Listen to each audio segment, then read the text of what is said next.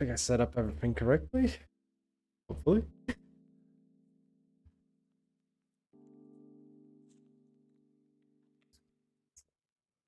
There's like points where it's a lot higher. Ridiculous.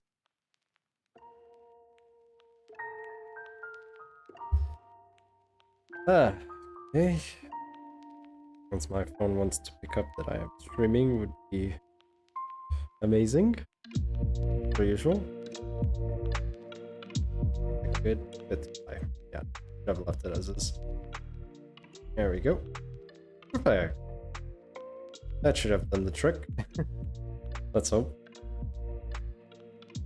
We're gonna give it a bit. This is not the usual FGO stream. If you didn't get by me not having one, my usual FGO setup, and second, having the wiki open and not anything else. Today, I just want to, I guess, be a good point. I just noticed I had the light turned on, even though it's not even that late. I'm not gonna complain. I'm gonna leave it as this. Did I turn it on when I was on autopilot? Might have. Second chat. I'm not gonna set this. There we go. Whew, much better. I'm gonna give it like 5 minutes. This is not gonna be a very game-focused stream at all. Actually, it's gonna be no game. At best, I might put like on the side here, or like pop up my blue stack with my characters, but that's about all. That's about all she wrote. Yeah, at this point you're probably asking, what the hell am I doing?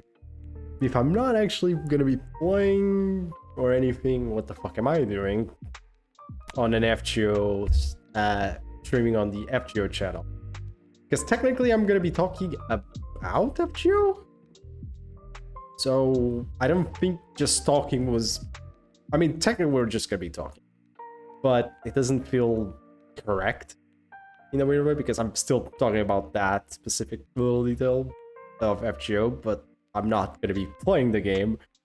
So I don't know, technically I should be in both, I guess, in a weird way, but I don't know the exact detail on this. I don't know how that goes.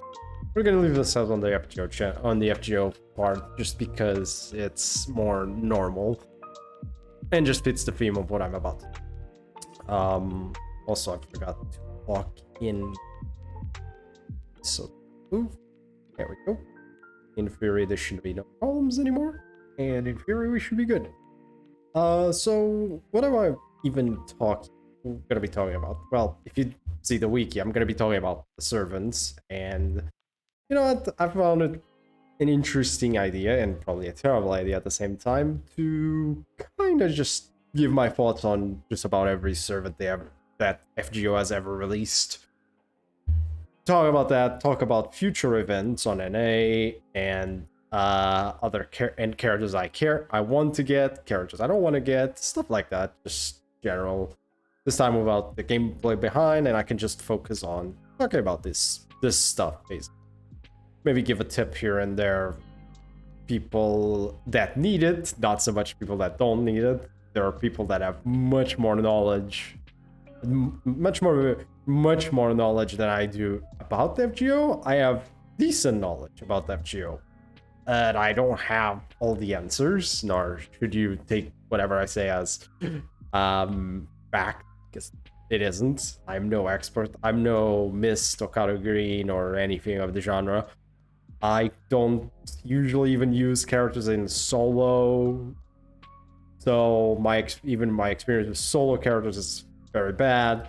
I don't have all the characters. I've never been able to test every character in existence. Obviously not, because I don't have them. So, like, unless you're like a guy that has every character in this game, you can't really test everything and that you possibly can do with this. And being fair, that is a very tough thing to pull off in general, because well, we know the rates that FGO has for pulling characters. ain't pretty, chiefs. It ain't pretty. Yeah. Instead, we're just gonna talk about various characters. Both the ones that I own. The ones that I own, I'll give maybe a bit of more in-depth thing or of my experience with the character in general, if I have any, or at least my ideas about what their kit is. Also, beware that the first bunch of characters is gonna be like a 50-50 between these are the beginning is gonna be old characters plus Mash. Well, Mash is an old character, but still, you get the point.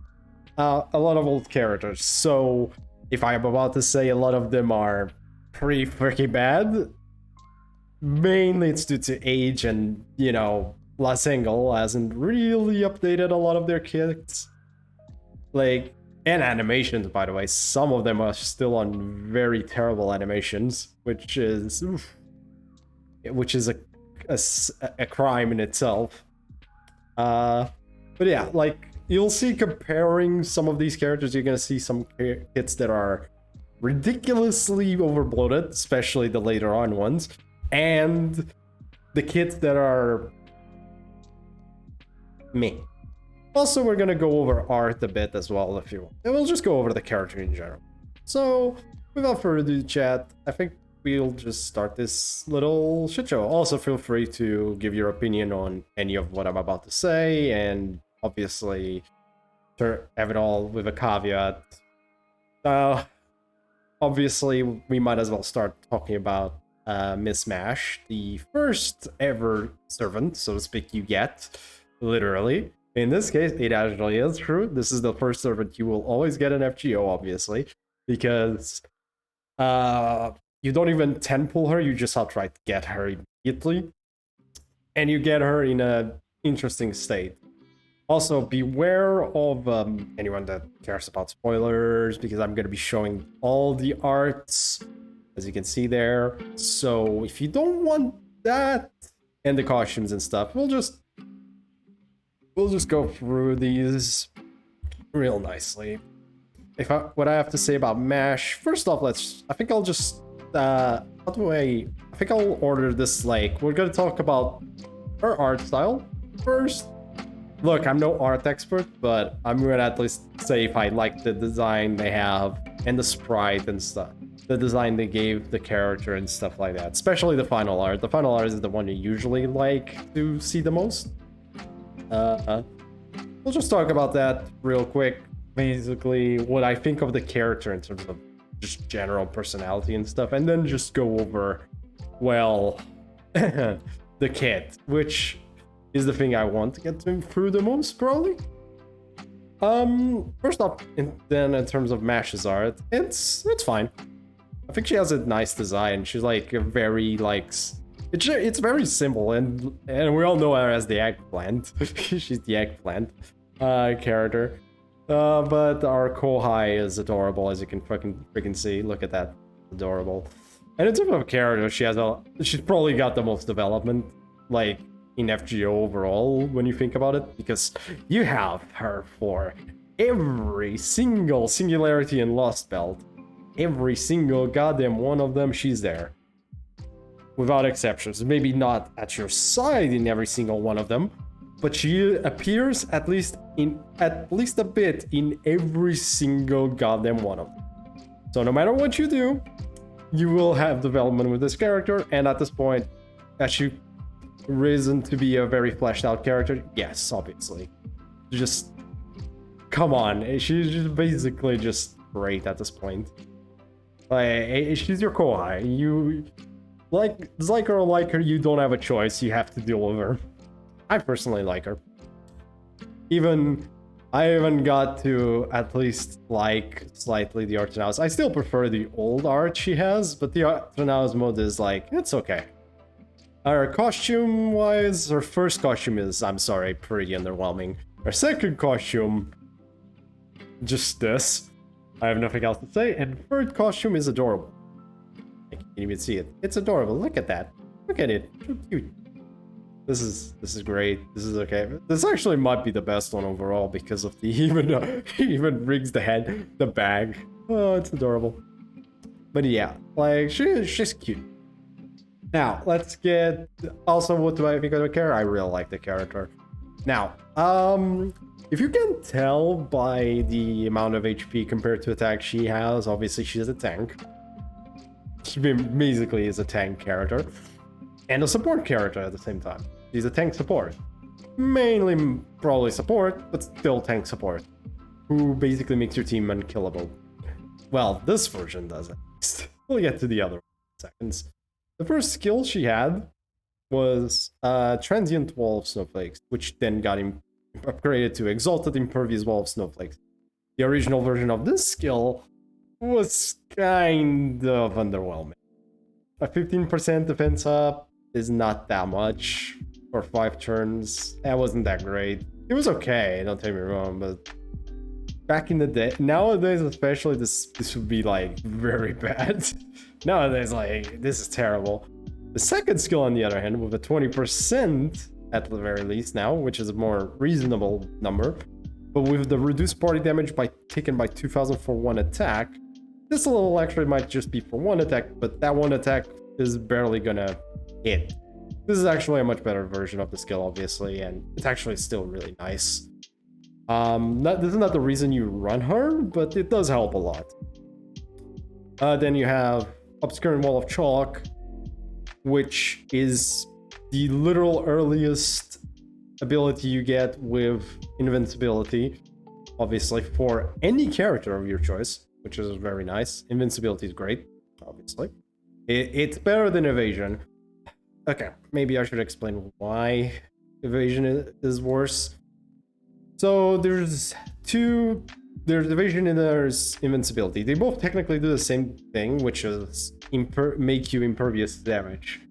The difference is that evasion has 2 ways of being nullified, which are sure hit, which basically means they hit always, and ignore invincibility. Yes, ignore invincibility works for evasion, which is weird, which basically just means you're gonna hit. Now here's the weird issue. Then you have invincibility, right? But invincibility, sure hit only affects evasion, not invincibility. On the other hand, ignore invincibility affects both evasion and invincibility. You can see which one of these is better. Evasion's still good, don't take me wrong, but it's like, if you want to have one of the two, you technically want to have the invincibility mainly, but there's obviously less skills with invincibility, obviously. But like, if you have invincibility is better, obviously, than having evasion, because one has 2 skills that can be screwed over, the other one only has 1.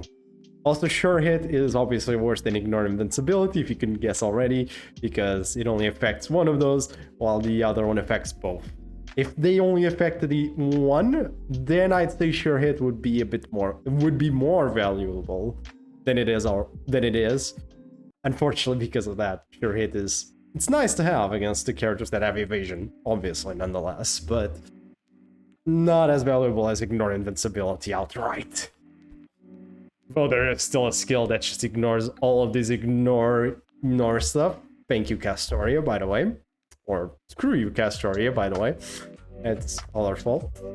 We're getting sidetracked, aren't we? Of course. But yeah, we're getting sidetracked. Hey Aki, how you doing? Welcome to my I'm Just Talking channel. There is no gameplay today. This is just me talking about servants currently on MASH.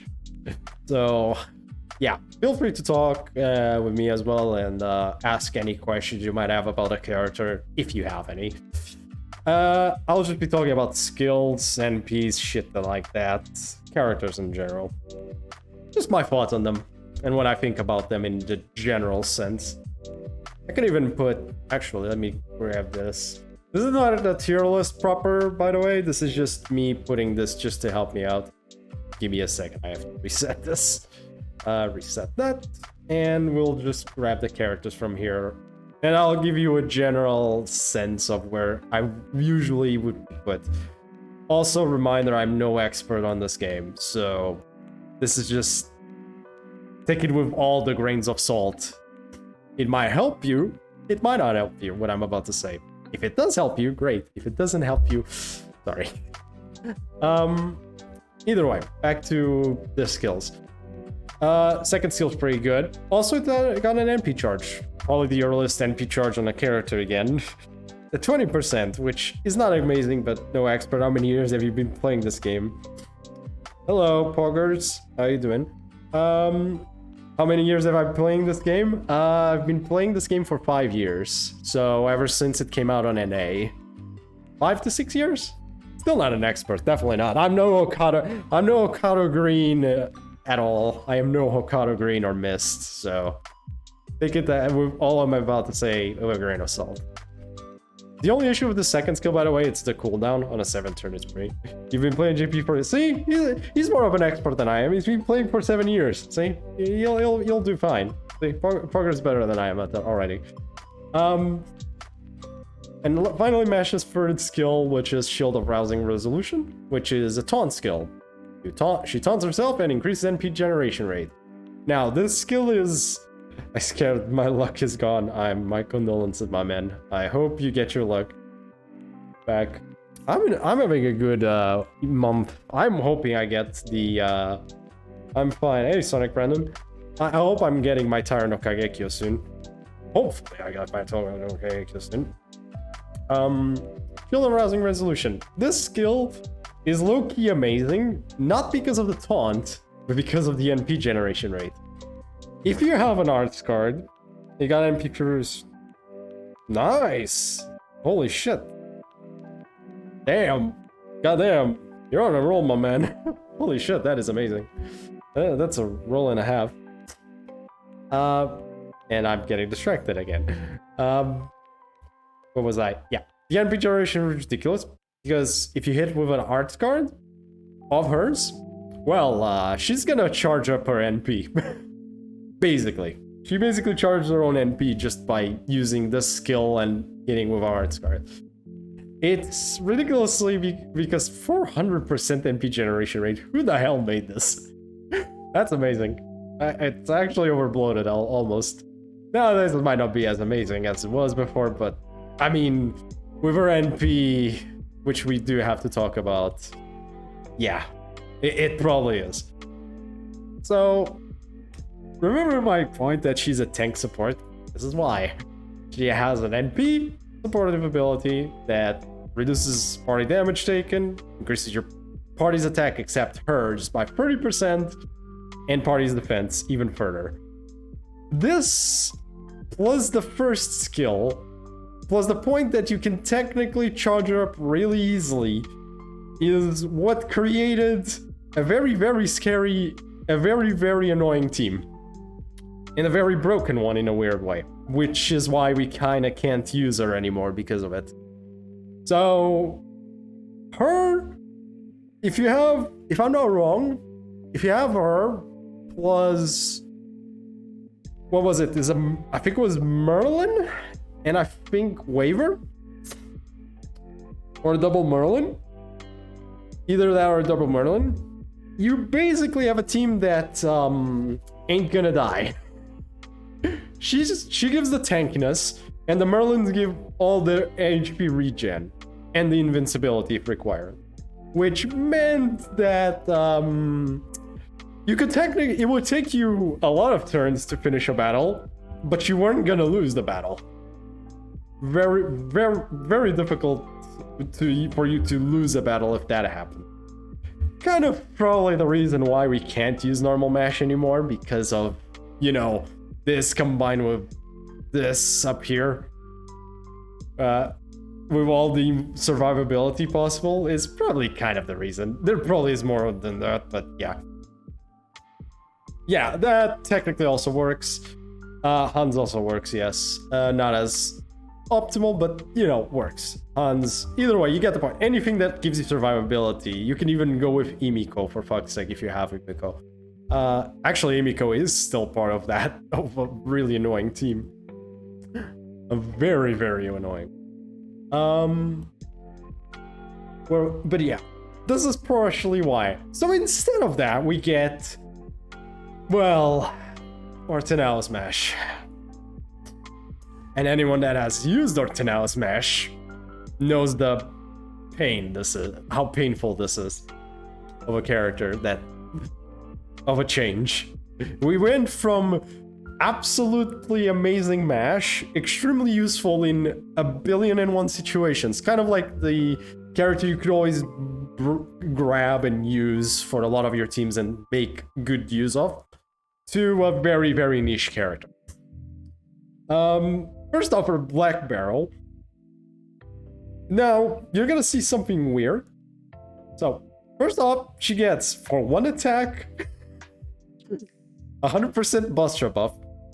For one attack, crit Buster damage, and ignores defense for 3 turns. This is nice, but probably should have already spoken about this. She's a shielder, by the way. There's a slight issue with shielders, just a tiny one. What was that issue again? Chat, I don't remember. What was the issue about shielder as a class itself? It's both their positive and their negative.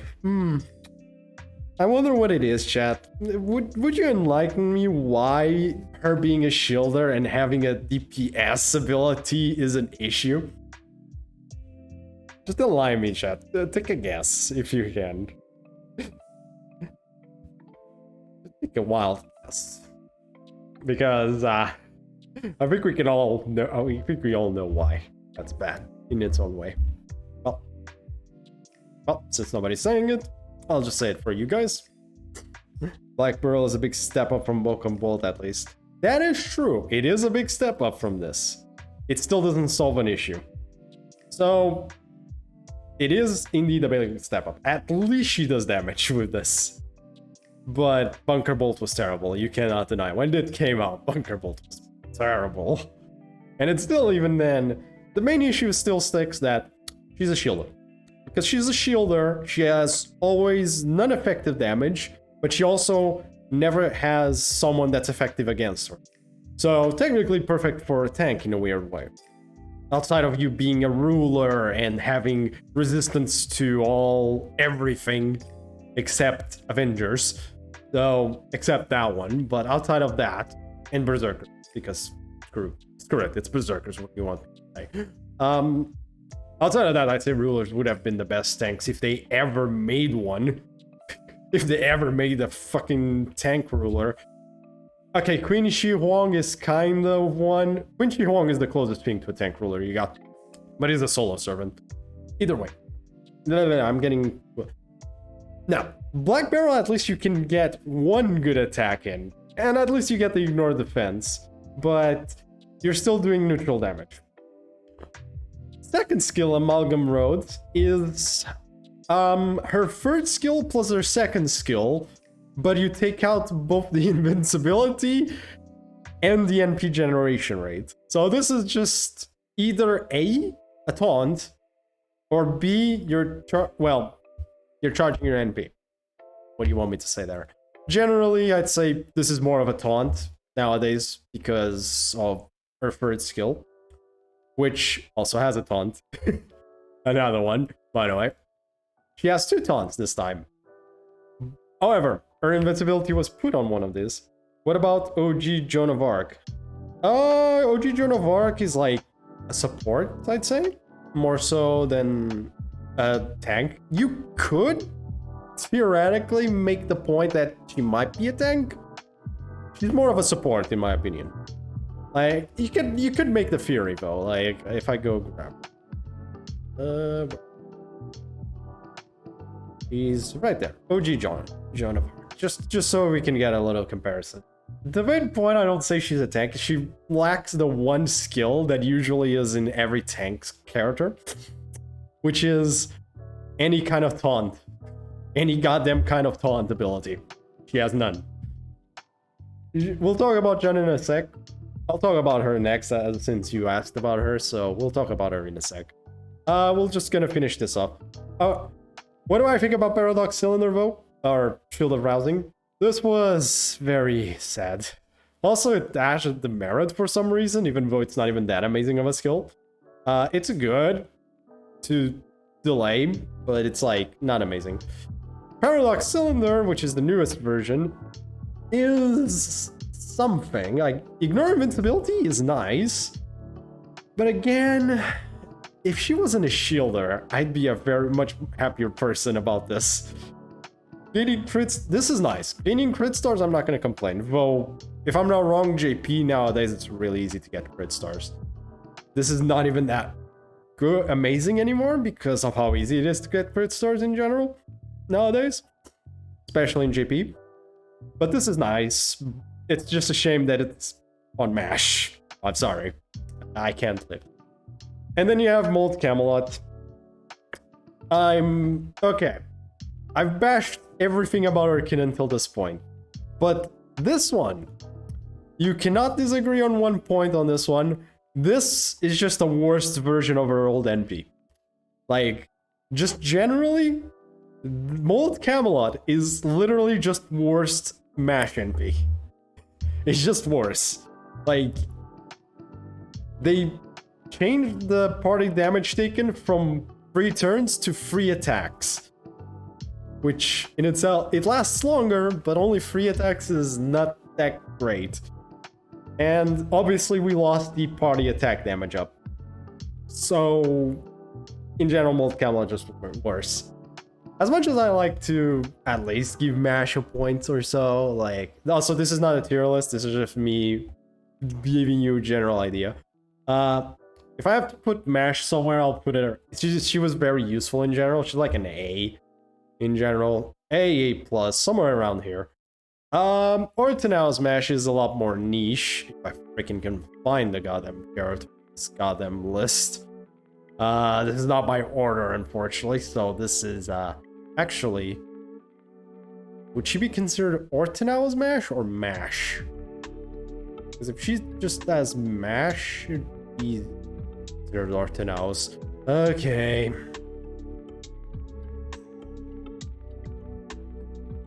Oh boy, found her. There we go. Ortonau's MASH, more like a BC plus. Maybe a B at best. Okay. Yeah. Okay, so you wanted me to talk about Jean, I guess. OG Jean d'Arc. Oh, good old OG Jean d'Arc, who never came home. Also, nice little art style right there. Hello, Kalilo? Welcome to my FGO stream with no FGO in it. I am so sorry. Welcome to a stream with about FGO with no FGO gameplay. I am so sorry. That is like I usually do. Tomorrow I'm gonna be streaming the new event though. That one will have gameplay, but today I'm doing more of a talking about characters. This is a tier list. No, it's not a tier list. This is more just general me talking about it. Your new favorite team is Curse and Burn team with Rasputin and Koinskaya of Dark. Oh, so you're memeing. So you're doing a meme. Don't forget to add maybe like Ashudoman or something in there as well. Let's put more Curse on that bullshit. put Ashudoman in there just to add more Curse or something. Even more no, better yet. Put Van Gogh. Put Van Gogh in there. Woohoo! Full meme. Let's go full meme on that shit. If you have Van Gogh, of course. But otherwise, you know, something else. Anyways, where was I? But that's gotta be hilarious to run. Miss Jean d'Arc's kit is in need of a bit of an update. Tiny bit of an update is required in this kit. Just a tiny one, but she has a good kit. Specifically, this is the skill that needs a buff. Revelation A. In crit stars every turn for 3 turns. Do you know, chat, how many goddamn freaking skills in this game, at the point in time we're talking about, in both ANA and JP, have this effect and an even better version of it? Because I can tell you one thing, a Okay, not this specific one. Oh god, everyone's... Yeah, no, everyone's gonna be playing LB7 part 2 next week. That's gonna be a fucking nightmare. I'm gonna be playing Little Big Tengu meanwhile. I got a Tyro no Kagekyo to get. I have been saving my SQ for a Tyro no Kagekyo. I'm getting my Tyro no Kagekyo. I am getting my Tyro. But yeah. So, Miss John, Revelation A, this is pretty bad skill. I'm sorry, it's on a 6-turn cooldown as well. Benny M Alter, let's go. Oh boy. Our second skill thankfully got buffed and has actual utility in it. Actually, the better defense is actually 30%. That's impressive. Technically a 50% defense down for a turn and a 30% for 3 turns. That's actually pretty nice. This is a pretty nice skill overall. For 5-turn cooldown? Nice. Also reduce NP damage. This comes in handy less, the first bit, but everything else is just nice. Some QP, let me watch you over my phone while farming. Okay, man. And finally, God's Resolution. Okay. Now, my phone is Giga Chat, I can tell. Goddamn. Hello, Metaphors. Welcome to the stream. God's Resolution. I'll just go grab one character to compare real quick. Just one. Just one character. I'm not even gonna grab it. Well, technically yes, but just one. Where is she? One that where is she? There she is. So this is a bit of a weird comparison I'm about to make. So this is just to prove a point. So see this one? It's called Mystic Ice A++, right?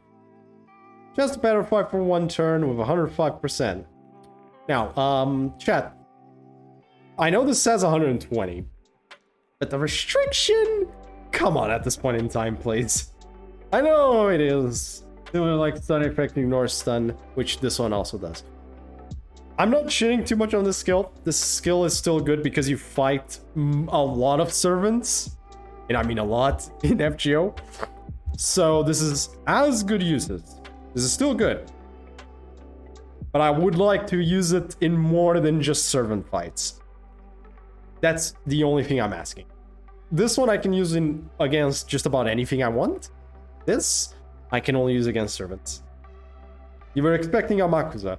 Oh, I can go grab a Makuza as well. I can go grab that boy as well. Don't worry. You ask for a Makuza, you're getting a freaking Makuza Shiro. Because a Makuza Shiro also has a better version of this. Oh yeah, also. Actually, a Makuza is a good comparison. Remember the first skill of Jean's? Look what a Makuza Shiro gets for it. Just a better one. Not even going there. Let's even go grab the same skill he has. Just better.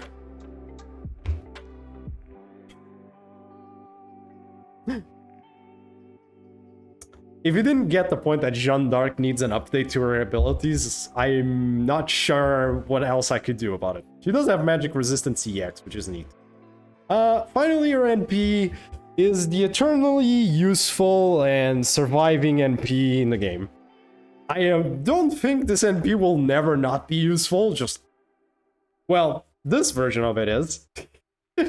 For anyone that has played the old FGO back in the days, like 4 to 5 years ago, you had to deal with this.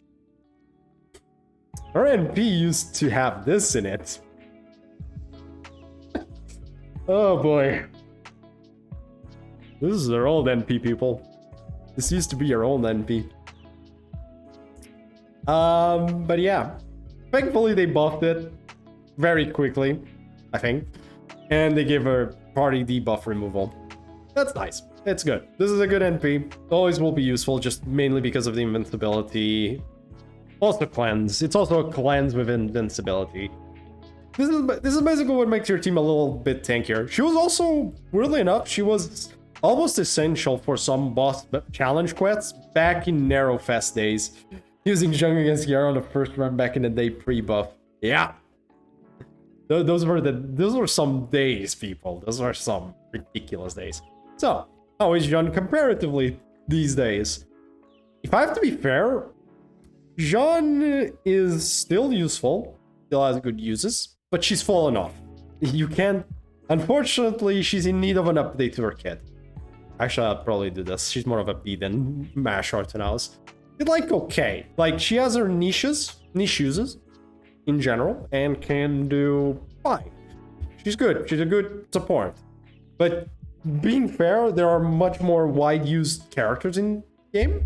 Obviously, if you like her user, this is not so you can't use anything. Hey, Black Reaper, welcome to the stream, my man.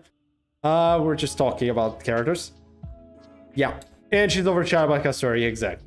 She is overshadowed by Castoria. She still has her users, don't get me wrong, but that is very true. Okay, we skipped 1,000,001 characters to jump to Jean. So let's go up and talk about who's next. Oh boy. Oh boy. The most, one of the most buffed characters in the one of the most buffed characters in the game. Well, that's a lie. She has 3 buffs. But the buffs were all good, which is the fucking funny part about this one. Oh, good old OG Artoria. I'm sad Salter got locked to Story Summon exclusively. Yeah, unfortunately Salter is exclusive to Story Summon. If you do have her, she's nice to have. She's not amazing though. She does have one interesting niche that nobody else has besides one thing. Say hello to your king, I guess, or... yeah, your king. Well, how's her kit? Charisma B is in need of an update. This is the only skill that's in need of an update. So, they've started buffing these charisma skills because they've started understanding that at this point in time, charisma skills are starting to get a bit outdated. Just slightly. Charisma B is still on the relatively high side. It's an 18% buff. But if I just go compare with like Gilgamesh, who just got buffed, you gotta start... That is true. We do get a 4-star ticket in the future. You could grab Salter if you want. In future. NA.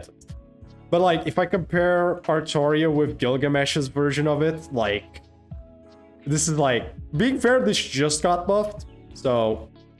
Gilgamesh's charisma just got buffed. Yeah. You can kind of tell which one's better. If it wasn't obvious. But that's the only skill I will be a bit mean to her, because she is a ridiculously good servant. You'll see why in a sec. Second off, Mana Burst was okay. Was a good skill. Dragon Reactor is ridiculously stupid. This skill is kind of amazing and kind of breaks the rules of the game. A little bit. Almost. Well, no, it doesn't break the rules of the game, but it kind of does and kind of doesn't. So, do you like Mana Burst with NP damage up? Also, make sure that you are almost 100% guaranteed that you're gonna get a Buster Chain out of this. A full-on Buster... Wait, did this stop? Okay. Stop. A full-on Buster Chain out of the freaking skill. How do you like having a full Buster Chain to just say through everything on with your Buster NP? This skill is bullshit. This skill is really, really good. It's a really ridiculously stupid skill, and gives her a lot of damage on her NP as well. Might just be once, but that one time you can guarantee she becomes the real gorilla. She is the real gorilla saber in this fucking game. Even if only for one turn, you can technically have 5 Buster cards. Finally, you have Instinct. One of the worst skills to ever exist. Before it got buffed. Also, holy shit, what happened? Audio. There we go. Had to put that forward.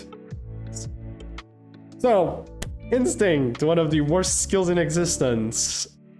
Because it just gives you crit stars. It's not even that many. Thankfully, I think at this point, every instinct skill... Okay. On a non-welfare servant has been buffed. Every single instinct skill that's not a welfare has been buffed to this day. Okay? Except the welfare there. For very good reasons, obviously, because this is absolutely terrible. You never leveled this skill up because it was so bad. So instead, what should she get? A 30% NP charge. Nowadays, this is not even that impressive. Fair. This is not that impressive on first glance. On first glance, it really isn't. But what's gonna make her really good is what comes next. Her NP. It's a very old NP without much to it. She does a fuck ton of damage, and the part that makes this key. She charges her NP by 20%. Because of this, well, she just does... How to explain? She loops pretty easily. She's one of the easiest buster characters to loop with because of this extra 20%. So even if I go and say that you don't have a case scope, right, or something of the genre, but you have Koyanskaya these days and Oberon. Considering you have those guys, she's one of the easiest ones because, well, first off, you can just first turn basically if you have a 50% C, I'm just gonna use it like that, just so it's easy for my head.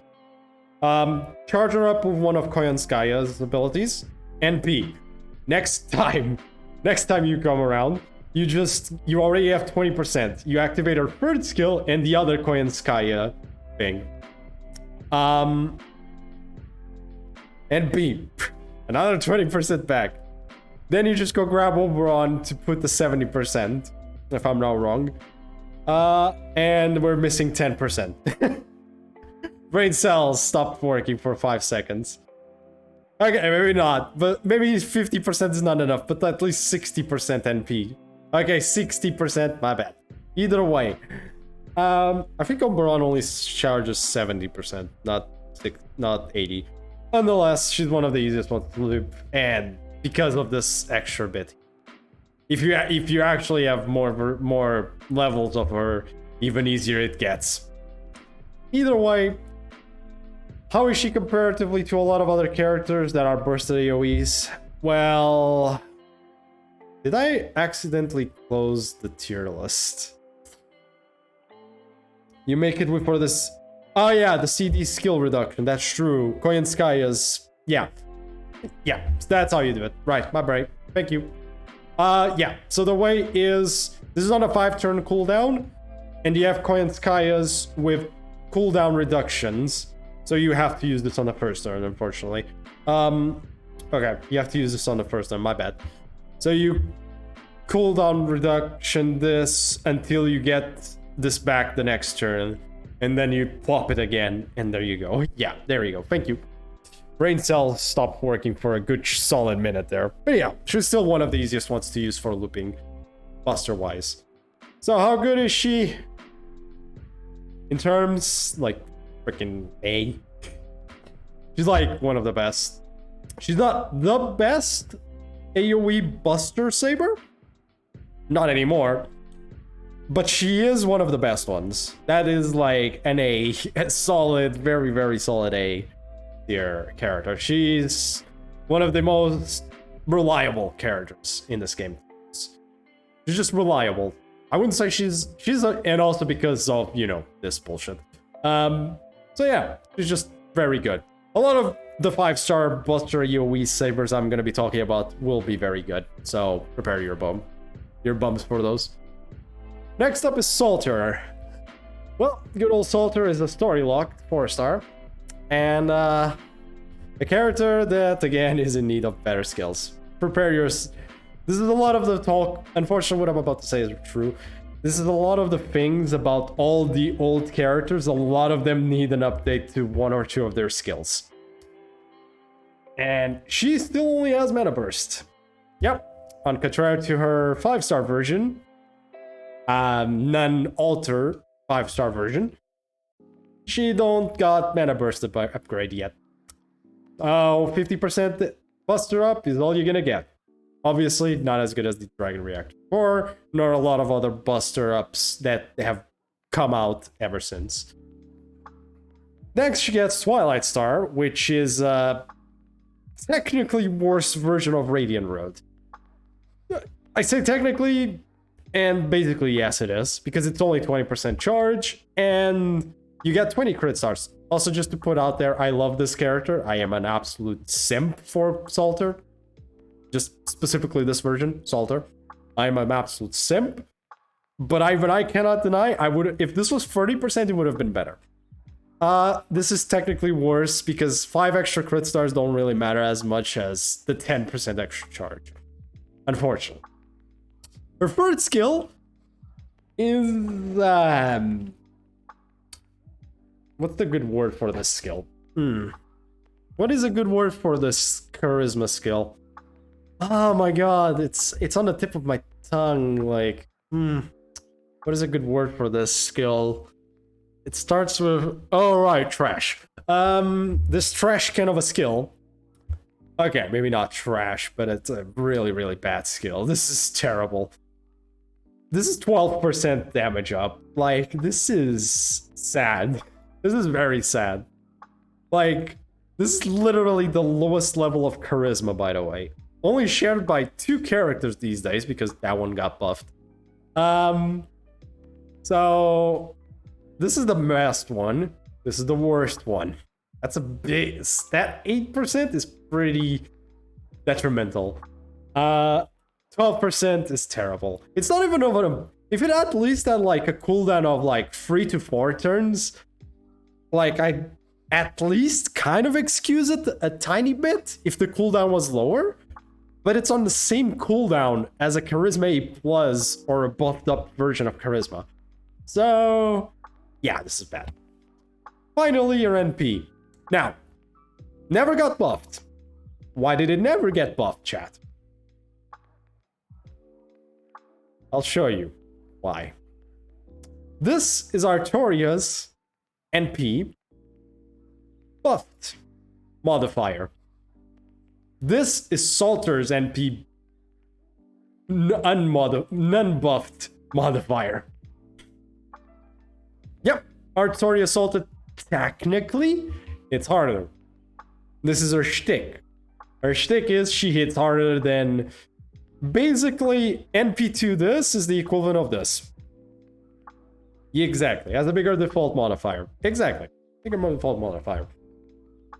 Meaning that on a technicality, if you have an NP for Salter, you are on a technically, you do more damage with our NP. Technically. There's more factors into this, obviously.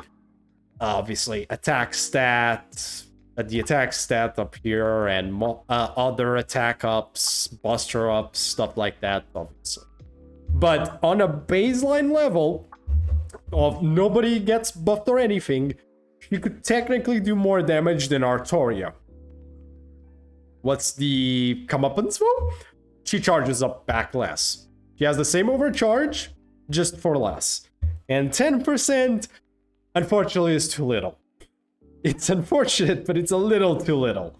10% doesn't... It helps a bit, but it's not end-all be-all gonna help you a lot. You can still do Koyan Sky with this, though. Koyan Sky Oberon thing, because, you know, cooldown reduction on this. But hey. So, how is she compared to Artoria and stuff? In need of buffs, is the best way to say it. She is technically more damaging than the normal Artoria. Artoria Salter is. Technically does more damage than normal Artoria. But that only applies for certain things.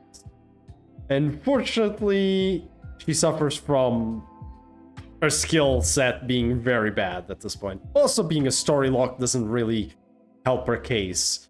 Now, if I freaking could find her, that would be great. I guess they're just considering her by her nickname Salter. Yep, there she is. Found her. Unfortunately, due to that, these days, she's like a B. Like, she's still fine, but there's very obvious better options than her. This is still fine. By the way, a B is fine. You can make do with this. C plus is okay. And C plus is more niche. This is fine. You're fine. B plus is pretty good. A is really good. A plus, you're amazing. And EX, you're broken. Oh yeah, 1 second. Let's get that character out of the way. Where is she? Where is she? Where are they? I'm just gonna do this immediately because this is extremely obvious. But where are they? Where are the bullshit ones? Oh my god. Okay. Calm down, mate. Search. Slowly. She should be up here, right? Caster Gilgamesh. Okay, Caster Art. Isn't she go by Caster Artoria? She not go by that. I don't understand if this is by date or if it's by name anymore. Wait, we're having a hard time. Actually, let's read just this one is one of the easier ones. That's the literal cheat button, by the way. Say hello to the cheat button. We'll talk about her probably not today, but another time. That's the cheat button. I press to win, so to speak. And I cannot find Artoria Caster. I'm either freaking blind or I cannot really find her at all. What the hell is Castoria? I just want to put Castoria up there. Left. Above Goetia. Okay, left side above Goetia. Okay, I got a freaking down. Okay. Ah, found her. Thank you. Found her. There we go. Anyways, the almighty Castoria bullshit. Anyways, we all know that one's up there. Yep, thank you, chat. Found her. The almighty Castoria, broken as hell. We all know this. Merlin, maybe a little... God damn it. I just had him in my... What the... What are they... I just dragged him and I think I accidentally might have screwed this up. I lost the Merlin. I'm sorry, chat. I lost the Merlin. Oh, I found him. There he is. Okay, found him. He kind of fell off slightly. Very slightly. He still has he's still amazing. Where's the goddamn other ones? Where's Koyanskaya? I'm just doing the goddamn obvious ones. Koyanskaya of Light. You got sucked into the void, basically. Koyanskaya of Light, and I'm gonna go grab... At this point, I guess Summer Scotty would be the optimal one of the two, so Summer Scotty. Kind of the trio that has to be up here because of obvious reasons. I'm just gonna put the other ones in the not as essential. Summer Scotty exists, so there you go. And let me just go grab... Where is she? Where is that goddamn new summer unit? Kinda. And Lady Apple. Okay. I think that's... Oh, wait. We're missing one. I just remembered. We're missing one. Where is she? Tamamo. Where are you, Tamamo? Where is the Tamamo? Where is the Tamamo? Where the hell did she go? Okay. S... E... A lot of S. Characters starting with an S. There we go. Found her. And Tamo. Okay. Oh, wait. One more. Forgot about her. I'm just getting the support out of the way because we all know these guys are amazing in their own, in very obvious ways. Ah, found her. Rhaenys. And finally, where is that broken dude man? There he is. And Mr. Oberon. Okay. There we go. So just to put this point, obvious, absolutely ridiculously broken. I want to use Merlin's and everything out why people say is A+. Invuln. His main shtick is survivability. You use him so you can survive. Weirdly enough, he's probably got the NP out of these characters. He's got the NP you're probably gonna use the most outside of maybe Castorius.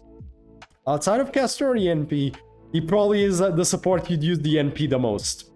Maybe Tamamo. Maybe Tamamo because she really relies on that. But he's probably got the NP you use the most. His NP is incredible and his invulnerability. Obviously, you also use him for the Buster Up, but now you have Koyanskaya for that, so for farming. He's for challenge quests, that's why they are down here. Him and Lady Avalon for challenge quests. Farming, you use these two. Well, being fair, Castora, you use her for everything. Just, you get the point. He is mainly, like, used with... Merlin is mainly used to make sure your team doesn't die with invulnerability, survivability. You even use it with MASH and stuff like that. If you want shit to survive, you use Merlin.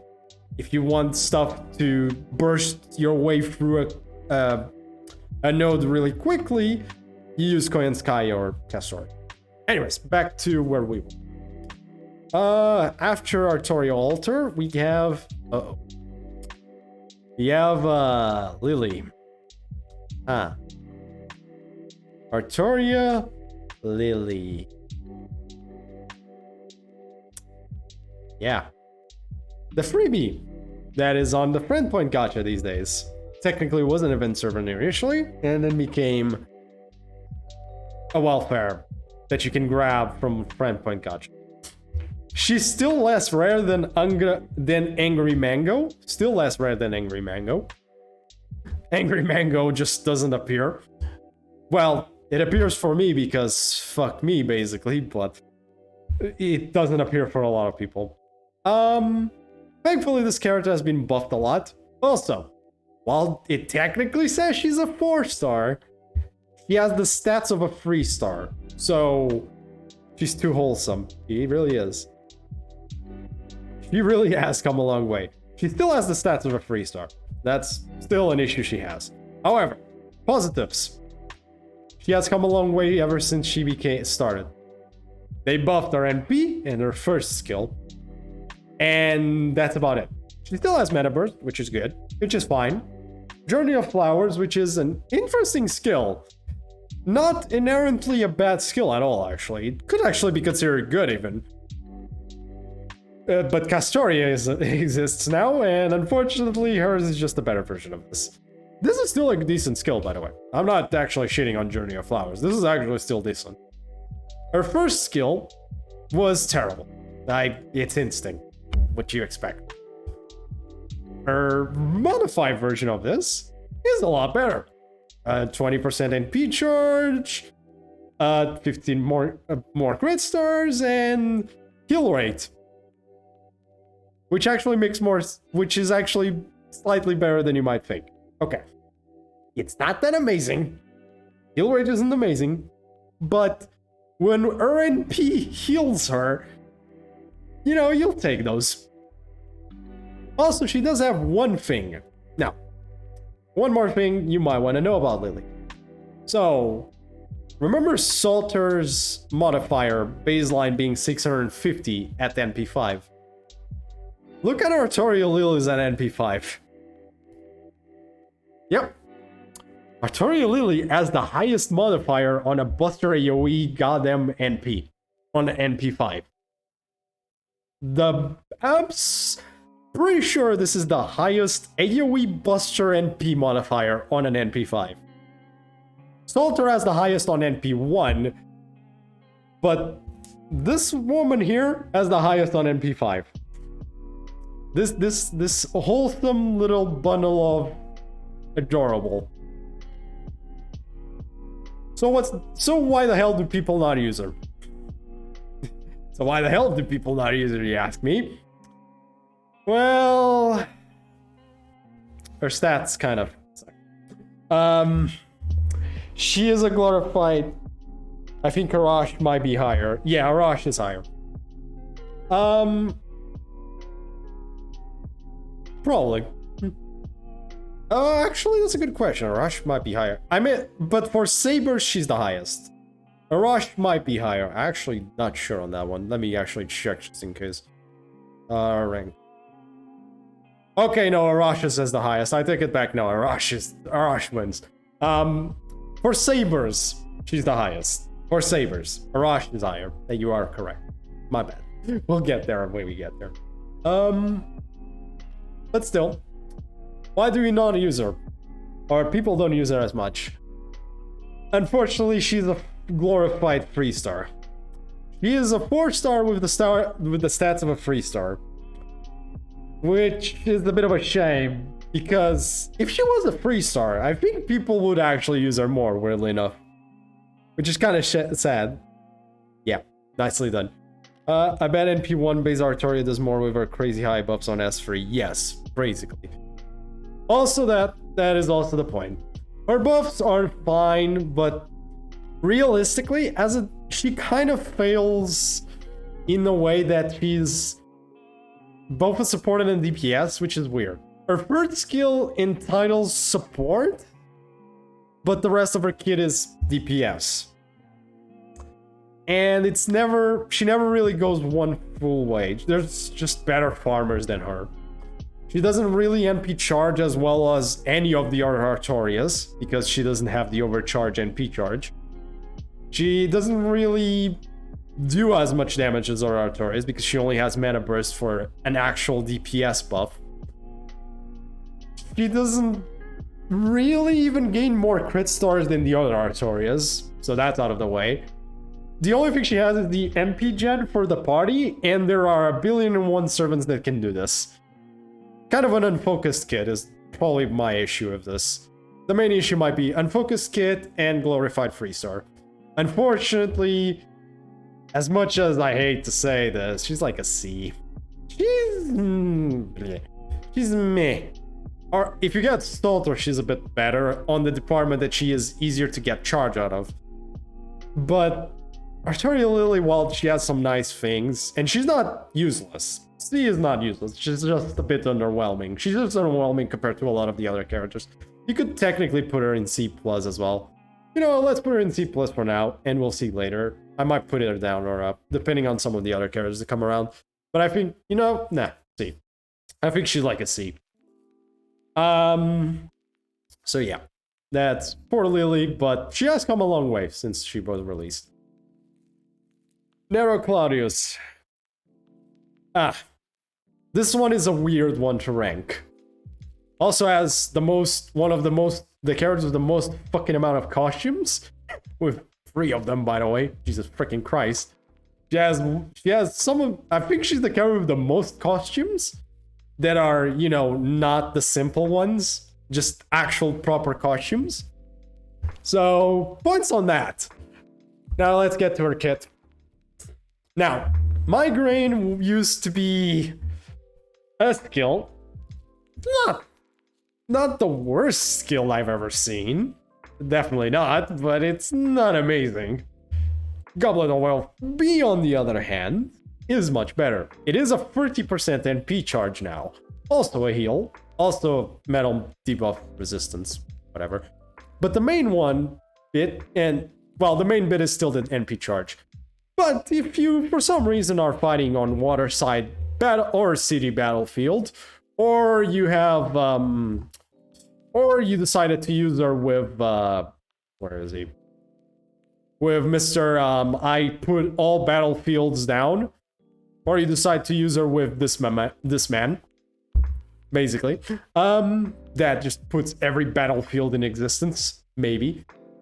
Well, actually guaranteed with another character, but we're not thinking about him yet. Yeah, you got yourself here a pretty decent skill in general. It also has an arts buff. Also, her only DPS buff. Well, actually, that's a lie.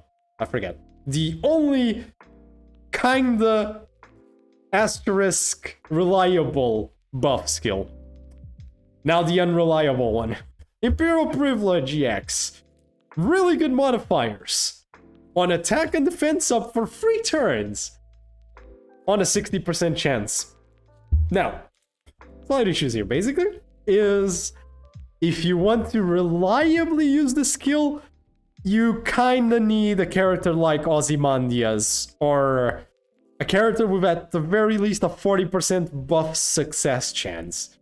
Or you can use the new Nitocris altar. If I'm not wrong, Nitocris altar, the new one, also has this, so you can use that as well. Okay. Also, goddamn Nitocris altar looks amazing, by the way. Can you just say, like, mwah? I see no issue. That's you. You and your goddamn stupid luck. That's you and your stupid luck. Take a hike. I know how you work.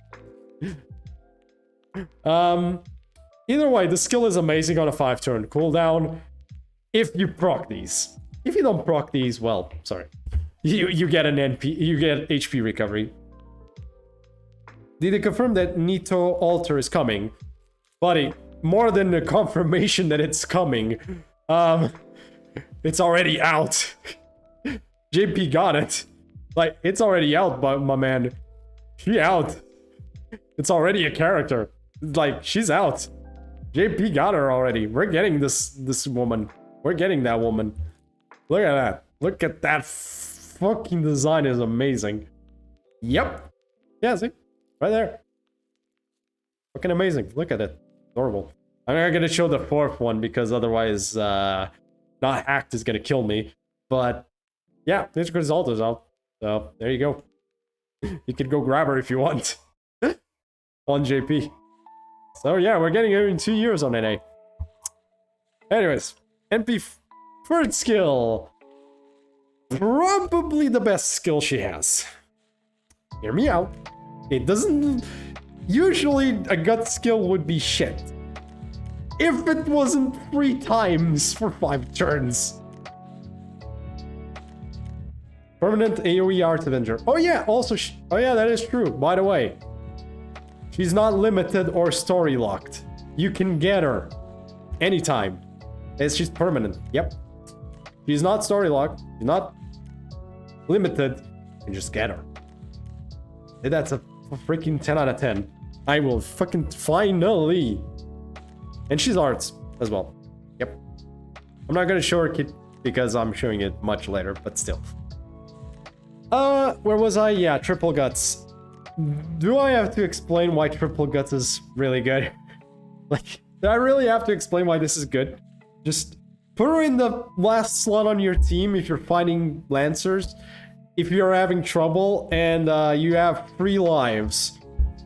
Plus maybe 1 if you brought a CE with guts. So technically 4 if you're lucky. Yeah, you're never proccing this skill twice, but you know, once for 5 turns should be enough. There is a character with something better, but we'll talk about him later. Her NP! It's kind of underwhelming. First off, it is an arts NP now, you'd think. Oh, Looper! Because she's AoE, ignores defensive buffs, and reduces their defense for 1 turn. Here's 2 issues of this NP. Issue 1. 1 hit. First issue. So, no looping for you. Sorry to say, you're not looping shit with this character. Second issue. There's a lack of a certain keyword here. This does not say first it happens first. It does not happen first. Which means if you're gonna use her, if you want to make use of this defense down with her, oh, sorry. If you want to make use of this defense down with her, well, I hope you got a chain. I hope you goddamn freaking got a chain with this. Otherwise, this only lasts a turn. It's not even that high. So yeah. Unfortunately, she suffers from lack of a keyword here and a single hit arts NP. How good is she? She's weird. She's good and not. How to explain? What I am talking about. Hey, Raffaello Nero. Is it just me or was there a time when necromancy prevented the skill from activating guts from skills? Yes. Yeah, basically necromancy, I think if I'm not wrong, used to prevent you from using gut skills with it. So basically, if you put it on a gut servant... Oh no, this is more me talking about the characters. Like, I'm doing this chill. I've got 1,000,000,001 characters. This is not going to be done in one freaking thing.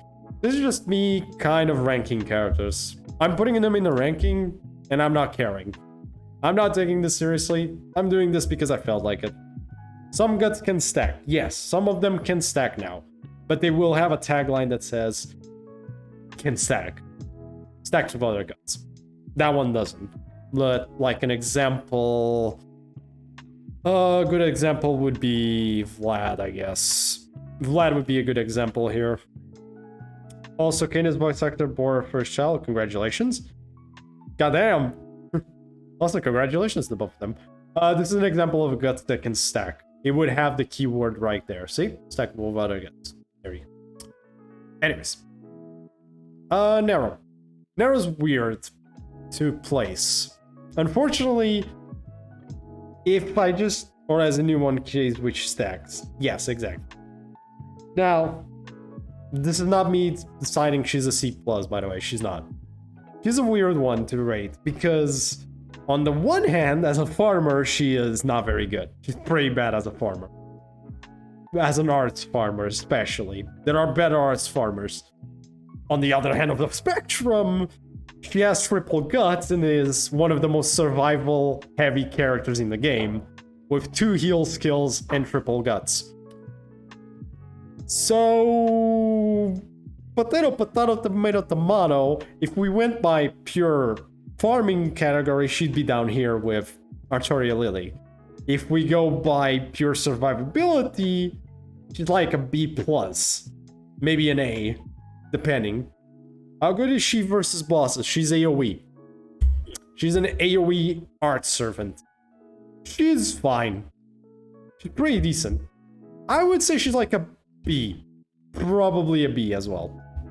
She's like... not good at farming, but she's pretty decent against bosses, and it's a good backline character to... kind of like last chance character. It's like it's your last chance to get through this bullshit without dying, possibly. So, on those points, she gets a B. Just because of the triple guts. Mainly because of the triple guts. Next up is... Oh! Boy that has been buffed up 10,001 times. Like, I am not joking, this man has been buffed a lot. Mr. has been buffed a lot. Sigurd. Siegfried. My bad. Not Sigurd. Siegfried. Now, he is HP based, but that's not gonna detriment him too much for what I'm about to say. You love your German Sigurd. I believe you. First skill was pretty bad. Why was this pretty bad? He's a Buster fucking servant. He's a freaking Buster servant. I still to this day think golden rule on Buster servants is meh. At best. Is meh. And he had a C- on this, which was not even that great. So, awesome. Thankfully, he got buffed. He now has a 30% NP charge, still has the NP generation rate, but also 30% attack up. This is actually pretty good. Like, it's a steroid, it's an attack steroid, still gives you NP generation rate if you want, and charges your NP by 30%, which is the, like, that just right NP charge. It is absolutely great for you as well as him. Yes, it's not the best NP charge ever, but for a unit that's like one of the freaking first ones, amazing. Second skill, disengage, removes debuffs, recover HP. This is actually good. In a weird way, it's a weird one. Because of his role, this is not as good as you might think. This skill would be good if he was a solo character, or had ability to like solo tank, yada yada yada. Unfortunately, his kit doesn't really scream solo character at all. Maybe if you're fighting dragons, but even then, not really. He doesn't really scream solo character. So because of that, it's still nice to have a debuff removal and then heal, but it's nothing amazing. basically this would be better served on an actual solo servant. On the other hand, we have Dragon Slayer. This is the first buffed skill of his. He had the ability to make his enemy dragons, he himself, I'd say he'd be okay as solo man. Yeah, if he could make, yeah, I'd say so. Yeah, you could probably become a solo servant if you could make other enemies dragons. You know, without the help of Mr. Ascalon. Without the help of Mr. Ascalon. But then it's not a solo anymore at that point if you go that route. Dragon Slayer A++. If you're fighting dragons, this shit is amazing. If you're not fighting dragons, it's a mana burst. Still fine. You can still make use of this. It's at least a mana burst. If you're fighting dragons, this is even better. How many dragons are there? That many. And out of those, only like 1, 2, 3, 4, 5, 6, 7 of them are Lancers. Well, you obviously have normal enemies, but you also have normal enemies. Obviously, this doesn't show all the options, but servant-wise, this is all the dragon servants. It is a dragon. That's about it. But yeah, this is still fine. Not amazing though.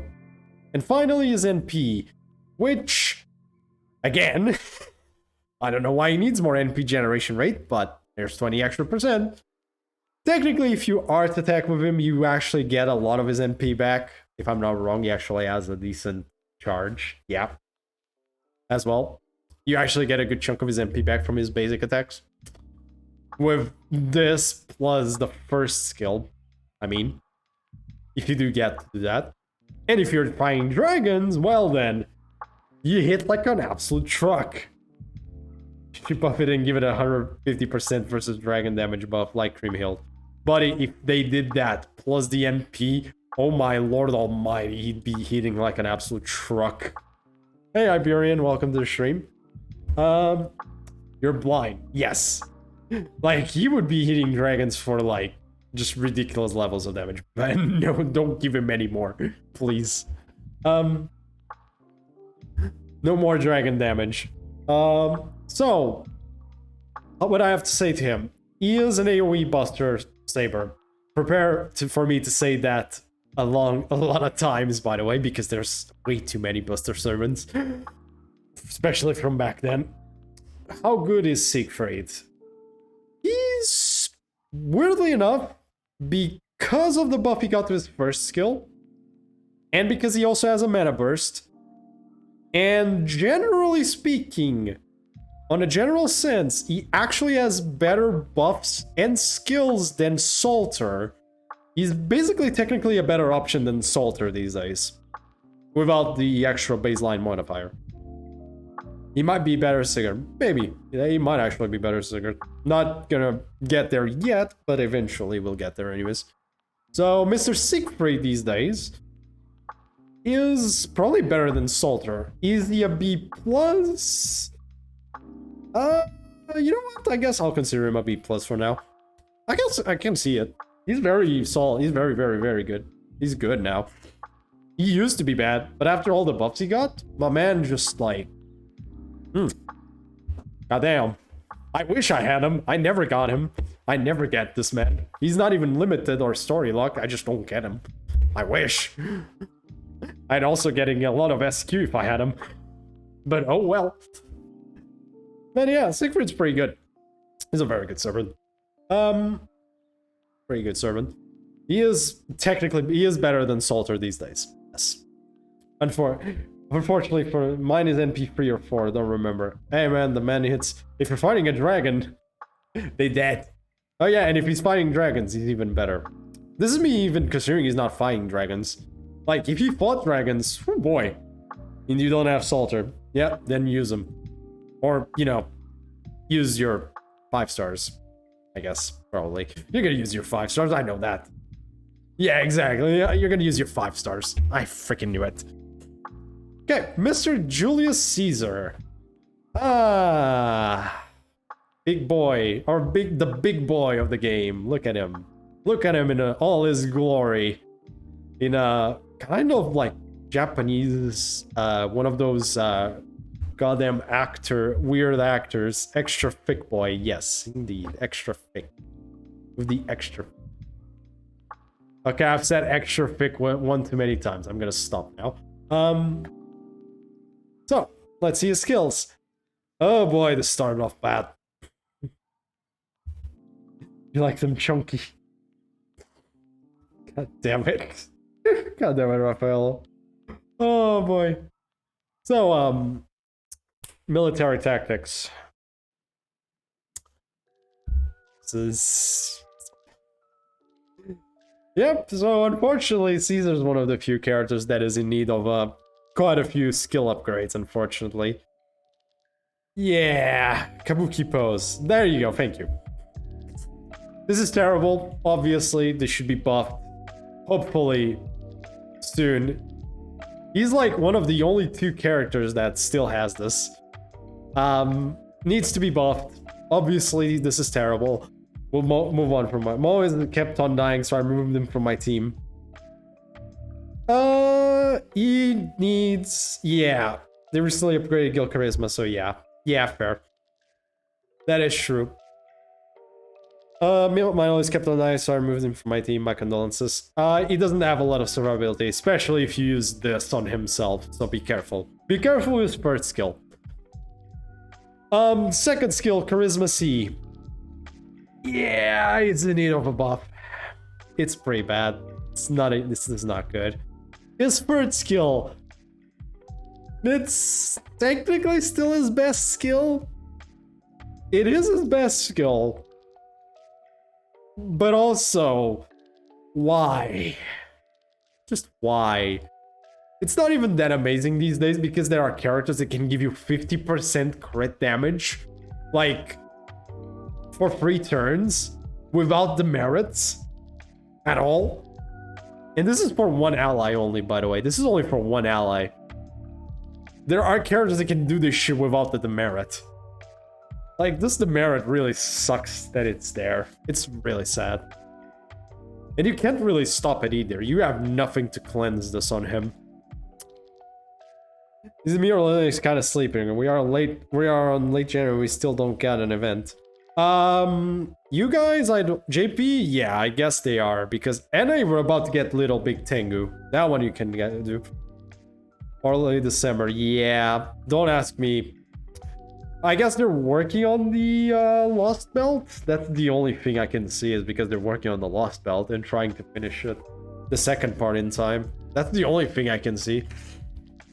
I don't know, man. Maybe they're sleeping. Now. Okay, so skill-wise, Caesar's pretty bad. LB7 will be on late January, yeah. That's probably why you haven't gotten an event, it's because of that. That's very bad. They're bad. I feel like they should have released something in the meanwhile. No Fate Requiem rerun. At the rate we're going, we might not get it. Okay. After these terrible pretty bad skills, just terrible, bad, and miss skills, thankfully, one thing he does have is good is his NP. So, thankfully, this NP is actually good. And it's his best skill by far. It's not even funny. It's the best part of his kit. Because why? The shit hits like a truck. It hits 1,000,000,001 times. More than 2 years, Jesus. Yep. Yeah, at the rate that we're going, we don't get a rerun at the rate we're going. So this is a weird one, but I'll try to explain it as best as I can. So basically, he has a chance to increase his buff success rate. So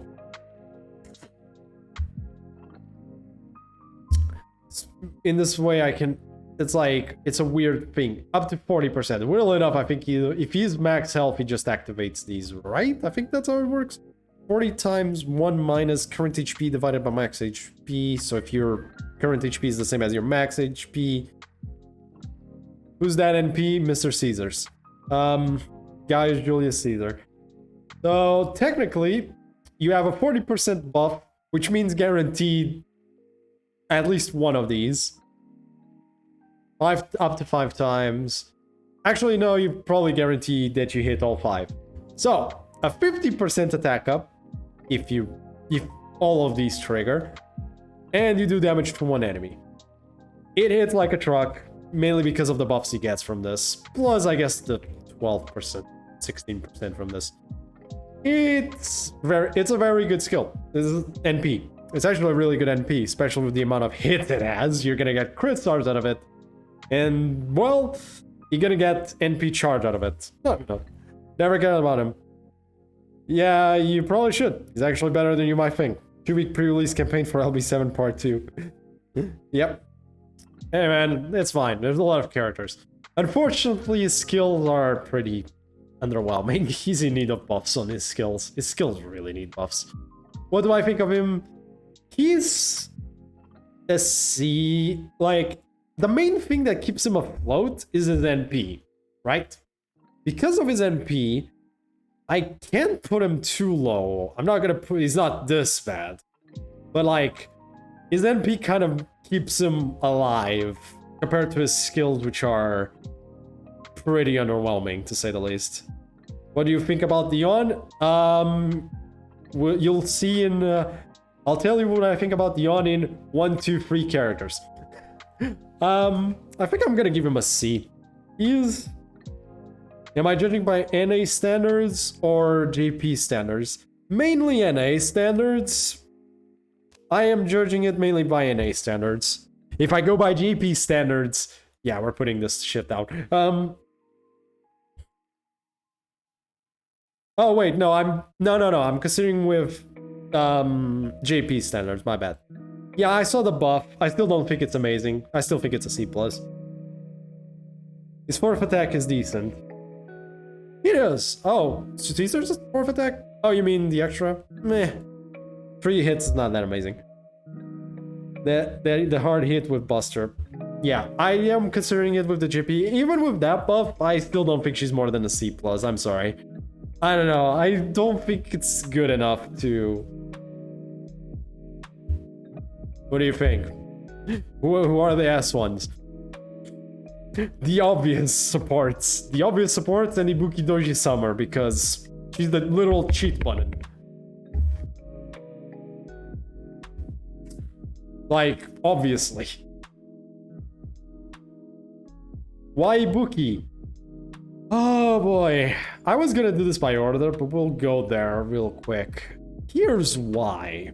Okay? The second. We'll get to her real quick. She does stuff. So, you've seen the skills I've shown a bit, right? So, do tell me if this is alright. Reminder, this is a berserker, by the way. This is a berserker. Remind itself, this is very important. She's a berserker. Okay? This is her first skill. 20% attack up. Yes, she can get to 20k attack. Yes. Well, 18k, but still. Pretty close, actually more like 18k attack, but still very a lot. She has 20% attack up, 40% crit damage, and 30% NP generation rate for summer servants. Also, all of this includes herself. Yes, all of these skills include herself. She will get all 3 of these. Oh wait, there's more. 16k, 6, 2k foes, 2200 C, yeah. Okay, if you count those, yes, you can get to 20k, yes. Hello, Shiro, welcome back. We're going for the bullshit. Then, 40% arts up, 40% buster, and reduce our cooldowns by 1 fucking turn. This is bullshit. And then, 50% NP charge, 10 crit stars per turn for 3 turns, and crit star absorption on a berserker. You know what, fair. Also, these passives, because what you just saw wasn't enough, so she's already got these. Also, so here's what makes her even more broken.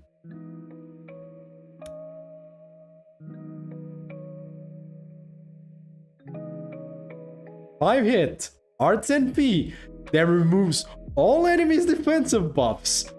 First, deals damage to everyone. Reduces the crit chance. Deals extra damage to Earth attribute enemies. You need me to see something. Oh. Weird take, but we could do Pretender, Moon Cancer, Ruler, Avenger first. No, they are all pretty explanatory and there aren't many of them. You know what? Yeah, that is a good idea. Proceed with the sabers. There, yeah. Oh, yeah, you got a good point. Okay. Yeah, you know what? Raphael has a good point. We probably should do this by class. Okay. So we're gonna start from the... Yeah, we're gonna go with the ones that there's the least of. I guess that's a good idea. Thank you. That is a good idea. Don't survive. Still don't like her that much. Don't survive long fights. But she's broken, man. Like, she is the literal cheat button. Also, you need me to see something? I can see it after the stream. You just wanted me to do Oberon. Raphael, you just wanted me to do Oberon. God damn it, I freaking knew it. You just wanted me to do Oberon. Oops. Let's not go there. Okay. So, there is a reason this man is up here. She's my spook on her NP. I'm sorry. I shouldn't laugh, but... So, first skill. Very simple. Charge NP... Party's NP gauge by 20%. Current most DPS, Hearts AoE Servant. Oh, that's actually interesting. I actually wasn't aware of that. But yeah, that actually is cool. I don't even own an Heart support. My condolences.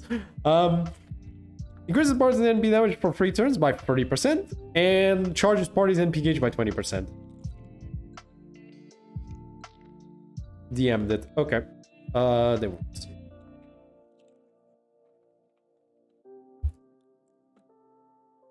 There we go.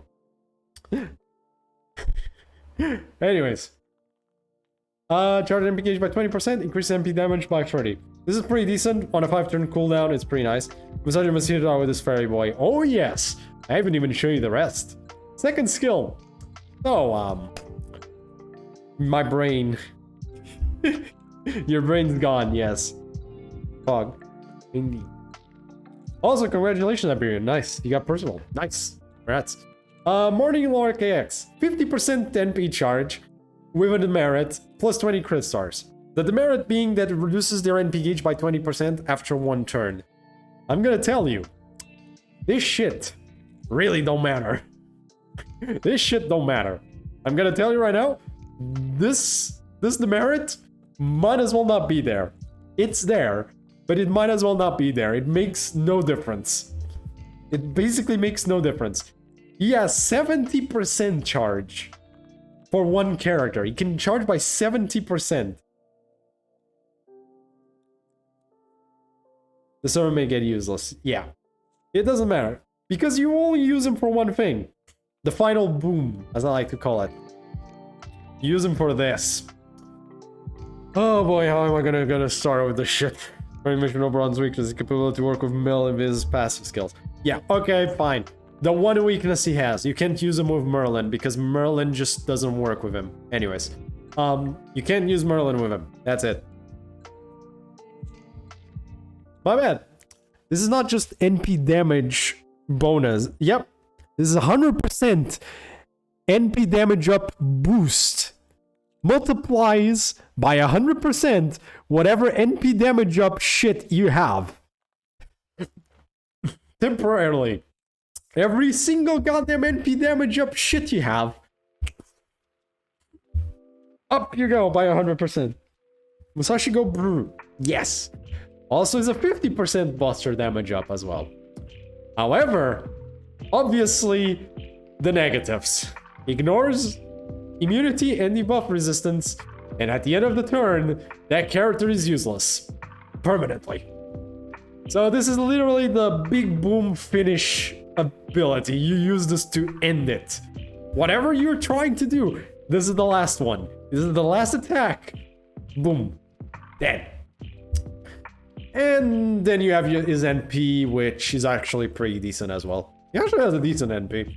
AoE damage, removes their offensive buff, inflicts sleep, gives them invincibility, and deals extra damage to Lawful. I'm not showing that for spoiler reasons. I'm not showing stage freeze for spoiler reasons, but yeah. This is his NP. Realistically speaking, his NP doesn't really matter. We use him for the free skills. For bullshit 1, bullshit 2, and bullshit 3. Also, this will always actually make effect because he gives NP damage to everyone. So this will always have an effect. Just be mindful of that. Independent if the character has an NP damage up or not, you'll at least get this boost here. So there's a reason it's broken, by the way. It's because his skills are stupid. This is stupid.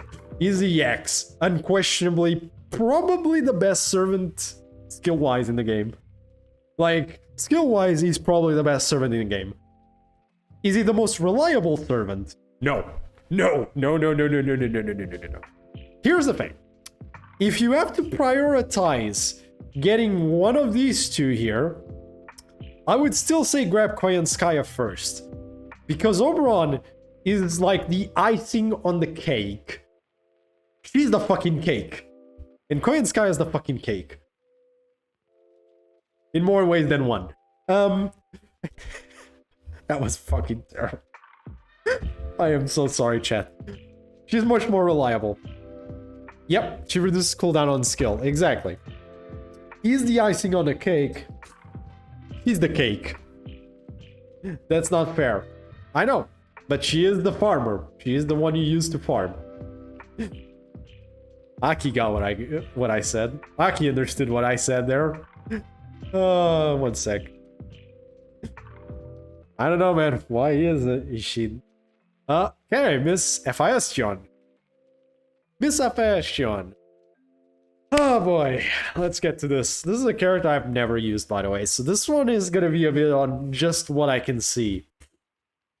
Okay, Arts up, Buster up, grant self attack and defense against advantage against caster class. You cast casters?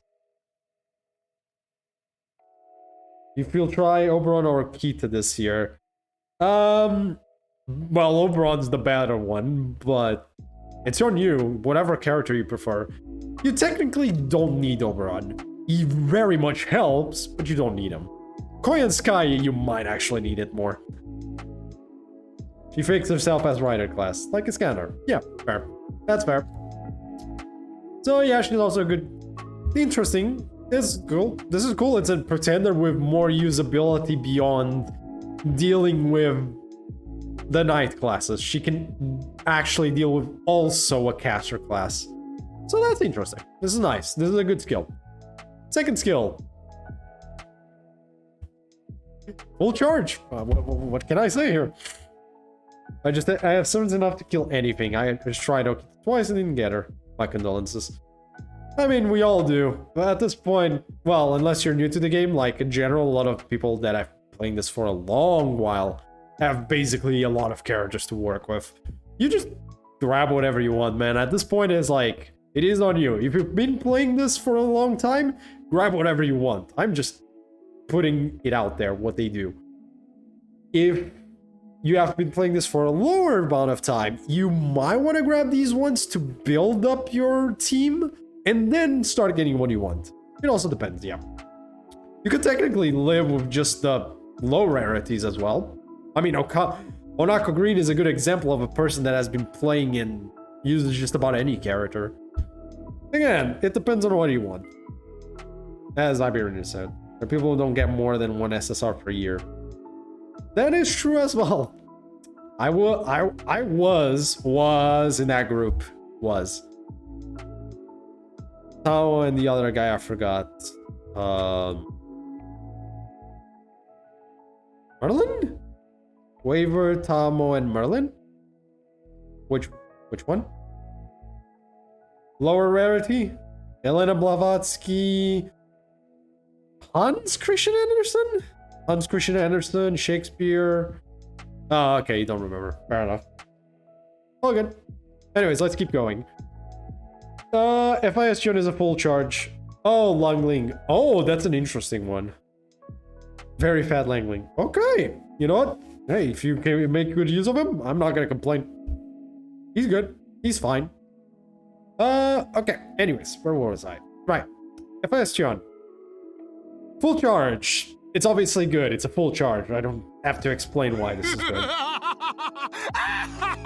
Thank you, Remontine, for the follow. I hope you enjoy the stream. And my mascot. Don't ask why. There's a reason for it. Blessing of the Nameless EX. Okay, this is the first time I'm seeing this skill. I am indeed.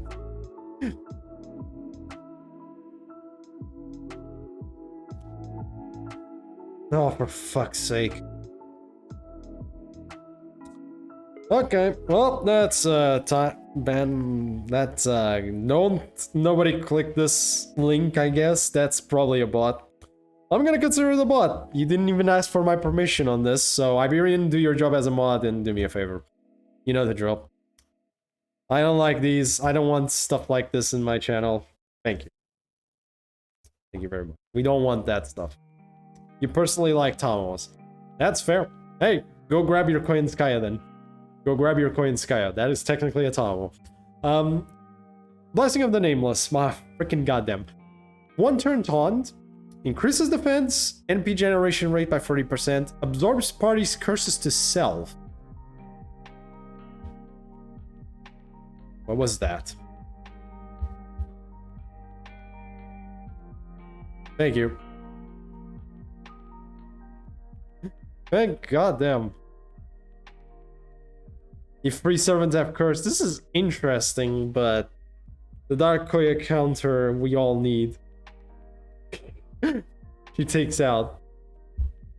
And she gets from free curses. That's true. Okay. Oh my god, what is with the bot? What the fuck is going on? Hey Ashima, how you doing? Do not bring your Van Gogh with her. Yeah, do not bring Van Gogh with this character. This is very much a bad idea. Don't do both of those characters. What is this? Oh my god, I'm getting fucking swarmed with bots. What the hell? I'm not joking, I'm getting freaking swarmed with them.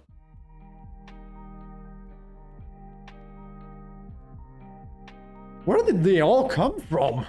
I'm not used to this. This is unusual. Okay, I mean, you're gonna be on work. I'm gonna keep going. This is getting ridiculous. Yeah, I do not know what's going on here. Oh my god. Just do your thing. I don't care.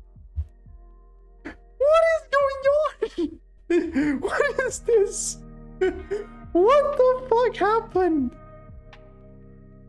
Oh my god, it keeps going. It doesn't stop. What is this? Why is this happening? This makes no sense. Spam.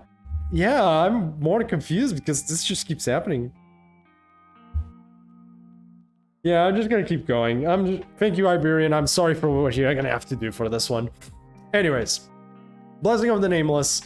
This seems interesting. This is an interesting skill. Not gonna consider it that amazing, but it's like very...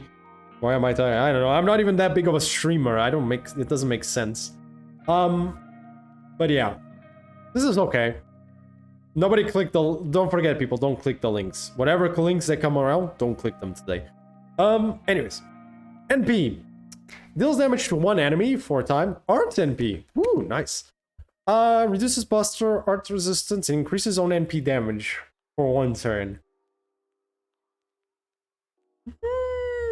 If these activated first. Yeah, I guess I am absorbing the curse of the party. Literally, Jesus. Oh well, let's keep going. Like, increases on NP damage for one turn, activates first, reduces art, Buster, and deals 1 damage. Damage to one enemy. This is kind of interesting. I don't know what to feel about this NP. I really don't. It's... this NP is interesting, but it's nothing that amazing at all. It's a hard hit, yeah, basically. You're sorry. What about? Like, it's not your fault this is happening. Like, you don't have to... 1500%. Ah, you're probably... Okay. Give me a sec. You're probably not used to this. Let me just go grab Lancelot's saber real quick. Give me a sec, chat. Where is he? Saberlot. That's normal. That is actually normal. Because it's a single target. So, it's a single target NP, see? This is normal. Actually, if it's buffed, it's even higher. Yeah, this is getting annoying. I am sorry. This is ridiculous. What the fuck is going on? This is actually getting... How much does Musashi NP? So, I probably should do something real quick for the people that are not used to this. The percentages modify depending on 3 facts. It's a single target, or if it's on 2 facts. What type of card is being used on that NP, and how many enemies get hit, if it's AoE or single target. We don't account support NPs because of obvious reasons. So I'm just gonna grab Buster AoE, single target quick, that's single target. You know what, I'll use Okita Surgery instead. Single target quick, single target arts. Where's Musashi for a single target buster? Single target buster. Okay, I'll put it there. Narrow. Wait, which one is this? Bright. Okay. Oh, shit. Arts AoE. 1 second. Arts AoE. I just need Arts quick AoE. Give me a second, chat. I'm almost done. Where is she? Where is she? There she is. Okay. So, there's the differences. They should the same with the IMO. Yeah, they really should. She's like a wet noodle. She really does at this point. Same damage as Lancelot, quick AoE horse from Melbell free. No, I got him. I got Lakshmi Bai. That will do the trick. Lakshmi Bai works. So, it depends on the card that we're using. So, depending on the card, I'm just going to show the baseline ones, not the upgraded ones. Just remember that the upgrade... I'll talk to you about the rules of the upgraded ones in a second. Yeah. Yeah. Okay. No, that's fair. That's normal. So, Buster is the highest damage card in the game, with a 1 point baseline 1 point times modifier of whatever damage you deal. As you can see, it just hits hard. It's a card you use. It's the press big button, monkey go brr, bonk bonk bonk. It's the monkey button. So they just hit a lot harder. So to balance it out, they technically have the lowest Gorilla Buster. Yes, exactly. As they say. They have the lowest modifier for their NPs, because they already do a fuck ton of damage with them either way. And depending, if it's an AoE, you have a 500% at 5. If it's a single target, though, you do way more, 1000%. You get a 1000% bonus. Why do you get 1000%? Because it's a single target. It's usually the single target characters are boss fighters. They want to do big damage to just the one thing. Just nuke it. Because if you had the same damage for AoEs and single targets, what's the point of the single target? What the hell is the point? So obviously it's higher. Now, arts cards only have baseline modifier damage. It's whatever damage you were gonna deal, you're gonna deal with the arts card. Just point done. Just simple. Just pure and simple. You're just gonna do that damage. So, basically, 20% up 10. Yeah. So this one is a baseline 1%. So you do 750% for AoE NPs. So you always do like... it's like 1.5 times more.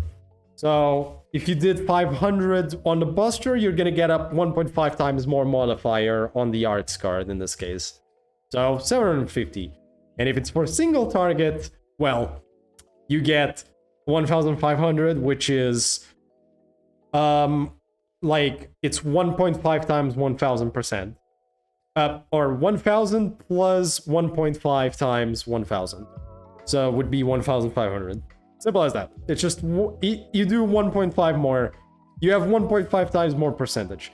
Quick's a little weird. Because quick, well, is a 0.8. And that's terrible if you didn't get the point already. So for their modifiers, you just get twice the amount.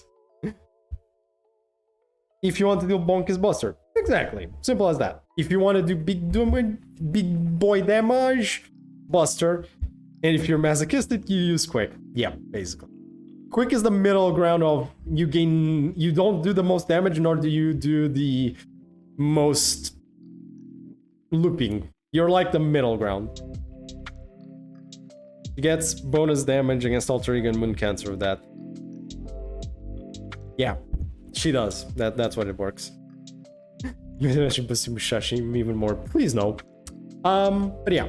So basically they just get twice the modifier of Busters. And finally, single target. Well, 2000. Yeah, you just go up to 2000. Technically, if you get the buffed versions of these, like they have an even higher modifier. Use it as a support XD. What the fuck? 2400% as buff. Yeah, exactly. I think they get 4400%. These guys get 300%. And Buster gets 100. Well, AoE 100. And 200 on single target. So 200 for single targets, it's 200 for Buster on buff, 300 for buff on arts, and 400 buff on quick, single targets.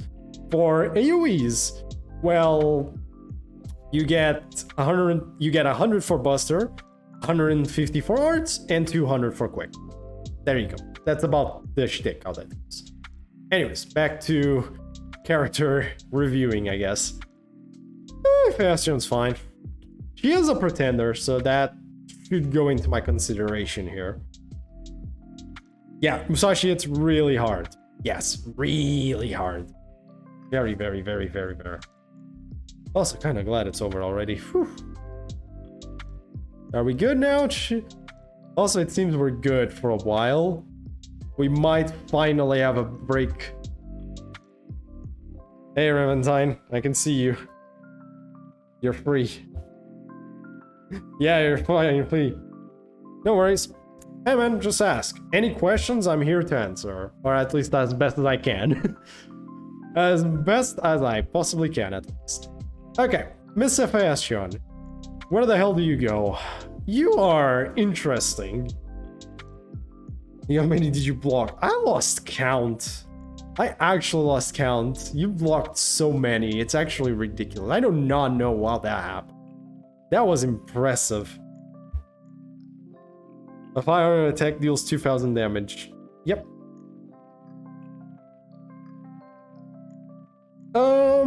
With initial 600? Yeah. Only 90x. You also have like special cases like Black Grail which have a lot of attack on it, by the way. So be warned on that.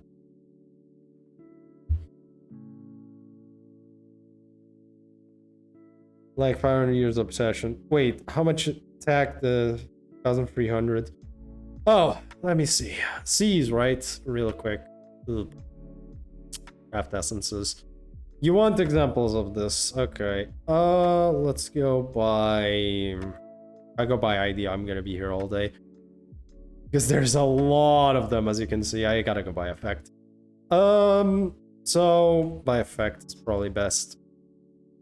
So. You have various types, but let me just go with this. Let's go NP damage up. This should kind of... Yeah, like Black Rail. Black Rail is probably the best option to use for this example. And I'm just gonna go NP charge and grab. So there's also, by the way, be warned, there's the free... There's technically a difference between free-to-play currency or free-to-play Cs and non-free-to-play Cs, unfortunately. I'll even grab Kaleidoscope to help you out with this. Let me see if I can find one of the free-to-play ones real quick. Wait, this is on... Oops, wrong one. Let me just... I'm trying to find, like, Holy Knight Supper or something of the genre. Golden Sumo will do. Okay. Yeah. Exactly. So, as you can see, Kaleidoscope is like 500, 2,000, as you can see. It's a weird, it's very MLB Black Rail. Welcome to the club. Welcome to the club. But Black Rail is special. It goes up to 2,400. So the Cs that start at 600 go all the way to 2,400 bonus damage. And then the ones that start at 500, well, sorry. What is my favorite color? Wait, is that an actual question? Oh. Red. Anyways. Thank you. My favorite color is red. Why?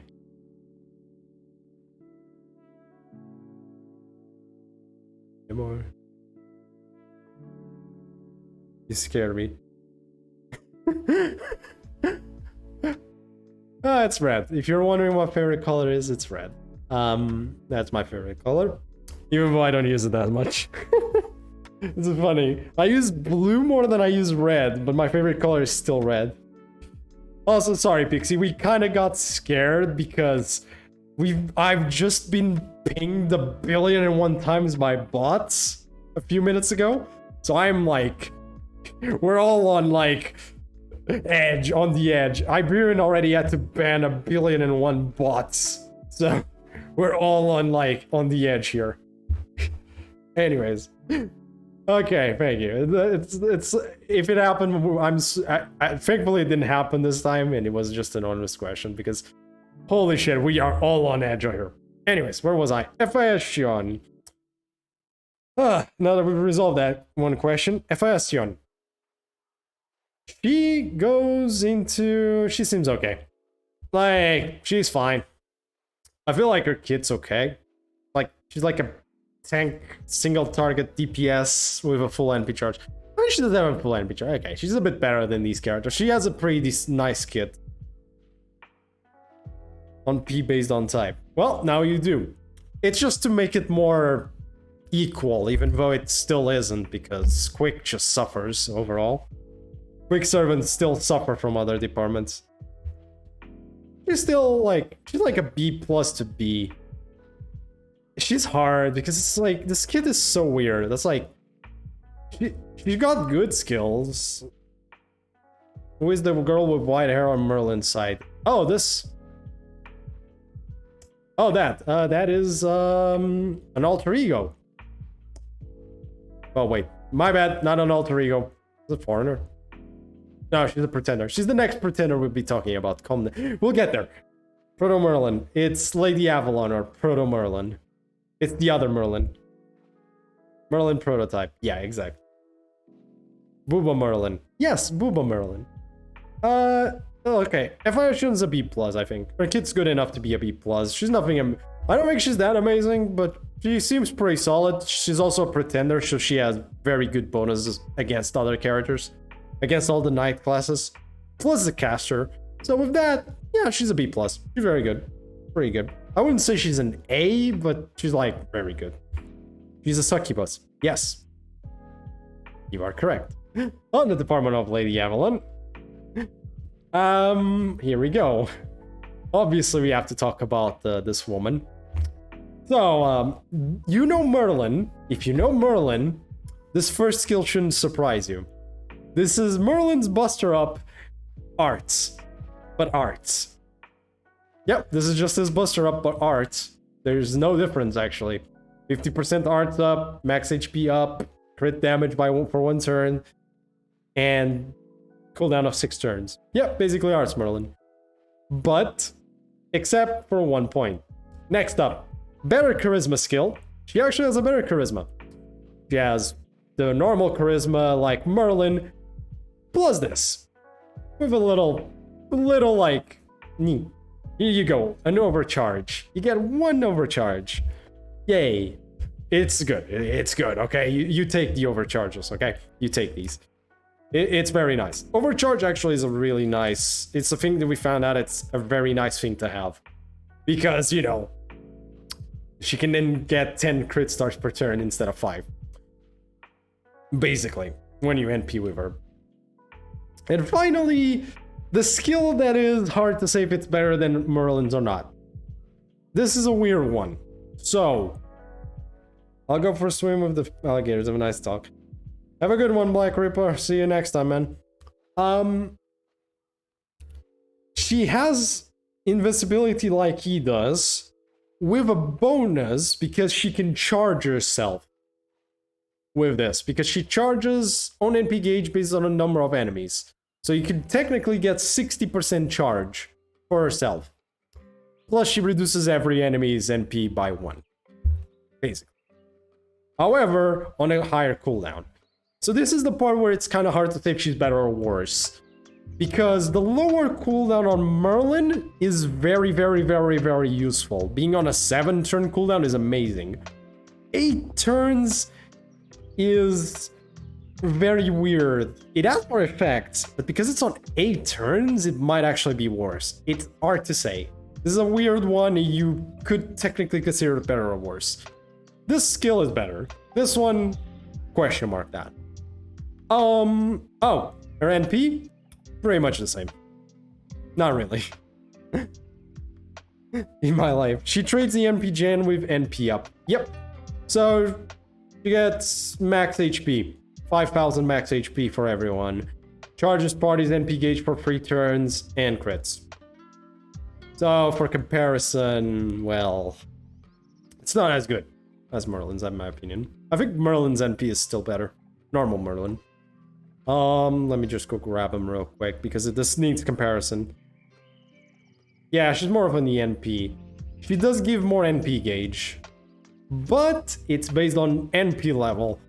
Her NP level actually matters more than Merlin's, which is a bit bad, in a weird way. She has the same passive? If she has mixed blood. Yes. And this. She does. She has more. She has more stuff, but it's hard to say, because, like, max HP might not be better than the HP regen here. So think of it like this. Lady Avalon gives you more, and she can do her NP more times, but she doesn't have as amazing effects. It's weirder. She's good, though. She's still very good. She's just maybe not as broken because, you know, Castori exists for that role. Yeah, you can still use her, though. You always serve a unique skill like King of Swords with 5% chance insta-kill. There's a lot of them, man. There's, like, a lot of them. Especially the recent ones, is like, it's actually stupid. Something very unique. I mean, I showed you Oberon's already. Yeah, I've shown you Oberon's. I can check some characters, but I mean, if you want to consider this unique, I guess. Something very unique. I guess that's technically not our passives. Unique skills. Unique effects. Oh, okay.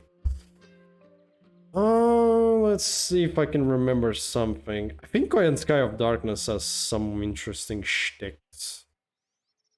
Let's see. Ah, Nega Self. Yeah, this is an interesting one, I guess.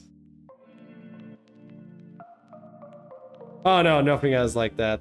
I guess Coin Sky of Darkness has a few interesting ones. Yep, just some interesting shticks. That's an example, I guess. I'm not sure on the top of my head, all of them, but there's some. So yeah, anyways, Lady Avalon is an A+, obviously. Surprise, surprise, nobody.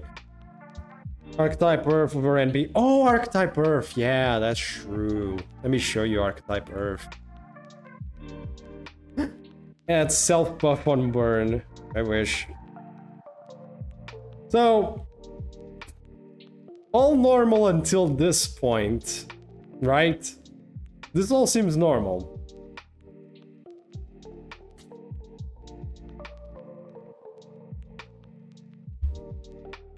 That's something. This is an interesting one. Yep. Yep. Just, yep. Passive 30% on all of those. Yep. Yep. She's not even that broken, by the way. She is a moon cancer, unfortunately. Because she's moon cancer, she's not even that broken. But yeah. And if you meet the condition, obviously, yes. You do have to meet the condition, which is not even that hard to... Okay, let's be fair, Iberian. It's not that hard to get. Come on. You and me both know that condition is not hard. It might be a bit hard to keep up. Can you use the 3-star cat? No, this is unique to her. This case is unique to her because if I show you, it's specific to her NP. See? Right there. Yeah. Okay, my bad. Yeah, so it's very specific to her. She's the only one that has this battlefield. She's the only one that can create this battlefield. So yeah, there you go. This is basically what goes on. So yeah, basically you just NP with her and you get the battlefield for 3 turns. And you get their passive for 3 turns. So yeah. Which is not very hard when their second skill does that. You know. Just... There are... Yeah, as you can see, like, yeah. You personally like her. Ah, that's fair. She's not bad. She's a good character. Not terrible. Also, she gets bonuses when she has it on. Yeah, on paper, she is better than what she does in game. Unfortunately. She was a very hyped character. Yep. She's like, she looks cool and has interestingly good skills. This skill is also good, by the way. All of these skills are good in their own way. It's just... her class kind of neuters this a bit. What do I think about Shuten Ibaraki synergy? I think it's an interesting niche. I don't think you're gonna, technically speaking, it's an interesting niche. Especially, this is mainly you talking about Ibaraki. Let me just, yeah. You know what? Let's just keep going on the answer machine. It's an interesting niche. But I think it's just any Shuten, right? I don't think it cares. Shuten Doji ally, so that means... Okay, one of those two. So technically you could use her with either the welfare or the other one. Let me go grab them real quick so we can have a bit. Give me a sec. That's the issue. It's interesting, but it's not exactly optimal, obviously. It's an interesting idea, though. Not a terrible idea. Like, it's... You use it mainly because of this, right? Because you give it 20% MP charge. Oh no, 20% for herself. And increases Shuten Doji's attack by 30%. And their critical damage. Also, remember, charge's own NP gauge. So, only for Ibaraki. I love Nito Alter, by the way. Oh, I love her as well. She is fucking amazing. Can't you use Ibuki? No. It doesn't count. You can even... If I click this, it don't count. Nope. Only Shutens. Only characters that start with Shuten Doji. Yep, so no can do. You can only use her with this Shuten or this Shuten. You only have 2 options. And they're both... Okay. It's like, you could use her with them. It's not... It's an interesting gimmick. It's not a terrible gimmick, but by any case, but it's like... There's characters that can do this better, and... Realistically... You might as well use other characters. It's an interesting idea, like, you can use them if you have them. Feel free, it's fun. The 3-star Berserker. Oh, I got what you mean. Yeah, I can see what you mean. Yeah, that would be an interesting idea. But don't know if that will work. But I mean, there's other characters that do this as well. I mean, this is a good way for me to talk. He actually is brute as hell also. Yeah.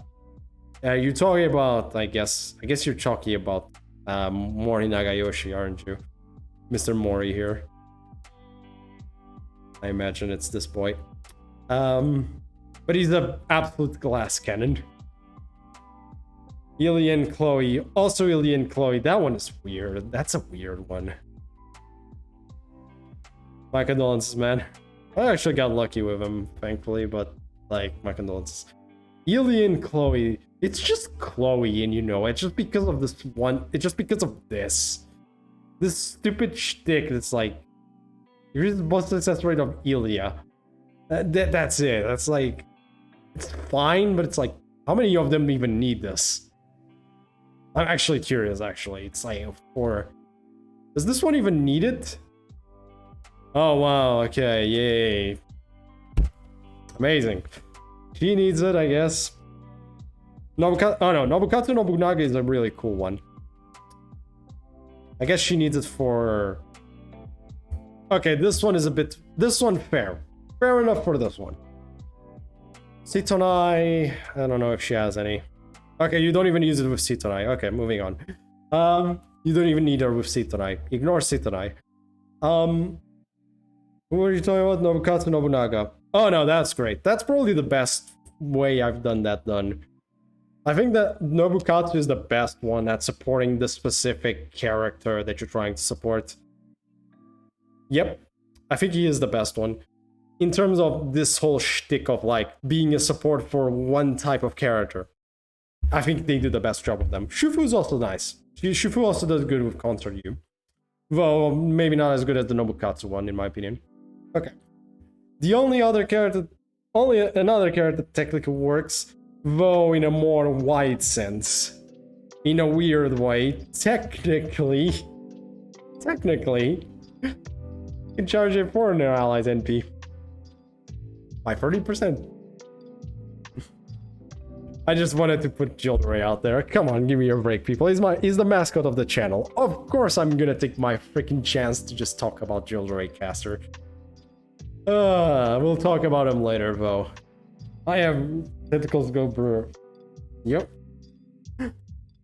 Anyways, let's go back to the pretenders. Who was next? 9-2 Dragon Eliza. I have no idea why this exists, but sure enough. What am I stopping? Oh boy, let's see what we got. This is a welfare servant, so this is a weird one to rate. And it's a pretender as well. Oh my god. I don't even know how to rate pretenders these days. I'm not used to using pretenders. Ugh. Increases party's attack for 3 turns. Oh god, what the hell am I going with? What the shit am I even? Okay, what does she count as? Chaotic evil. So, NP generation rate of allies. Okay, so she gets NP generation rate.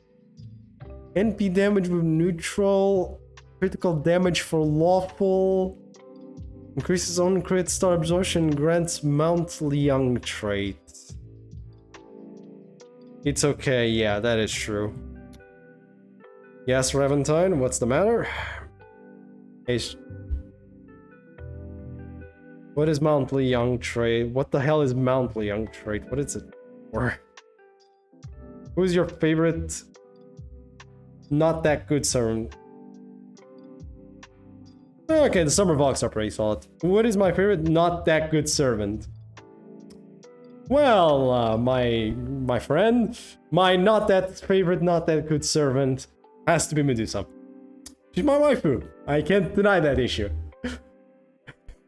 Okay. The one I really like.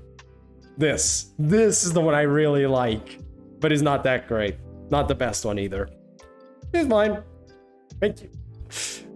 Oh, I'm glad someone else that also appreciates the Medusa. Oh, thank God. His mascot. Don't take me wrong, though. I do like Jilderay Caster. I actually do like Jilderay Caster. But... Hey, there you go, Aki. See? Even Aki's on my side on this. And Medusa's great. There are worst writers. Yes. Okay, we weren't going with the worst of the worst. I mean, then you could just say Jilderay Caster is, like... Yes, there are worse writers than her, but, like... We're not going with the worst of the worst.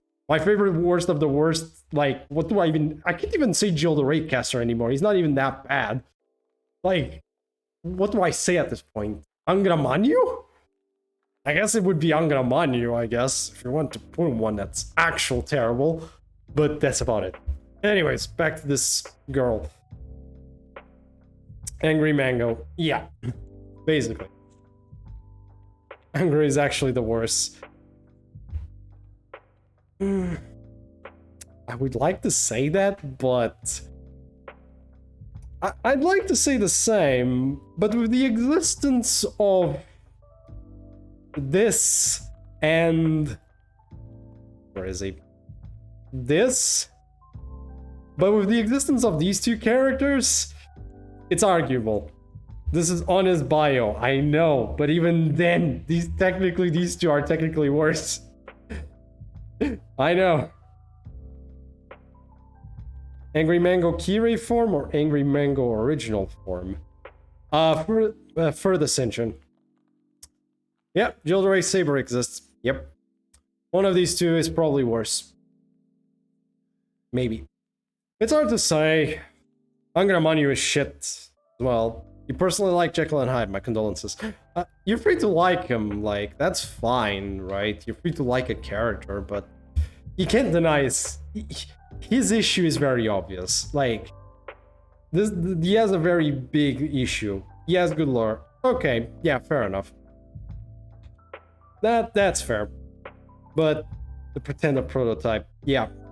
The issue with them is, like, very obvious. Once you NP, you're done. No more NPs for the rest of the fucking game. He turns into a berserker. That's not even that amazing because there are better berserkers than him. He's terrible as an assassin, and once he goes berserker, he loses his NP. For Jekyll, you use the Kiara C, yeah, to get the overcharge, so you can get 60% buster up. Yeah, that's true. You may deal some good Unga Bunga hits. Yeah, okay, they're fair enough. You can at least do something with this, that is true. Jilderay Saber, you're kind of... That, I guess it's true. I guess... yeah. He's still not good, though. He's still bad. He's still terrible. But at least I'll give you the point. Okay, and back to Eliza. Text C is sad. Yes, it is. It very much is. They never buffed him, man. He never got buffed. Hey! Enormous Banquet Mount Leon EX. Charted NP gauge of Mount Leon characters. Okay, now I get the point of this. Increases the max MP and reduces the debuff resistance of Mount Leon characters by 20%. Whatever, that's whatever. Quick performance up. First was the performance crit damage up. That's okay. That's actually good. Actually, I'd say that's good. This is good, question mark. This is good, question mark.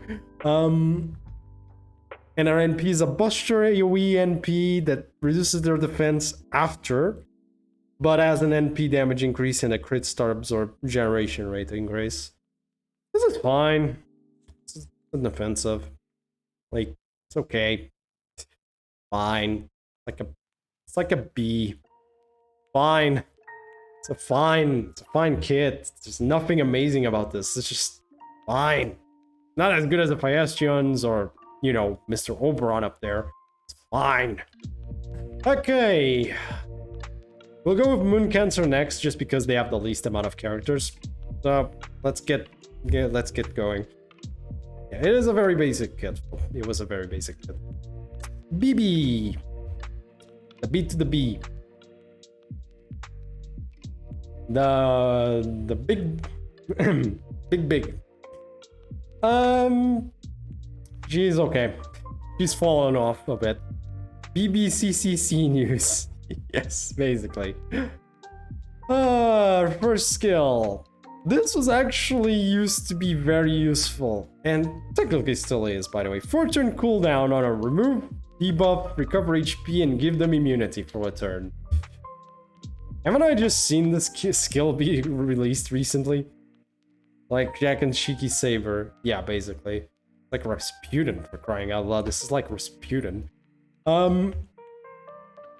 It's good. I mean, still the only single target Moon Cancer. That is also true. That's actually the sad part, is that's actually true. He's the only single target one. We gotta take that into account. Removes an enemy evasion on invincibility and stuns. That's fine. It's actually pretty nice. Actually, this is not half bad. And then... Oh, she did get buffed. I forgot about this. Critical damage, critical star absorption, arts up, attack, was MP gauge by when attacking extra attack. Oh yeah, these buffs, those were weird. When against Avenger, just take a Berserker, basically. Or take her if you really, really need the survivability. If you really need the survivability, you take her, but that's about it. This is good though. This skill is actually pretty useful. She's only useful when she has the class advantage.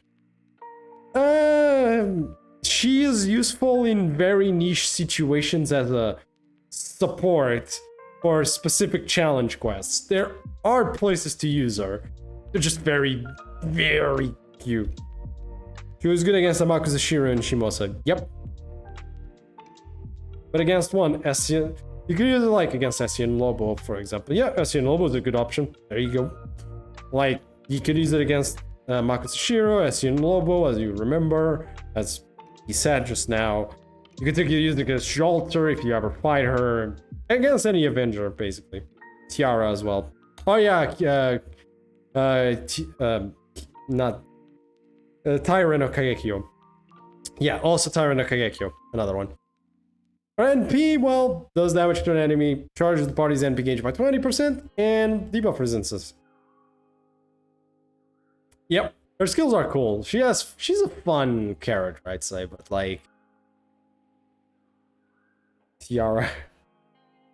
I think he meant Taira no Kagekyo in this case.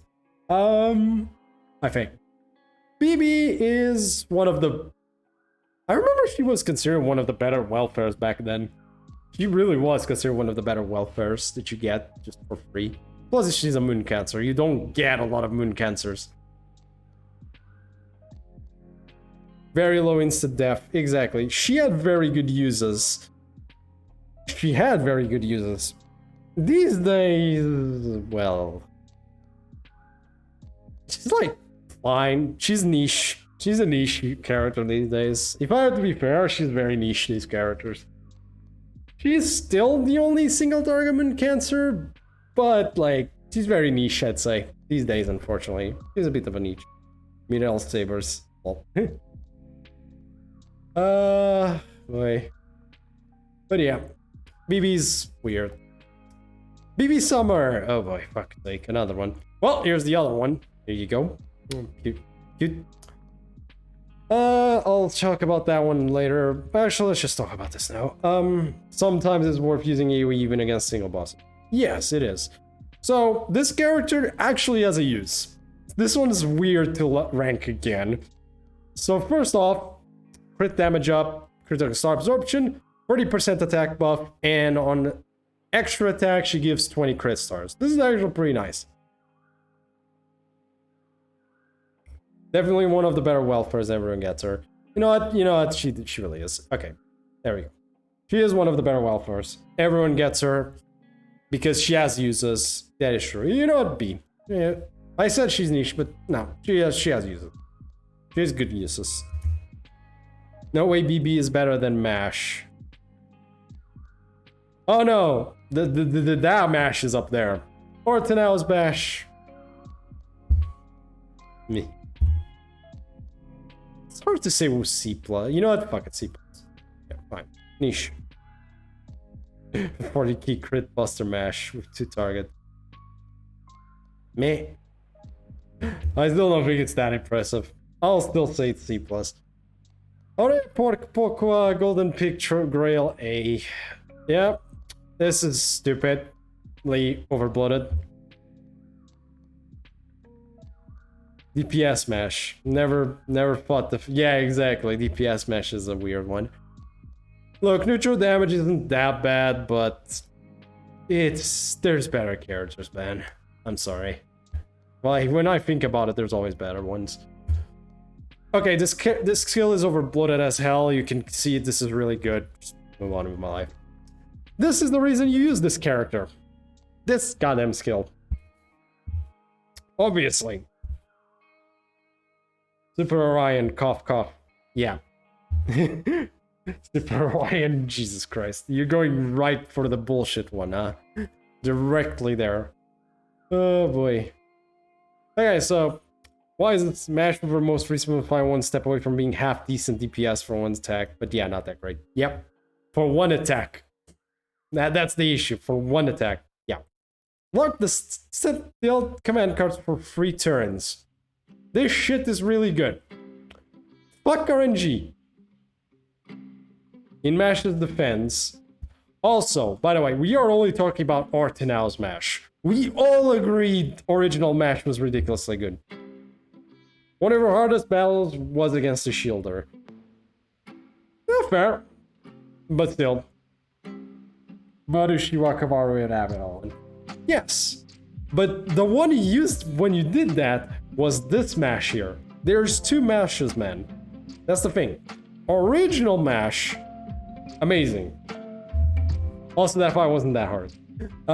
Realistically. Maybe lore-wise it was hard. Not... Some people... Hey man, back then, people had trouble.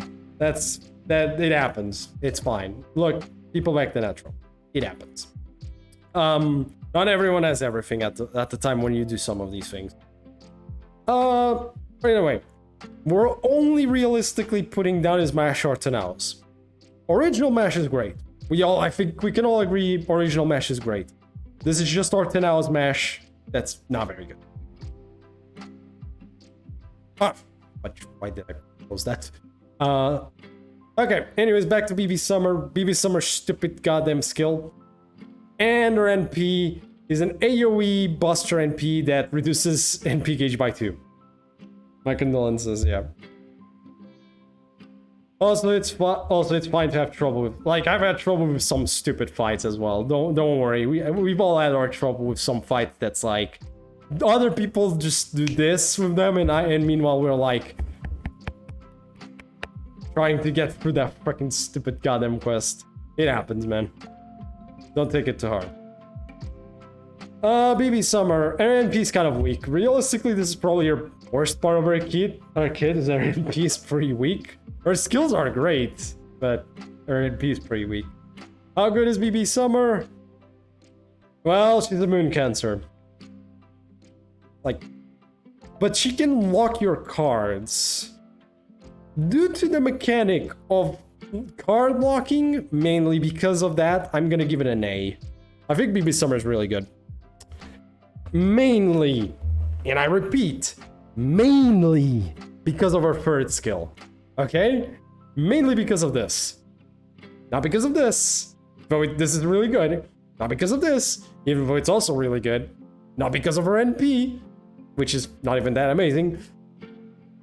Just because of this. That's it. No other reasons. That third skill is bullshit.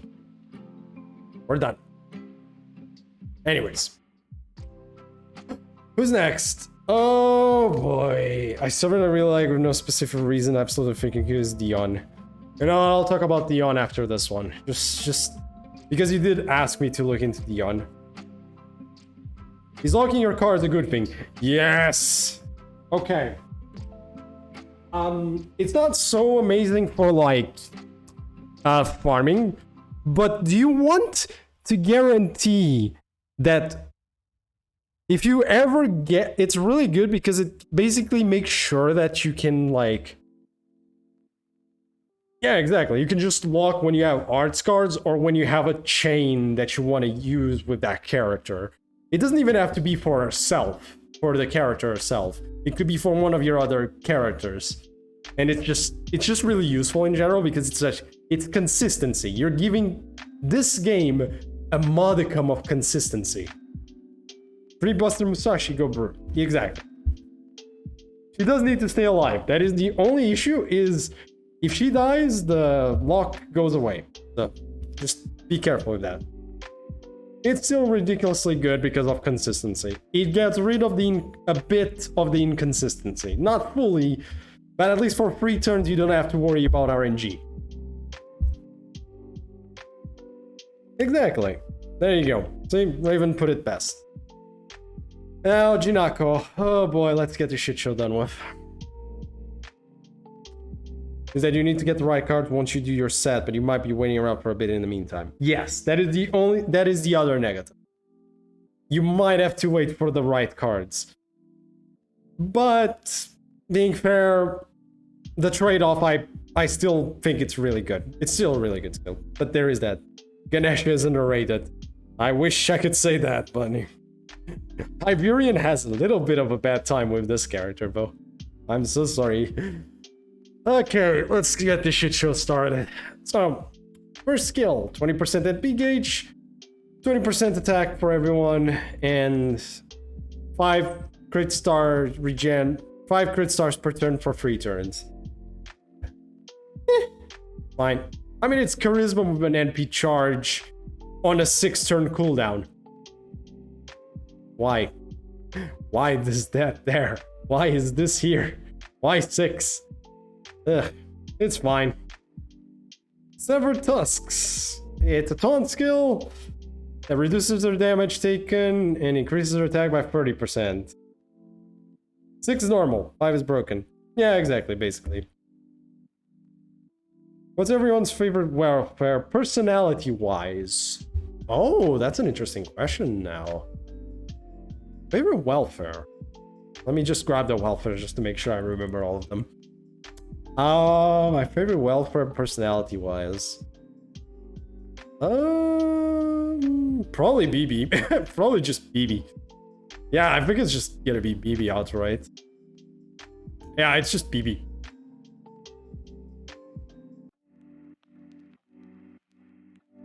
I understand. Sorry. Yeah. He basically asked just what is your favorite welfare's personality in terms of personality. BB's great. I'm a sucker for BB. I am a sucker for Jolter, so Jolter Summer, yep.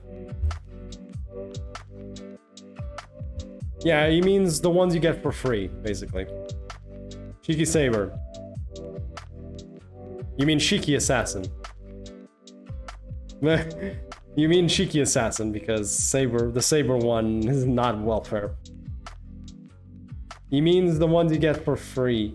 No, Saber. Okay, yes, but the Saber version is not a free character. It wasn't getting for free. It's a limited 5 stars. It's not a welfare. Nagao Kagetora, there you go. There we go. Summer Jolt is great. Or Kintoki Rider. Actually, Kintoki Rider. I forgot about him. Now, Kintoki Rider, I take it back. Kintoki Rider. Kintoki Rider is awesome. Kintoki Rider is the man. This man is the shit. This man is the I take it back. Kintoki Rider's better. I prefer Kintoki Rider. Okay. Oh boy, where were we on Jinako? Taunt, defense up, and pronounces her skill name. And attack for 3 turns. Kintoki, yeah. Yep. Don't crucifix you. Okay. I won't crucifix you. But when you were a starter, okay. I'm curious. You burned Kintoki Rider. Oh boy. Well, that's fine. I won't crucifix you, but man, that's a bit of a waste. He was one of the better riders, especially. He finally received Rare Prism. The sad part is he's one of the better riders as well. Like, for a long time, he was one of the better welfares. I did say he was. In your defense, you have Drake. Fair enough. There are people who burn extra accessories. Yeah, that is true. I mean, if I got a 6th one, I'd burn it, but I've barely gotten NP2 on 2 of them. Still very good. Yes, he is still very good. Just not as amazing maybe these days. I almost burned the Oscri. Oh, fair enough. You know what? I'm not even gonna blame you on that one. I don't like caster modes, but Pollux is adorable. I like Pollux. Castervo, Castor, can go take a hike. Okay. Taunt, defense up, attack for 3 turns by 3. She has a 50% attack up. That's actually not terrible. Okay, what did HD here? No. Okay, that's actually not that terrible. He became more supportive? Because you can give this to someone else. If not Bollocks, he'd be in hell. Fair enough.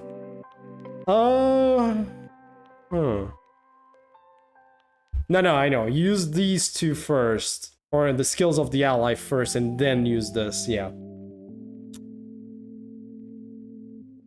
Ally. This, A-L-L-Y. Ally. Like this. There you go. Ally. Like that.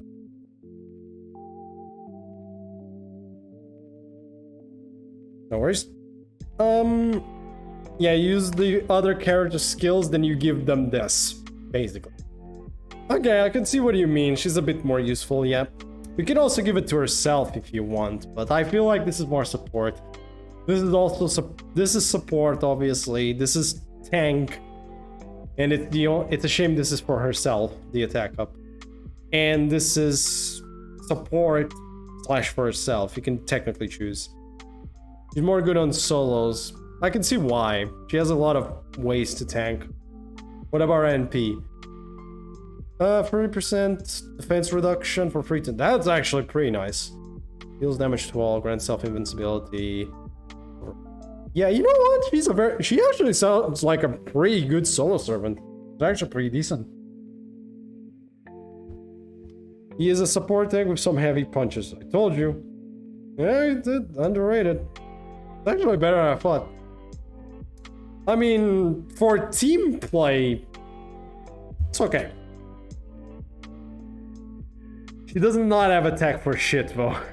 I know she doesn't have attack for shit. She has HP for health, though. Yep. Look at that. That's a lot of HP. It has a lot of HP, but she has no damage. She has no damage. Oh my god. That's the attack. The issue, she has no attack. How much does Suki Saver have? She has a good chunk. That much. She has a lot, but it's still like 2,000 plus 3,000, 2,000 to 3,000 less. Like, there you go. Fair enough. Yep, she also has a good chunk. I mean, she suffers because she has no attack, though. This one. So how do I think of Jinako? It's not actually that bad. It really isn't. Where is Jinako? Where's the goddamn elephant? There she is. B plus, maybe? Actually, it's actually pretty solid. Wow. Yep. She's okay, yeah, she is okay. She's actually not bad. So, she's okay, yeah. So I hate her emo and her health. Jesus, man. It's hard to say. It's like, she's either a B plus or a B. She's like somewhere there in the middle. It's a weird... She's in a weird spot. Like, is she better than those two? Let's say. I guess she's a little better, maybe. She's about the same, if not a bit worse. I think she's like a B plus. She's good. Yeah, she's good. She's not, you know, as good as these, but, you know, she's a B. That's fine. Okay, let's do Chevrolet Dion since you asked. You've already asked me to do Dion for a while now. We might as well. At this point, screw the order. We'll go with whatever people want. I wonder if... Well... they might. Maybe. It's possible. Well, if the Chinese server is something to say, well, we're not going there, though. Dion, I have no idea if it's male or female. Here's the interesting little detail. It's both. Or it's whatever you want. It's actually technically in its description that Dion is both. It's depending on what you want. It is male if you think it's male. It's female if you think it's female. Yeah, it's a weird shtick. This is the only character you could kind of go for the rule of technically whatever you want in this case. It is, and I think it's actually in his lore for some weird reason. There isn't Nitocris Altar on the list. I don't know where I would have put her either. So it's too early to rate her, man. Give her time. We have time for that. Yeah. No, I'm not joking. Dion counts like that. Okay, Dion's skills. Oh, 1 turn evasion. Well, this is always good, so I'm not gonna say anymore. This is good. This is fine. This works. 1 turn evasion. Works fine. Self-suggestion.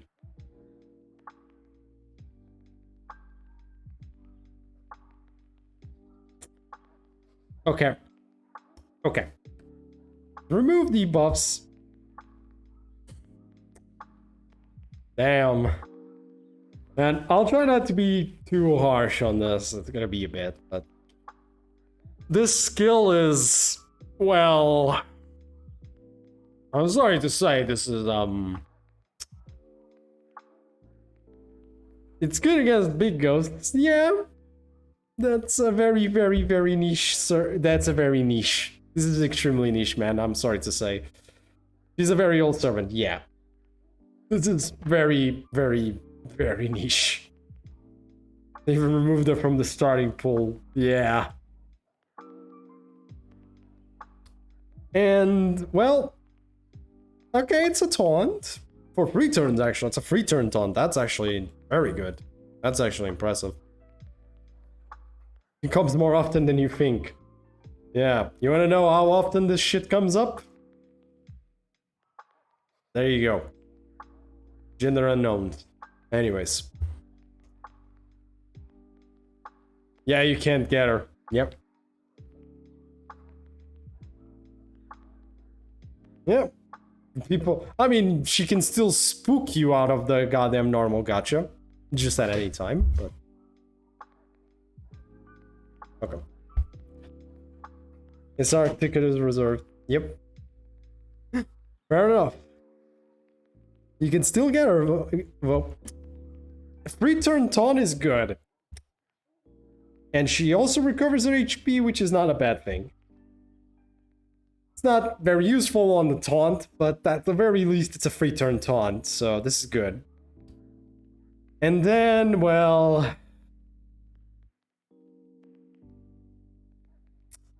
One second. I'm sorry about what I'm about to show you, but... I want you to tell me the issue here. This is Dion's NP, right? Remember, this is a 4-star, by the way. I like her grime, like Cooked and Landing. The animation is something I valorize a lot. Oh, that's fair. Some of them are very good animations. This is her NP now. This is Gilda Ray's NP.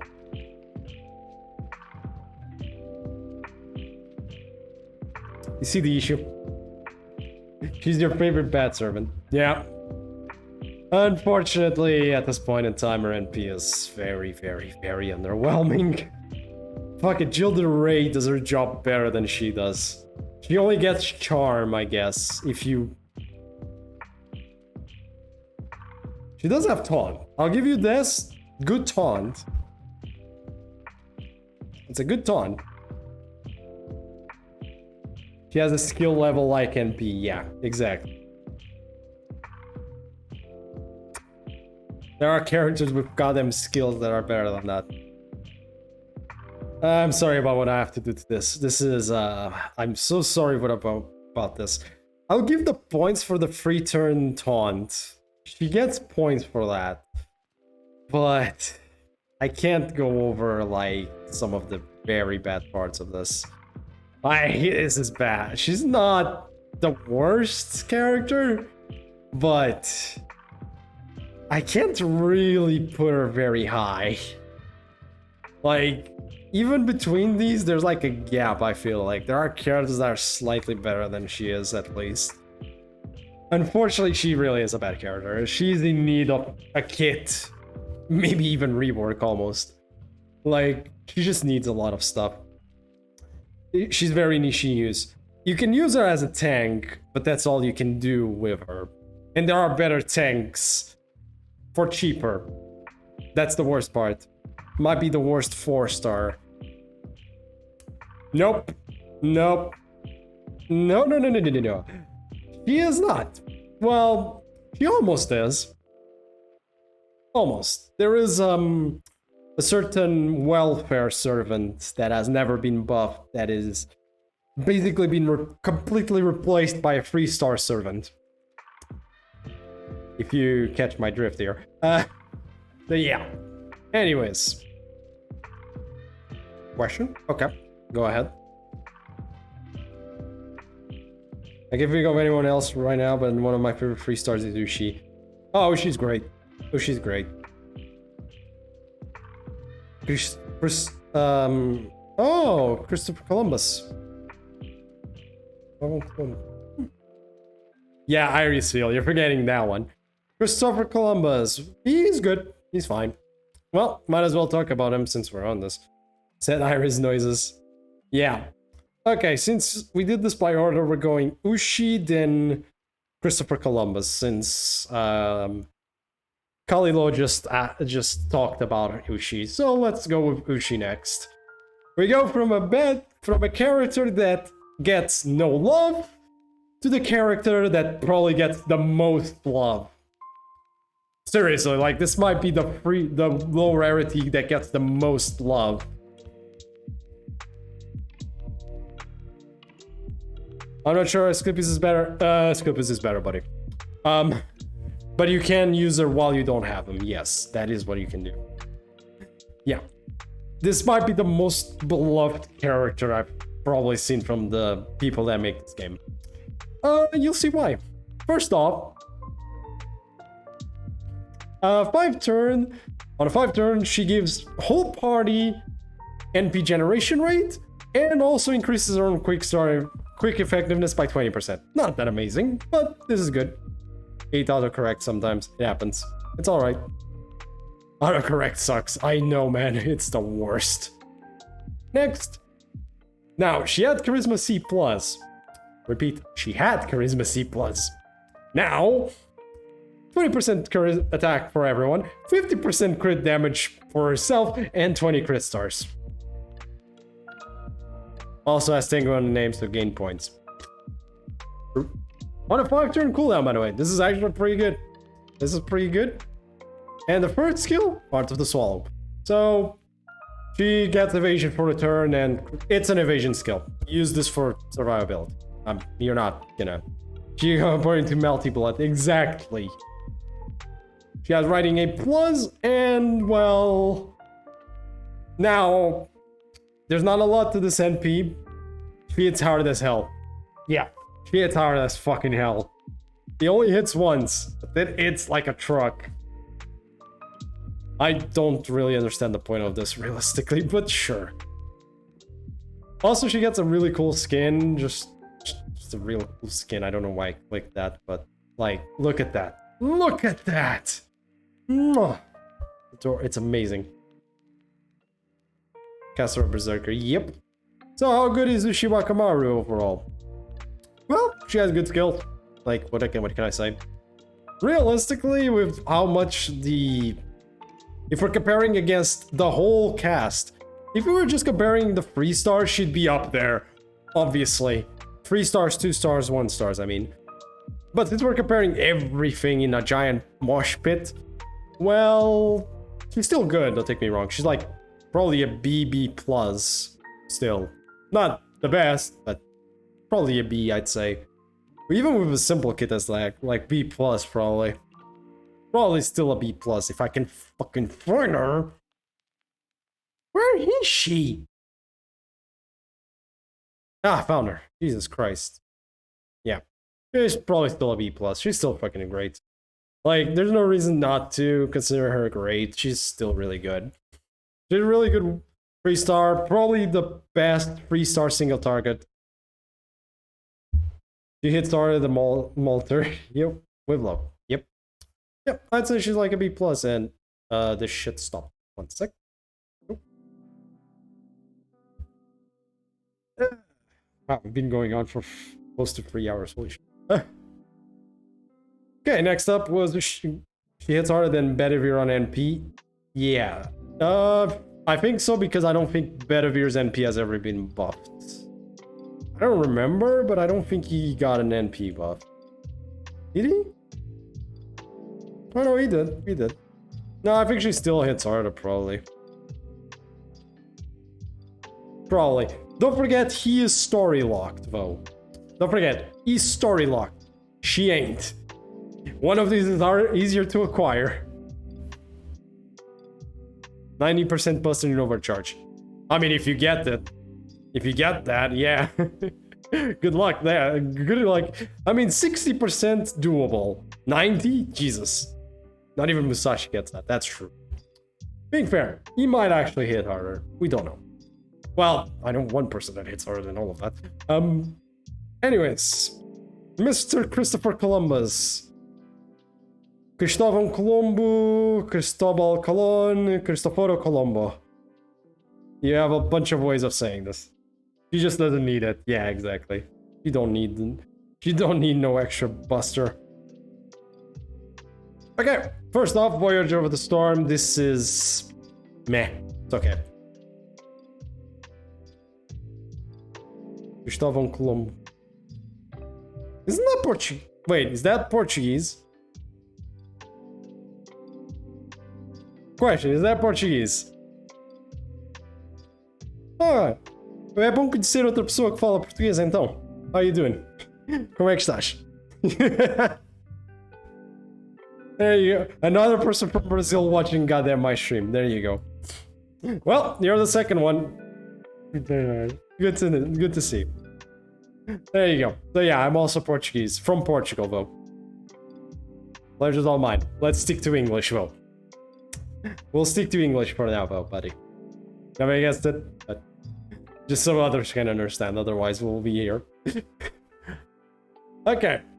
First skill, it's okay. It's Voyager of the Storm. It has NP damage up.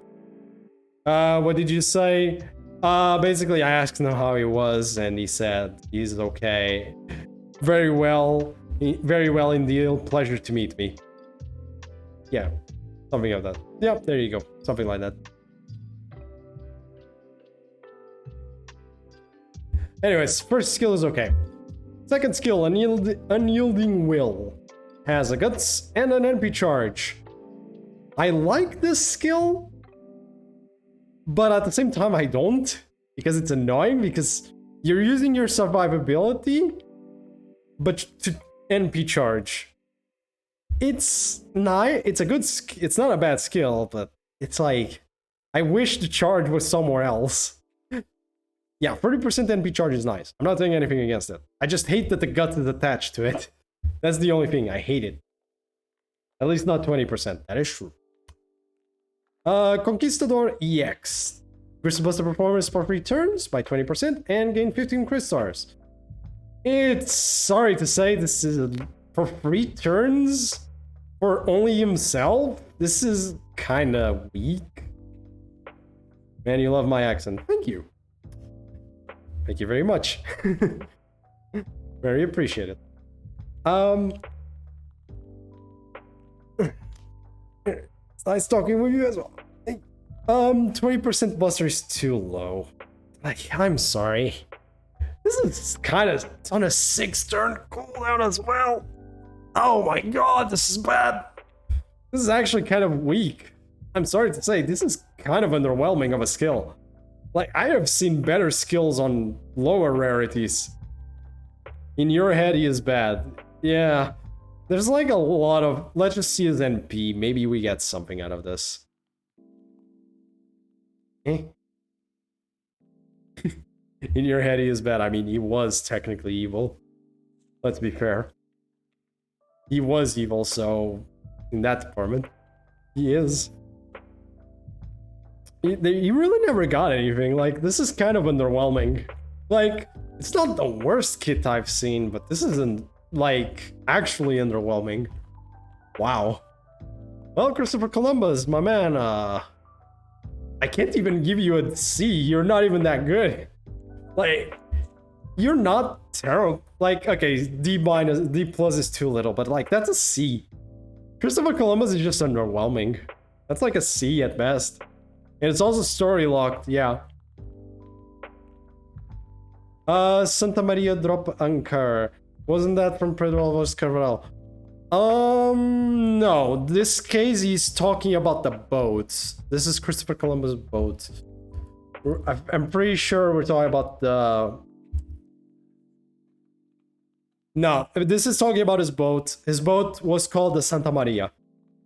La Santa Maria, the Saint Mary. This is about the boat. Yeah. I don't remember what his was, actually.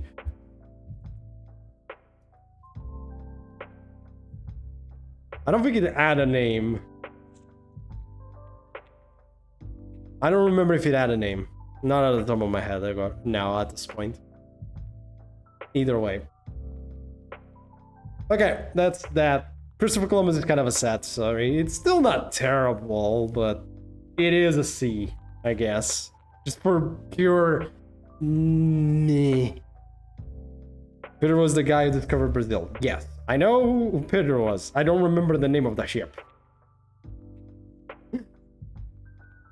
Exactly, it's like Queen's Anne's Revenge for Teach. Queen Anne's Revenge.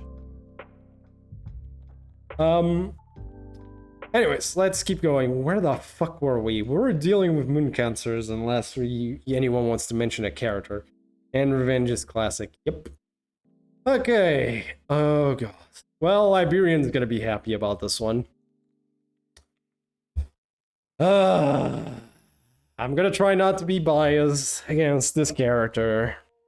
I'll try. I don't like this character. I really don't.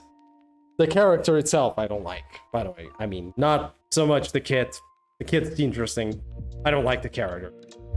Quite strong in normal aspects of stats. Yes, she is. Yes, she is. She's also moon cancer. First skill. A bucket load of shit to tell. Okay. It's a guts ability, which removes her debuffs. Gives her HP regen of 2000 per turn. Increases her MP damage for 3 turns. Grants her Mermaid's Nourishment Regeneration buff for 4 turns, which grants her self-skill rank up buff for 4 turns every 4 turns. The skill rank up is used to rank up the second and third skills, maximum 2 rank ups per skill. Skill rank up can stack. Skill rank up that are used to rank up skill will be consumed. Yes, that's a lot of fucking... This is like the skill that her whole kit revolves around. Also, yes, 4k guts. Pretty nice. Next. So this is the weird part. I will try my best, but okay. So this is our second skill without the skill rank up.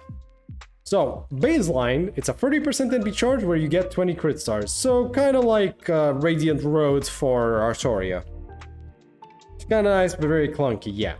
If you have a skill rank up, it becomes a 40% NP charge with 25 crit stars. If by some kind of miracle you have 2 skill rank ups, it becomes a 50% NP charge with 30 crit stars. Everyone's just like, what the fuck is this fucking character at this point in time?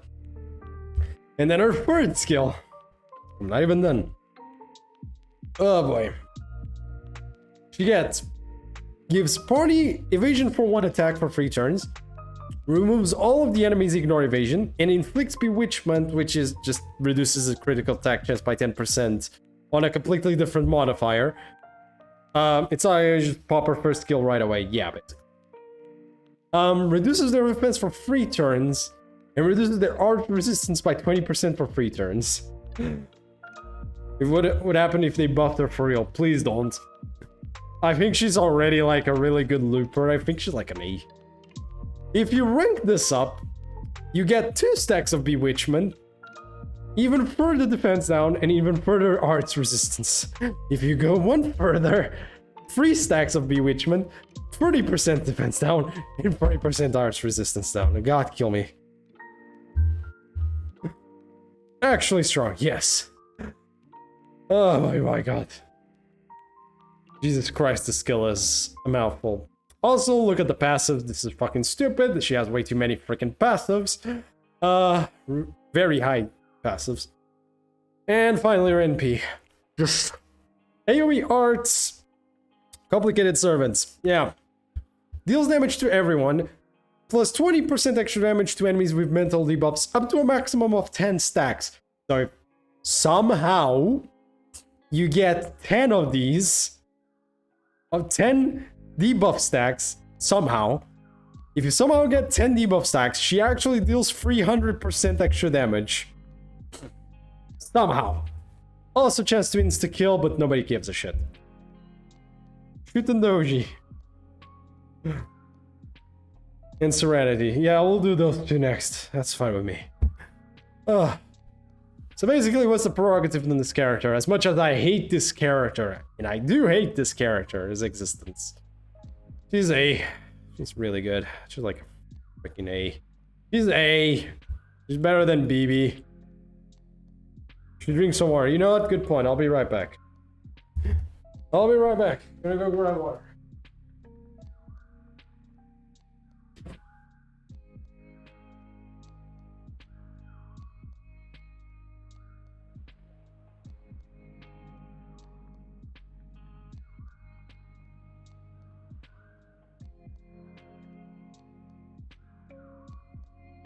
Oh, shit. Ooh. Indeed, hydration time. She is strong. She's an A tier. She's A. She's really good.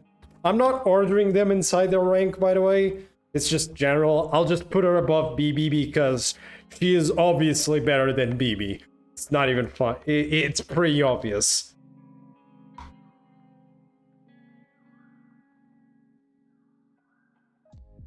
Oh my god, I needed that.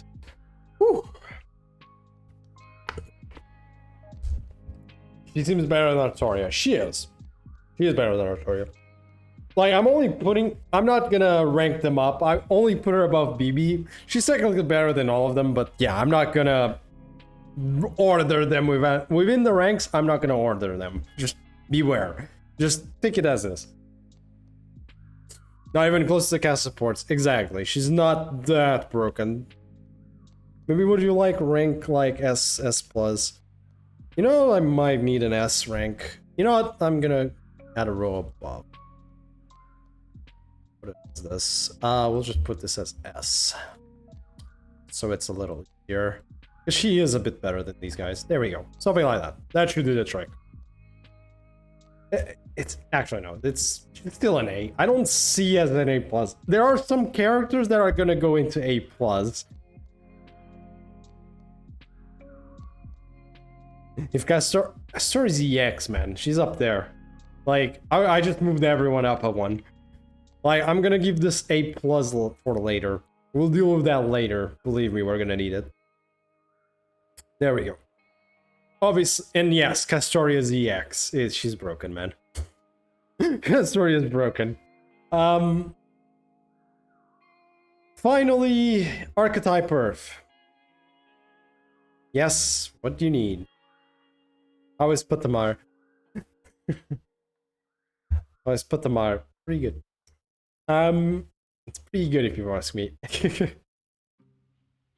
Not sure what you're trying to say there, though.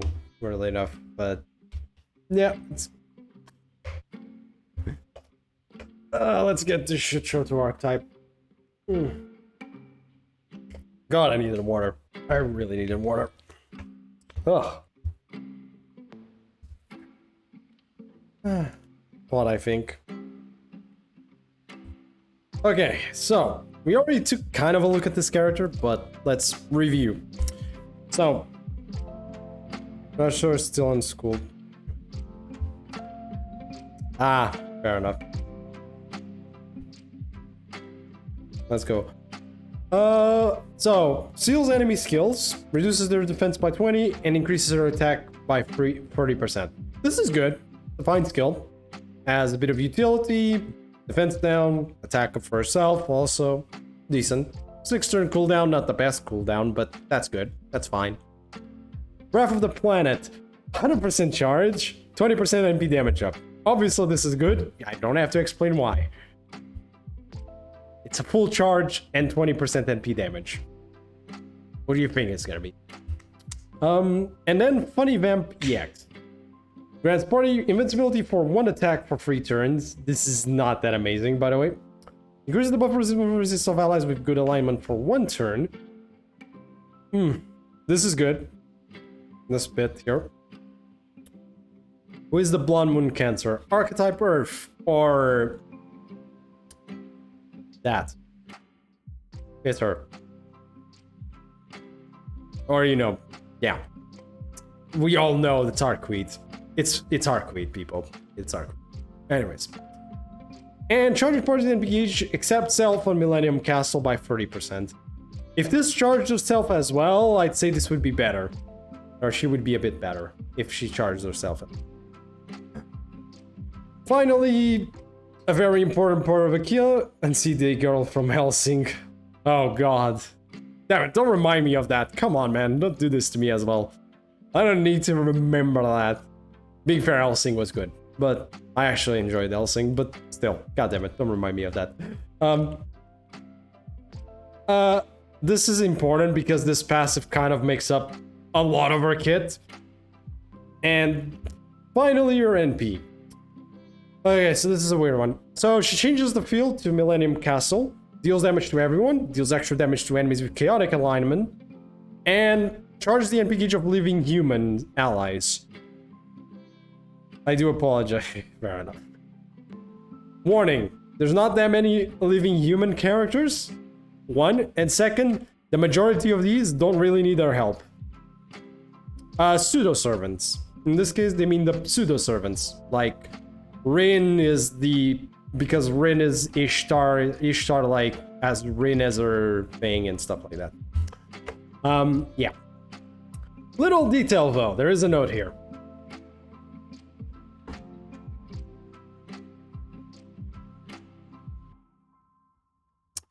First off, cannot be removed because it is attached to the field itself, not servants. Is stackable if you use the NP in successive or alternate turns. By the way, this is stackable. However, warning. This is stackable, but this is not. You don't get multiple procs of the passive. Okay? This is like... You just have this. No, He dead, buddy. He dead. Genie. Okay, so this NP sounds pretty good. This whole kit sounds really good, right? Yep. Nice point. This whole kit sounds really good, right? On paper, it's really good. His error, yes. This on paper is really good. In execution, not so much. Unfortunately, for some weird reason, even I can't really explain, even though her kit says that she should be really good. She's like... Let me just go grab her. Like a B+. Even though I just said all those good things about her, she's like a B+. Why is she a B+? Well, you might think this is a lot, but it's like... It's not that as impressive as you think. And she needs NP levels. Yeah, the main issue is she needs NP levels, because unless you're fighting chaotic enemies... Yeah. Also needs another SSR. She's expensive. Yeah, that's the main issue. She's expensive as fuck. With all the good servants, all the SSRs, she's amazing. She could be really ridiculous. But for your average player, like you could probably put her up to A or A+ if you get multiple copies. However, I'm considering the average player only gets a single copy of her. Okay? I'm gonna also take this into consideration. You only get a single copy of them if they're a 4-star or above, especially 5 stars. 5 stars especially, we're gonna consider you only got 1 copy of them. If so, Eliasville did exist. Oh, Eliasville exists, yes. He fucking does. We're going there soon, calm down. I'm I think I missed someone. Shooting and Serenity were next. Yeah. Yeah. But because we were considering NP1, she's probably the cheapest Buster Looper. Yeah, I guess she is, but there's better options. And remember, she's a moon cancer. Slight issue. She is a moon cancer. That is still a bit of an issue. I want to request one and you will like it. Is there a Buster Looper? Yes, it does exist. I'll show you soon. Okay, Iberian, go ahead. Request away. I haven't done your request yet. Go ahead. Yeah, exactly. Once we get Coin of Light, we do get Buster looping. So don't worry. Oh, thank you so much. I'm so fucking screwed. I love this scare. Oh, thank you. I love. God damn it. Iberian, I love you, man.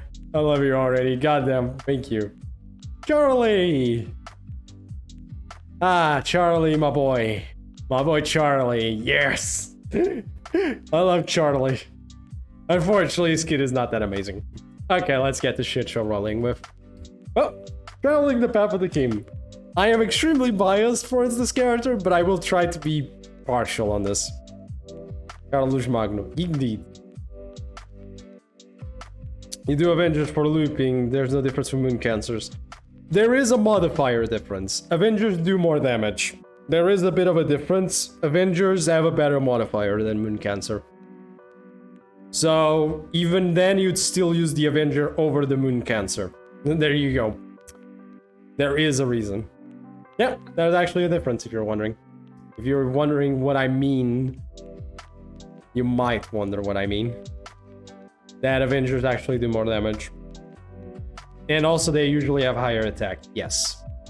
So, this is the Avenger base damage multiplier. This is the Moon Cancer base damage multiplier.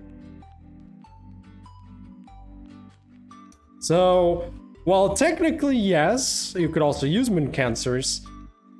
If you have an Avenger, why the fuck are you gonna use her? You might as well just use like Demon King Nobunaga or something. Or even Gorgon, for fuck's sake. Even Gorgon. You might as well just use Demon King Nobu if you want to do something like that. Or Gorgon, as I said. They're the only two AoE buster ones, so I can only say those two. So yeah, there you go. Anyways, let's keep going. Charlie! My boy! I'm so happy. Can I do a Shiwaka Venture? With pleasure. Oh my God, calm down. Okay. One second. Okay. So, just before anyone puts any more names. Okay? Before anyone puts any more names. Okay. Gonna put that on the side. Space Ishtar. Where's she? Oh, wrong one. Space Ishtar. I'll do them, don't worry. This is by request at this point. Okay. Oh, you weren't asking her, okay. Well, okay, you didn't ask her. Fuck it, then. Fuck it, I don't know, okay, here it is. Anyways, Charlie. Jesus Christ. Oh, okay, you know that's a technicality, okay? You use her for arts. That's technically the default one. I meant default. I know she cheats and can use all of them. Shush. Okay, I know she cheats. Anyways. Charlie. Grants one ally invincibility for 2 attacks 3 turns. If self doesn't have invincibility. So here goes the weird thing. Increases own NP generation rate for 5 turns. Grants self on defense. Or warning, on defense, activate buff. Grant self-heroic king buff for 5 turns when taking damage. Enable extra damage from Charlemagne's NP. If self has invincibility, NP seal himself. You're gonna use this on other people, obviously. For very obvious reasons. On-defensive buffs are weird, but I'm fascinated. Yeah, he has an issue though. He does need a buff because it's unreliable. You'll see what I mean when I mean it's unreliable. Emperor of Paladins EX.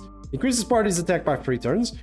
Increases own damage against demonic for 3 turns. Increases own damage against divine for 3 turns. Charges NP gauge by 30%. Yeah, this is good. I mean, divine enemies, there's a plethora of them. Demonic enemies, there's a good amount of them. And, well, NP charge and attack up. This is obviously good. It's a nice skill. And finally, Mana Burst Light. It's a 30% quick up for 3 turns.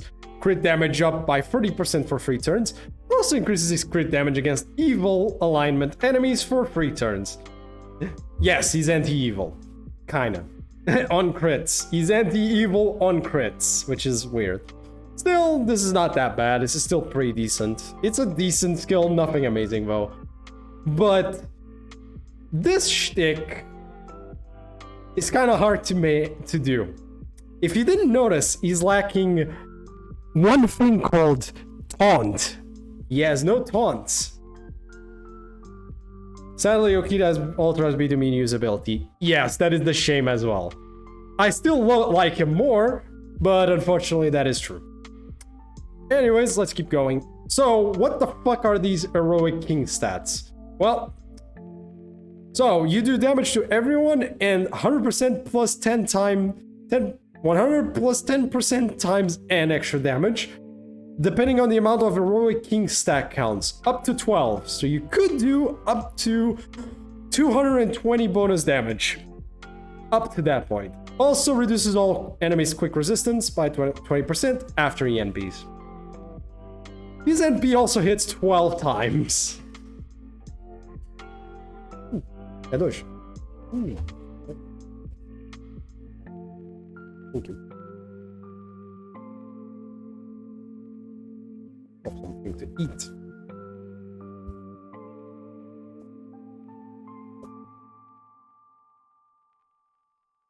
He's a good quick looper, not a top one, yeah. You do prefer Ricardo. Fair enough, man. Ricardo's awesome as well. Well, how good is he? As much as I hate saying this, he's good, but not amazing. He's like here. Like at the top of B, somewhere around here, right? Alright, he's not as good as these, or consistent as these, but he's like a B.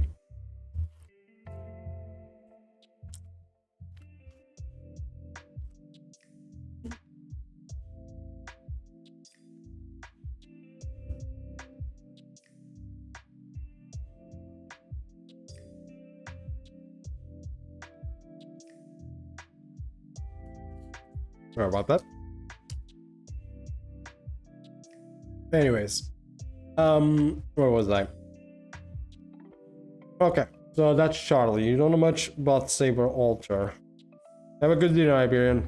Thank you. Okay, sorry. This is considering you only got her at NP1, buddy. Yes, if I consider her, she got NP5, she'd probably be up here. Or even, like, somewhere here or even here. If we consider you only got her at NP1, though... Yeah, sorry, man. Just somewhere around here. Also, this is not by order. She'd probably be up here, I guess. Yeah, you get the point.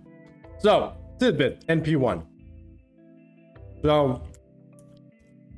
because that's the average that people would get. Depending NP level is not something good.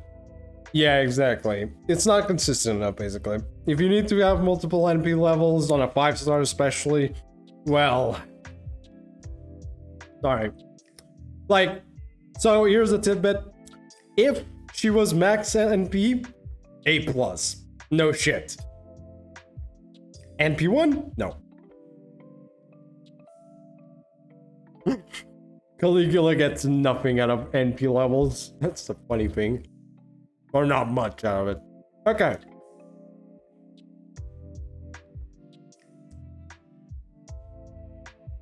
Kind of.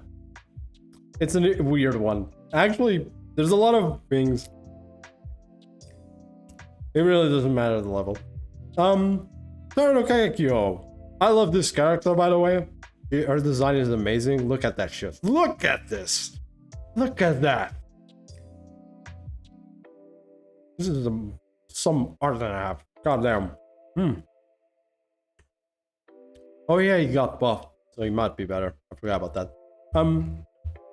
Okay, so what does she do? Also, welcome to the stream, Madman. Beloved Madman. Okay. Genji, accept your demise, A++. Increases on damage against Genji enemies. Okay. Just a tidbit of what the fuck a Genji is. These are the Genjis. If you're fighting any of these characters in specific, you hit like a motherfucking truck. Okay?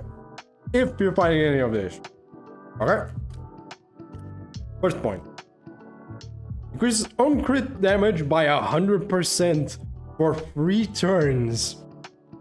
It's 100 crit damage bonus for 3 turns. That is a very good fucking crit damage up. Fucking hell. Yeah, I know. Charges own NP gauge by 30%. That's good, obviously. And reduces party's critical star absorption. So, not only does she have an MP charge, she also has one of the highest modifiers of crit damage I've probably seen on a skill. She also reduces everyone else's crit star absorption. Because she's an Avenger, this actually means that she might actually get the crit stars for herself. Yeah, issue with Avengers, they don't get a lot of crit stars usually. Their absorption is shit. So, this is amazing. The skill in itself is just nice. Second skill. I'll leave that one for last because that skill is interesting. Third skill, Mist of Azamaru. Grants self-evasion for 2 attacks 3 turns. Nothing amazing. That's fine. Increases own attack for 3 turns. This is good. Inflicts cursed with firearm damage for 3 turns to all enemies. This is okay. It's your survivability slash steroid skill. It's a weird one. You just pop this when you have it and be done with it. Basically, you pop this on cooldown and be done with it. You basically pop everything she has on cooldown. Also, 6 turn cooldown here, 6 turn cooldown here. Okay. I'm gonna put my thing upwards here. Okay, so Kagekyo never dies. EX. This is an interesting skill. So, she grants herself guts for 1 time 3 turns, revives with 3000, and it's stackable with other guts. Increases own insta-kill resistance, by the way, by 100% at max. And grants self on guts activate buff. When gut status is activated, grant self first for vengeance buff for 10 turns. Enable extra damage from Taruno Kagekyo's NP. Now, this seems okay. She must be interesting with Shong. She could be interesting with Shong, but you could also use her by herself. Now, the most important part of this skill is none of this shit. This is a gut skill, by the way.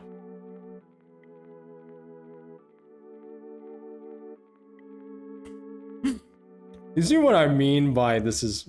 Yep. Yep.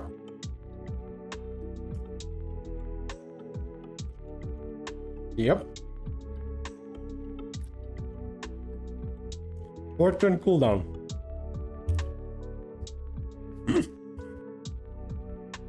Okay, amazing. Yep. So basically, there is a very high chance she ain't gonna die that easily. You can use her in a team or by herself. She is a very good solo. She's a very good solo character as well. She has evasion, she has guts on a really short cooldown. Yeah, exactly. Something like that. She'd be amazing. Yep. And she gets a bonus out of it as well. So, and she cannot be insta-killed either, so... She can't be insta-killed either, so she'd be really good for some challenge fights as well. Also really good solo servant, obviously. She has steroids out her ass, NP charge, crit damage, and this. Also Avenger passives. And her NP, well,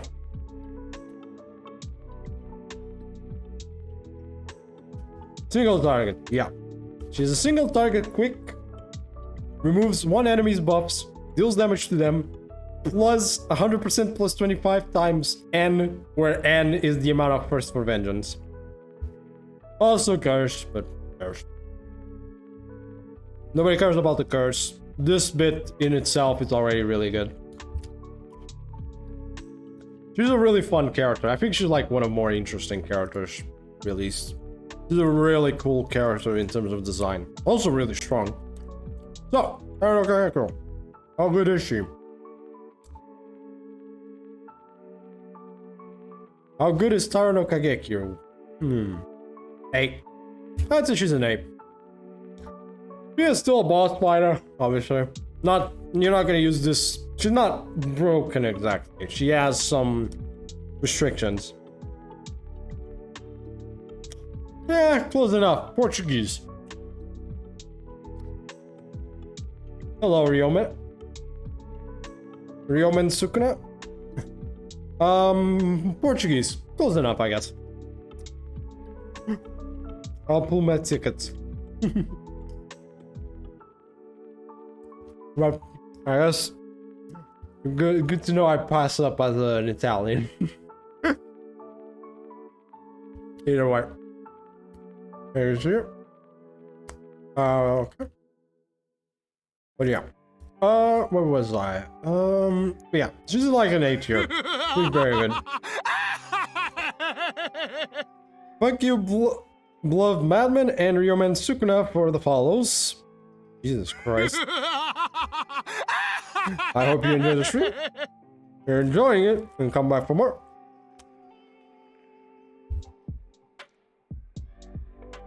Oh, yeah. You kind of notice after a while, yeah. There's some hints in how I speak, obviously. But yeah. Anyways, that's Taro no Kagekyo. Taro no Kagekyo is really good. I wouldn't say she's amazing. Obviously not. But she's still really good. Also one of the more fun kits. Oh, here we have Joe. Welcome to the stream, my man. Generally we're just going through some characters right now. And putting them in just a fortune cooldown and guts. That can be okay. It is. Weirdly enough, it is. Feel free to ask any questions you have about both the game or anything realistically. Any characters you want to learn more about. Any mechanics in the game you don't understand. Feel free to ask. You forgot. You would like a review of Niso Avenger. Okay. You know what? Let's do that. Why not?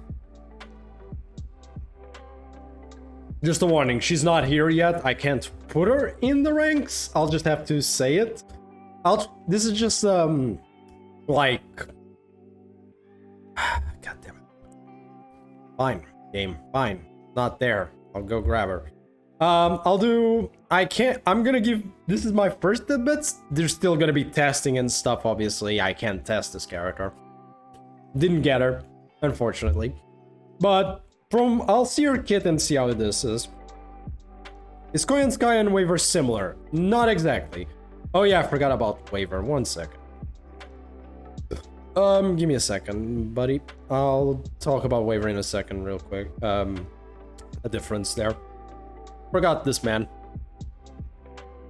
He's not as amazing as before, but still. I remember Langling itself, yeah. Who would you say better? Depends. Koyan was Buster, Waver. So better, Koyan Skya would be better. Really, if you have the Buster servants to serve what you need. If you have the other Buster servants to make use of her, then yes, Koyan Skya is better. Yeah. However, Waver is the quintessential universal support. He works with everything. He is not the best at anything, but he works with everything. You can use him in any team you want. That's the main thing that makes Waver good is you can put him in a team, he works, he helps, he's a great support, no matter what team you put him in. Yeah, I have NP3 Space Ishtar, so I'm trying to save for one of them. If you are going... Oh, you can do whatever you want. Well, that's the one character I can say you can do whatever you want. So, you have Space Ishtar. You actually have the one character. If you want to use it with her, you might as well go with... There's an SSR ticket, use that on Waver. Yes. So, Waver never gets a banner again, probably, but we do get a ticket. You just grab and move the ticket, and then you pull for Koyan Sky and you get both. So, you have Space Ishtar, which is the one character that has their NP is every single NP. Yep. And her second skill lets you choose what NP or NP is gonna be for 3 turns. Oberon and Koyanskaya. Koyanskaya first. Technically both, but Koyanskaya first. If I have to be...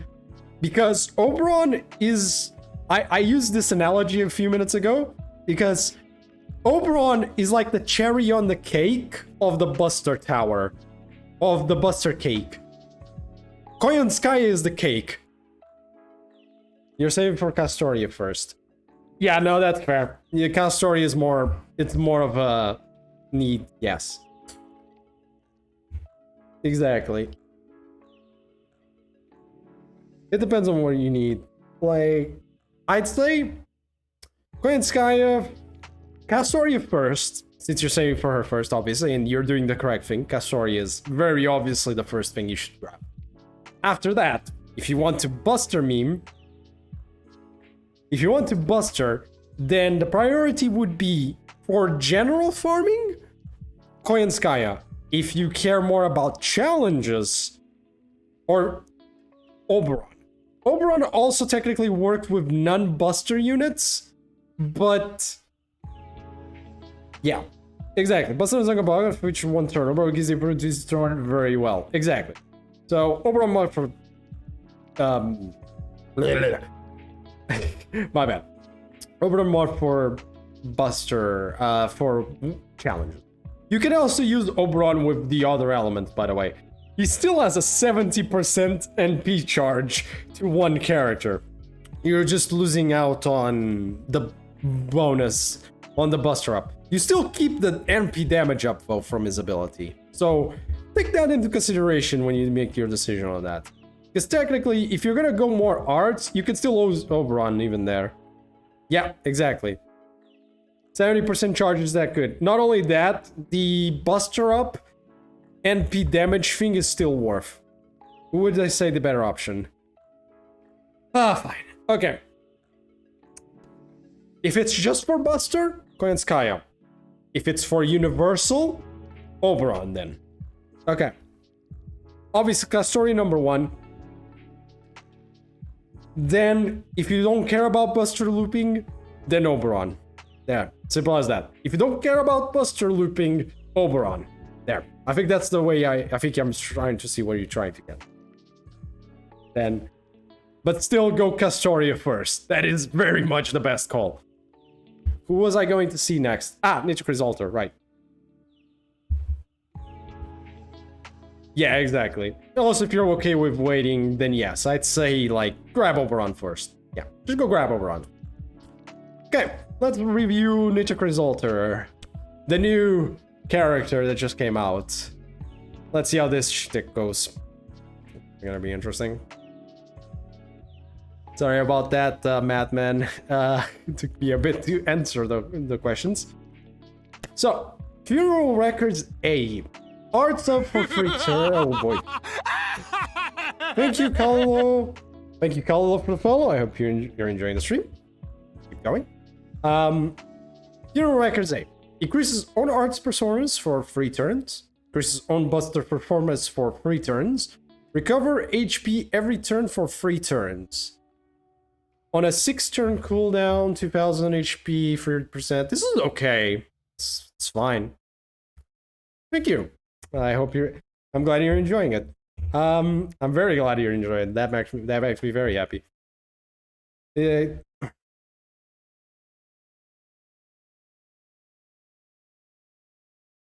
Yes, it's a good thing. Yes, that is actually good. That is actually good.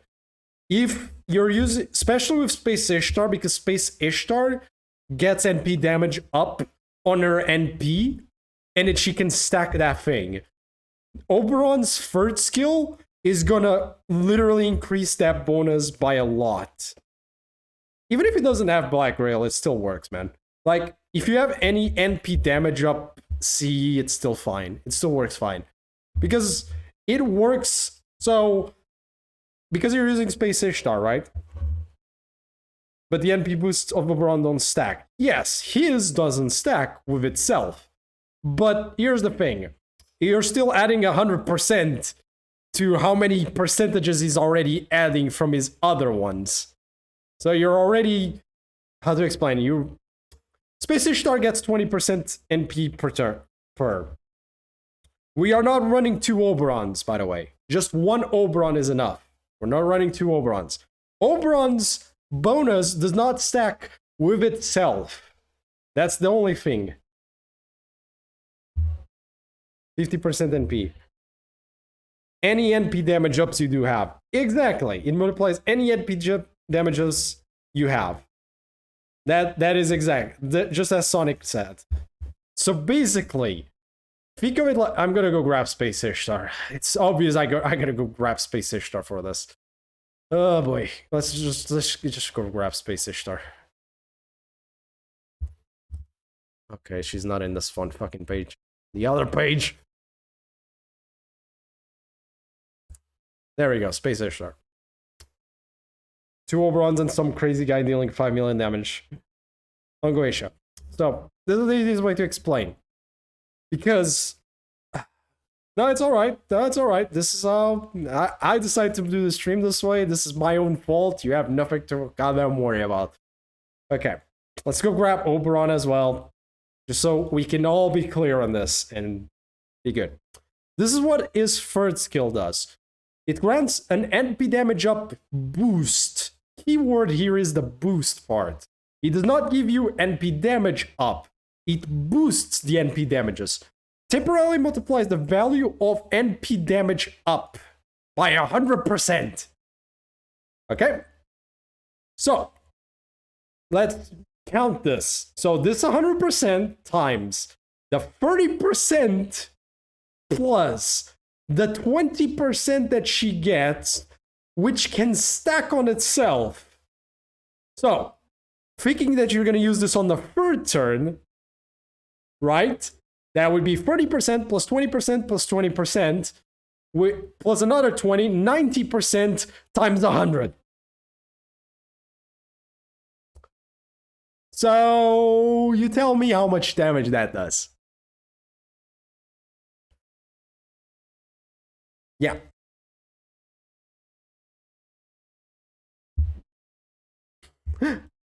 So yeah, this is the only reason this is even decently balanced is because after you do this shit, your character goes to hell. It's over. That character is unusable permanently. You cannot use that character anymore. So yeah, there you go. As you see, it's a lot. But it's very good. This ability is ridiculously stupid. Back to Nitocris. Okay, now we're back to Nitocris. Good. Back to reviewing Nitocris. 40%, 30%, 2000 HP per turn, 6 turn cooldown. This is... It's okay. Not a bad skill, but it's nothing amazing. I've seen this skill on so many characters that it's like, it's fine. Okay, this is an okay skill. Oh yeah, those get multiplied as well. That is true. Yeah, this is why NP damage Cs are great with him. Because it accounts for those as well. Actually, I'm pretty sure it's also on the webpage there.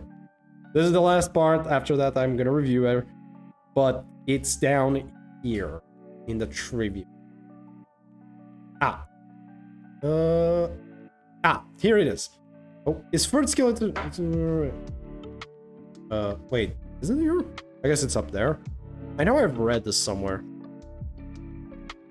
Okay, the only thing is I remember it counts for it, but I do know it counts. I thought it was there.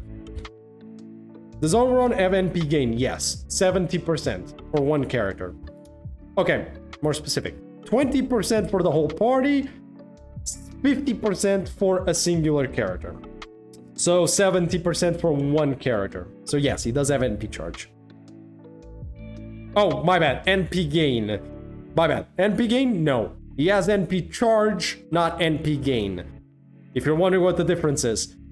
NP charge is he just flat out gives you the charge. So in this case would give you 20% here, see? So you'd go from 0% to 20%. NP gain is a percentage modifier that alters the NP charge on attack. So if you have this modifier, then you basically would get the other modifier in addition, not in addition, but in multiplication to this, and yeah, there's a difference. But he technically doesn't have NP gain. This is NP charge, and NP gain is, I'm checking if she, okay, he doesn't have one. Oh, god damn it. Does Muramasa have one? Yeah, I think Muramasa, does Muramasa have NP gain on something? No, god damn it, Muramasa. Where's Castori when I need it? Okay, there she is. Good. Yeah, a real hard question for you, oh god. And then NP generation rate is what we consider NP gain, which is this modifier here, which this doesn't give you charge immediately. It's like, yeah, Castori has no gain NP. Yeah, it's then I think I meant NP generation. Who charges the most with a single arts crit?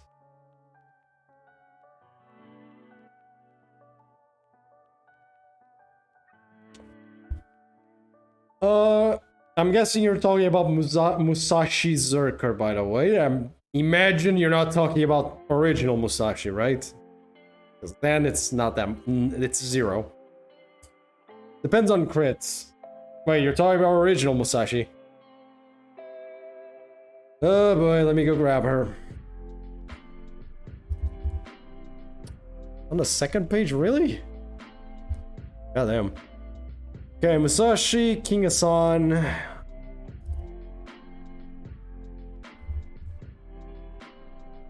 Is he actually on the third page? Oh, he's called the Old Man of the Mountain. And Mash, third skill. Musashi first skill, okay, I forgot. Okay, you're considering you using the arts cards with this. Yeah, okay.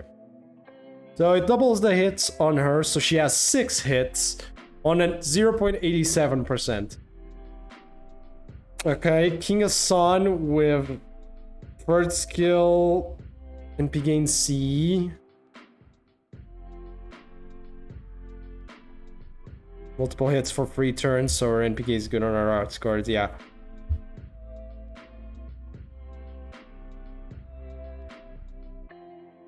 $20 from a pen, I'm missing 30. Oh, 30% charge. Unless the character itself has a charge, like, I wouldn't worry too much about that. Like, you shouldn't worry too much about it if you're gonna use it with Space Ishtar, who has a 50% NP charge. She has a 50% NP charge. You don't have to worry about it, believe me. Oberon has a 20% plus 50. I mean, he has 70%, so... I mean, he does have 70. Don't forget, he has this. So... He has 70. So you don't need to worry about it. You have charge for days. One crit artsy. Probably still Mash. You don't know how stupid that one is. Like, Mash on one art crit can probably get an overcharger NP fully. Like, I'm sorry, it's... Like, the reason I even say still Mash is just because, yeah, she only hit twice, but... My man, that's 400%. Like, that is 400%. This is a very hard question, by the way. Also, it's probably not King Asan. That is 400% bonus. It's definitely not King Asan. It would be between Miyamoto Musashi and Mash. But that is 400%. Like, come on, man. You're probably not beating this on an arts attack crit. Like, she gets her whole charge back on one, probably. Just with one attack. She wins, very obviously. Anyways. Okay, let's stop getting sidetracked. That's it. Doing the shtick. Okay. Nitocris Altar, first skill.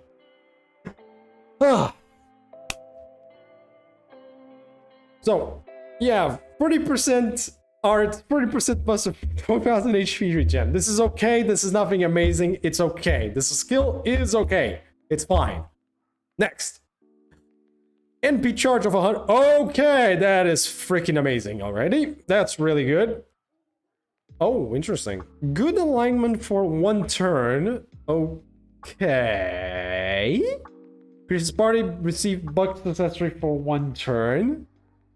Okay, that's good utility. Inflicts all enemies with evil alignment for one turn. Okay. Reduces all enemies receive buff success rate for one turn. Okay, I've never seen that one. That's a new one.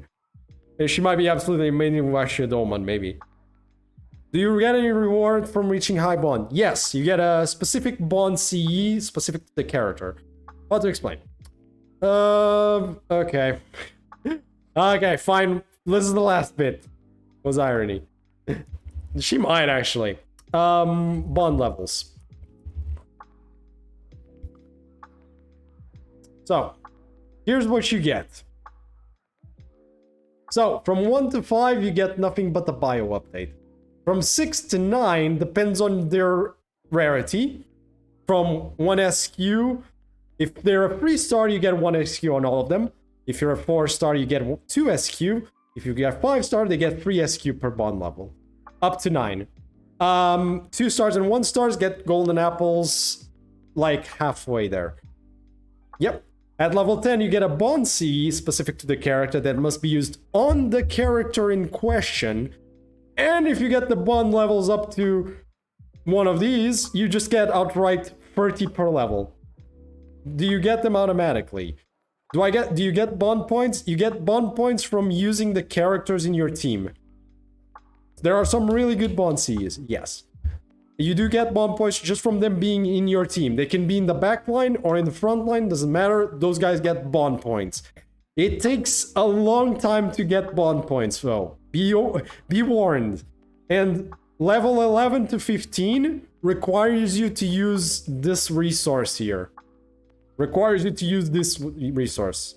No, like worse. Oh, yeah, you just get them, yes. Do you get the quartz? Yeah, it just goes to your quartz immediately. Like, you just immediately get them. Yeah. Just get them to this level, you get the quartz. Congratulations, that's it. Yeah, those are 3 of them. Heracles is probably the best bond C in the game. I don't think you have to fucking doubt that one. Okay. Back to this. This is an interesting skill. 7-turn cooldown, though. That's a high cooldown. I don't know if this is... Depends on her kit. We're gonna see the rest of her kit before I say anything else about this ability. 30 sounds nice. Yes, it is. Yep, but don't forget, you need the resource for that. Yeah, we'll check her NP. Calm down. 3rd skill. Breeze during the night of the desert. Increases party's arts performance. Okay. Not as bad anymore since she technically has a 50% arts buff for herself. Okay. So buff success rate affects her 3rd skill. Oh boy. Okay. 40% 60% chance to grant division to all allies with good alignment. Which she gives to everyone. Okay.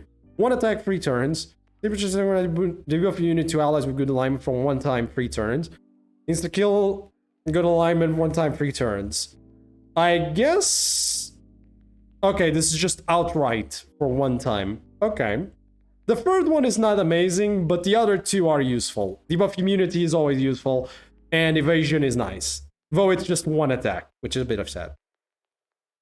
Pop to make use of the 3rd skill herself. Yes, that is the... I mean, you could just use it for the arts. You still get the arts independently. And it's on a 5-turn cooldown, actually, so...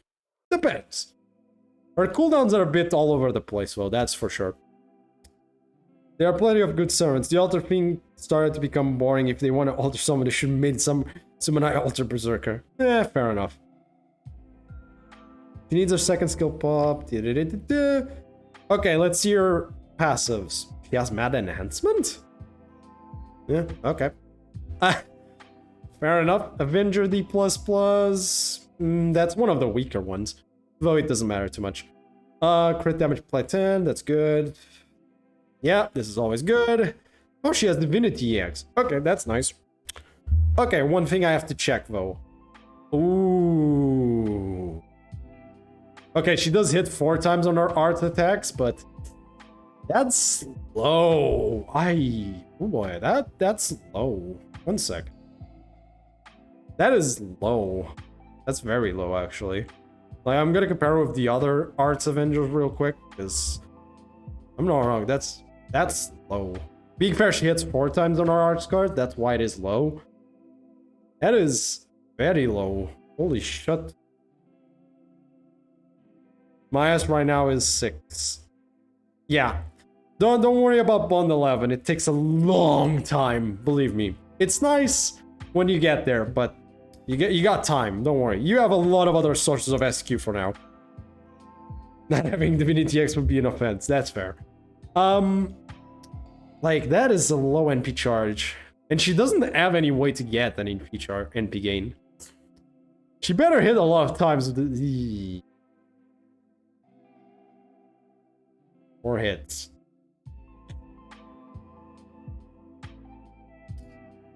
Four hits. She's gonna have a little bit of... Oh boy. Yeah, that's true.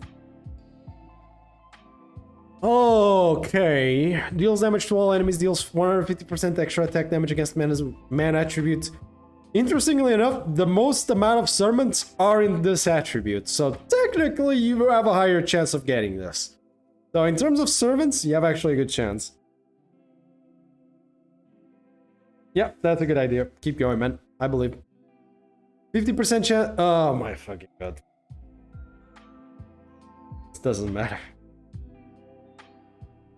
I guess it does trigger after the damage, thankfully. Thankfully, this triggers after the damage. Thank the lords. But increases open damage for 1 turn.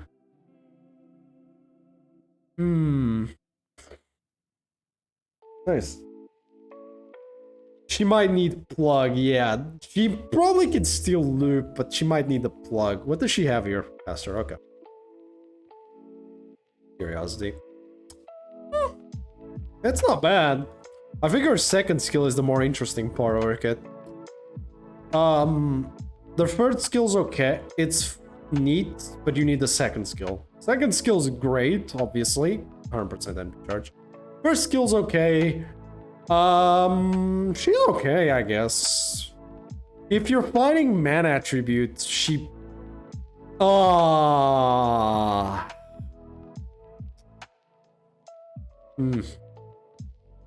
I'm sorry to say to everyone that doing this, but she's not better than Space Ishtar. Space Ishtar still better. Sorry. She's chaotic evil herself. Yes, but don't forget she changes. Yes, I know it works on herself. It's fucking hilarious. She also changes herself to good. I know. It's funny. It's hilarious. I know she can needs to kill herself, but she's an Avenger. Like, if you remember, her death rate is very low. She's got a very low death rate anyways. Doesn't matter. You know insta-kill doesn't matter half the time, man. You're gonna need that Super Orion to carry your... for that. You can use your Ariel, though. If you want to do it without someone else's, you can use your Ariel. It works. Or Gawain. Or Mr. Gawain. I like insta-kill. Yeah, sorry to say. Who will you roll for in the future? Hey, Lethal Sign. Taro no Kagekyo. Literally tomorrow. He's very funny when using Shiki Saber. I believe you. Okay, so what I have to say is this. Okay, I'm just gonna do something real quick. Where is she? Because I need my control stick. Where is Space Ishtar? Where the fuck is Space Ishtar when I need her? Thank you, Jack Stain, for the follow. I hope you're enjoying your stream. The stream. Oh my god, where the hell is Space Ishtar?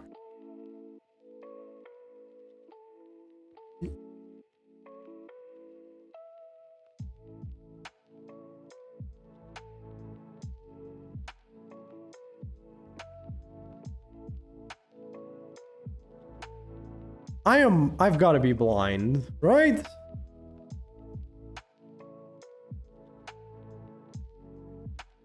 Ah, found her. Fuck's sake. Thank you. Okay, so Space Ishtar is gonna be my. I don't have the I don't have the image for Nit Grizzalter, so you're just gonna have to hear by what I say. So Space Ishtar is an A+, by the way. There's no denying this woman is bullshitly good as an Avenger. Okay, that's an A+. No questions asked. Space Ishtar is bullshit. Like, this character is ridiculously good. Like, generally just extremely versatile, easy to loop, and does a lot of damage. Just no. Is his power tier. This is actually general power tier. So this is actual power tier, not what I like. You like the Archer one more. Believe me, this is more usable, but that's fair. I prefer Space Ishtar personally more, but Space Ishtar is an A+. This is like a B+. I'm sorry to say, she has animation-wise and design-wise, this character is like EX. Like, goddamn, she has some of the best designs. Look at this shit. Look at it. She looks amazing. If you go check a video of her attacks, look at this. She looks so good. EX. Design and other things, EX. Who's the girl behind Summary Buki? Oh, that's Kaha. It's Scotty. That's Summer Scotty. That's Summer Scotty. Mainly because Quick really needs Quick support. Really needs their support. She's not exactly comparable to these guys, but it's more of a case of you kind of need the Quick support. Literally. So yeah, that's Summer Scotty if you're wondering who that is. Scotty's over here. That's for Quick. But yeah. She is... Okay, anyways, Nit Grizzalter. EX design. No questions. Animations. Everything. EX. Kit. Like a B++. She's like around here. She's like around here. She gets the benefit she's an Avenger with arts. Oh no, definitely. Like, for looks alone, she's EX. She's amazing. Let's see for in the same tier as freaking Arqueen. Is she that bad? We're considering NP1. If you somehow get her higher NP levels, she's up here. Also, Siegfried's pretty good these days, by the way. Though I might have overtuned them. Also, he's a 4-star. I'm giving them the break. They're a 4-star a bit. I'm giving them more of a break that they're a 4-star. You never judge 5 stars and 4 stars in the same list. This is why you don't judge 4 stars and 5 stars in the same list. Because issues arise. But, like, at doing his job, you're generally gonna get more use out of him than you're gonna get use out of her. She just wants NP levels. Oh, NA is bad, but you might want to see this. Give me a second. He gets better. That's why. We're considering the JP version.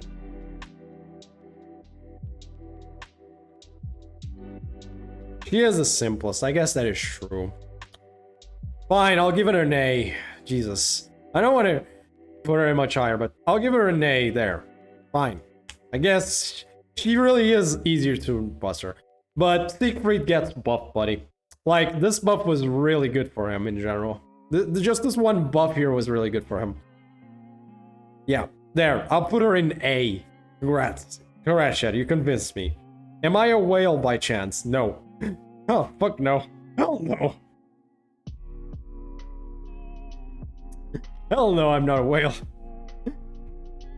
Consider NP2. Fine. even if, fine, if I consider her NP2, I'll give her an A. Space Ishtar's still better. Oh, yeah. Right, sorry. On JP. His star gen is worse than crap. It doesn't matter. Like, buddy, you don't care about star gen with this man. Like, you don't care. Besides, we're considering this on JP. How good is Mordred? Okay, I'll talk about Mordred in a second. Let me just finish my point. Nitocris Alter is like a B+. Unfortunately, compared to a lot of the other characters, she's very okay.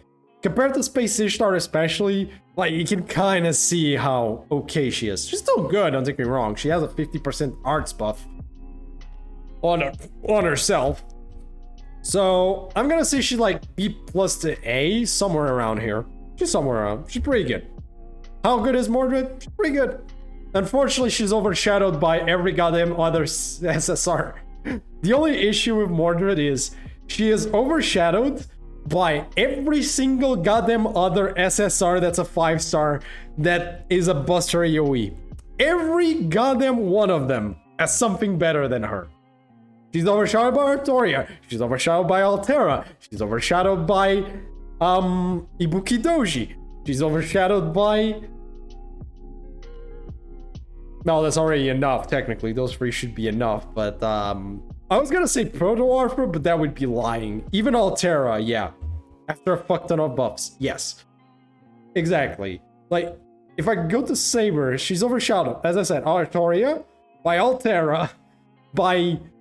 where was... Ibuki Doji, I remember saying that already.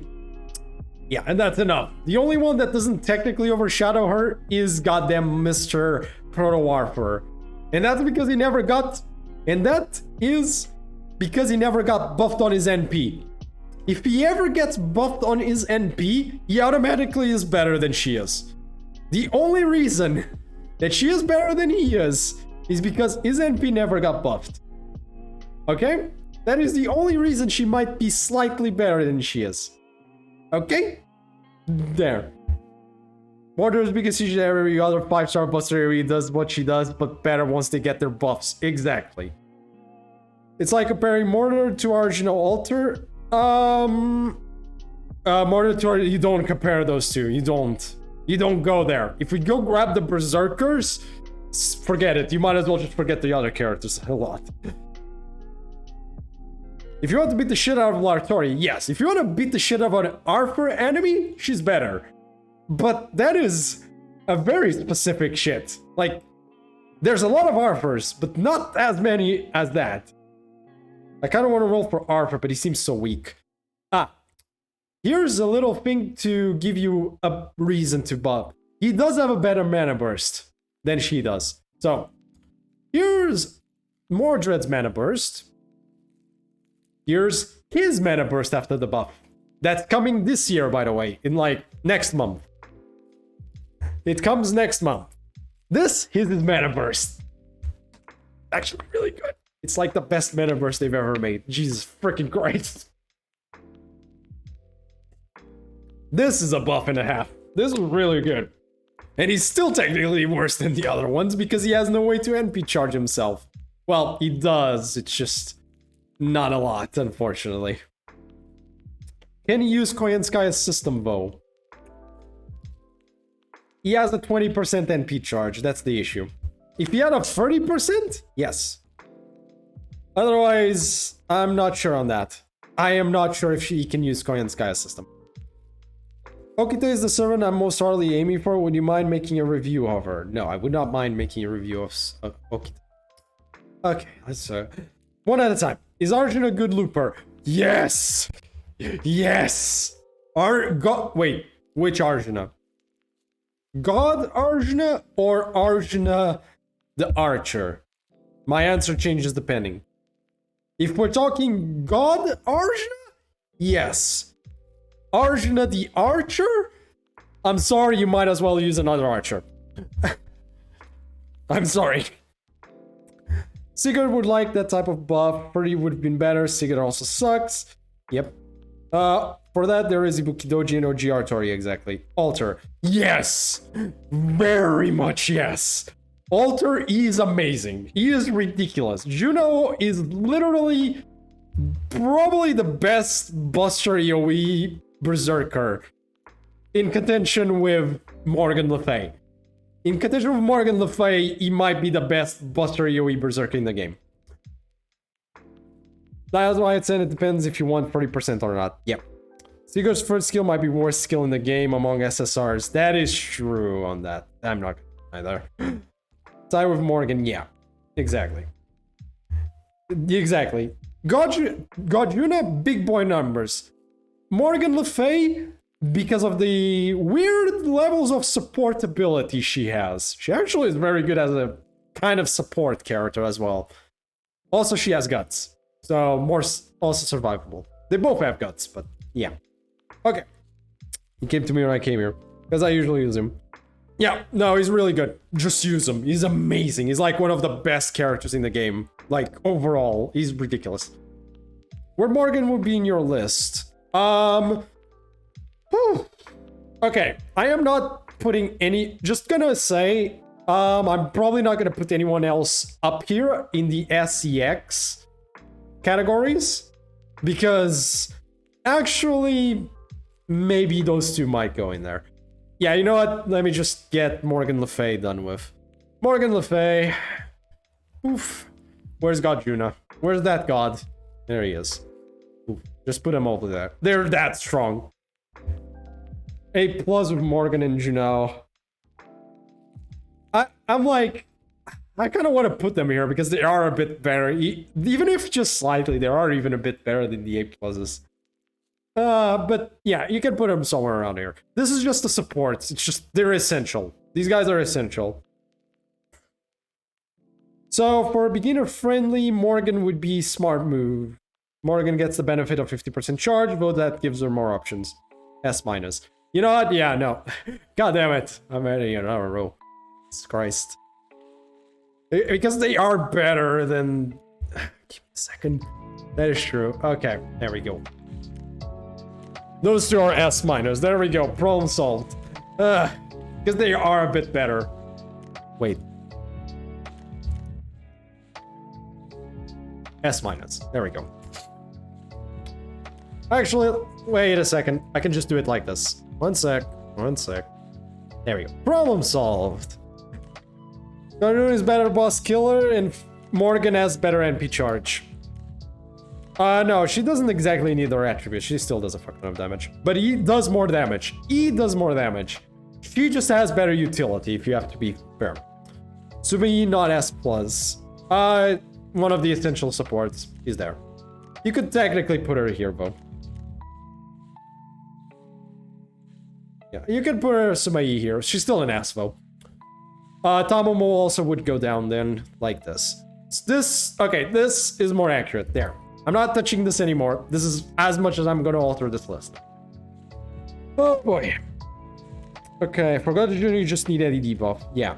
Fire Morgan is kind of weak in P1. What about Summary Buki? Bullshit. Silly strong. This is the... There's a reason we call... She's basically the cheat button. She's that broken that she's like a cheat button. Most DPS are better at enemy 2, yes. She does good damage at NP1, NP2 is optimal. NP2 is just optimal for every DPS. If we go by that, every DPS is better with NP2. Point. Okay, my bad. Raven, you asked me to review someone. I'm going up in the... Okita. Which Okita? She still has her... Look, she's still a good support. That's the thing. But she gets completely overshadowed by Castoria. Okay, which Saber version? Okay. Let's go grab her. Like one of the first characters. She was like a more early character. Oh, whoops. There we go. If you're using Overrun, you could get more than enough damage. I'm good at NP1. I prefer currency over quality. Okay, that is still better than lots of Sabers. Yeah, that is true. Some Sabers, she definitely is. My bad. Is it only one turn? Okay. Can Space Ishtar do 90++ at NP3? Oh, Sonic answered that. Okay, I'll let Sonic answer that one, but pretty much. 90++ are interesting, bro. Though, aren't 90++ like single target monsters? Ugh. Depends on the enemy classes. Yeah, that's more accurate. Say Iberian is right on that. Okay. Shukuchi, B+. 50% quick up. On attack, activate buff. When normal attacking activates first. Okay. This is a weird buff. That's a weird buff. Yes, that's what you do. You use the attacks first and the NP last, which is weird. You usually you do the NP first and then the attacks. So this is a weird one where you attack first and then NP because it doesn't trigger on NP. That's still a lot, yeah. Tamocaster used the NP in the end also. Yeah, also Tamo also uses the NP at the end. That is true. At the end of you using everyone else's NPs, which is the funny thing. Anyways. Purel's Playdate. 30% NP charge, 50% crit for 1 turn, absorption for a turn. Okay. That's okay. That's fine. It's an NP charge. I ain't gonna complain. Grant self-evasion for 1 turn, more crit damage for 3 turns. Ah, this is for 3 turns. Okay, that's actually not bad. Bazette. Okay, I'll review Bazette in a minute. Finally, your NP is deal damage that ignores defense, reduce their defense for 3 turns by... Holy shit, that's a good defense down. That's a good defense down. That is a very good defense down on overcharge. Holy shit, macarons. That's pretty fucking good. Shame it doesn't apply first, but still not bad. I'd say it is in need maybe of an NP buff just for the damage. Because these days, like, everyone has an NP buff for the damage. Also, I have to consider that she's a quick servant. So, unfortunately, she's not going to be as good as Buster or Hard servants usually. I have to tone it down because quick servants just suffer these days, unfortunately. I hate it as well, don't worry. First skill's weird, but you can make use of it. I feel like she's like a 1-turn monster. She's like a 1-turn, you do big damage thingy kind of magic. She's like a 1-turn machine. You do your burst for 1 turn, you're done. I mean, you technically still have these crits, but you get the... Okita, where is she? There she is. Okay. She's fine. She's not this good. She's not Tyra no Kagekyo good, you know? She's not Tyra no Kagekyo good. 7 more months for quick meta. Because they technically told us that we're getting... Quick is gonna be meta next anniversary, basically. So yeah, 7 more months. That's what he means. They're gonna make quick meta a thing. Like, she's not as good as Tyra no Kagekyo, if you didn't already get the point. Her evasion's fine. She has a turn of evasion, which is good. Second skill is good, fine. She has an NP charge. And obviously first skill is okay. It's like, she's okay. She's good. Like, she's like B+. Maybe B. She's like somewhere around here. The issue is she's a quick servant. In the end, I can't give too much for quick servants unless their kits are just over-bloated as hell. Her kit is not over-bloated. It is in the 1 turn you get to use her kit, she deals a lot of damage. On 1 turn, that's the issue. For the rest of the turns, there's better options. Plus, yeah, you know, it's a quick servant, so good luck getting any kind of looping going on. Single target on that format, but hey. Okay, calm down. So with that, I think I'm gonna leave her on B. She's like Charlie, she's like, it's a bit age. Age kind of doesn't help her case, but she's still good, don't get me wrong. B is still good, fine, you can use it. Does it have Brave Chain and quick card updates? Not yet. We're gonna get those later. We don't have those yet. Even with those actually with those updates, she might go up this. It's hard to say. That's the thing, yeah, she is better than Uchiwa Kamaru, though. It's a weird thing, it's like, yeah, Ushi was too high. Ushi's too high, that's my bad. Okay, that's about right. Like that.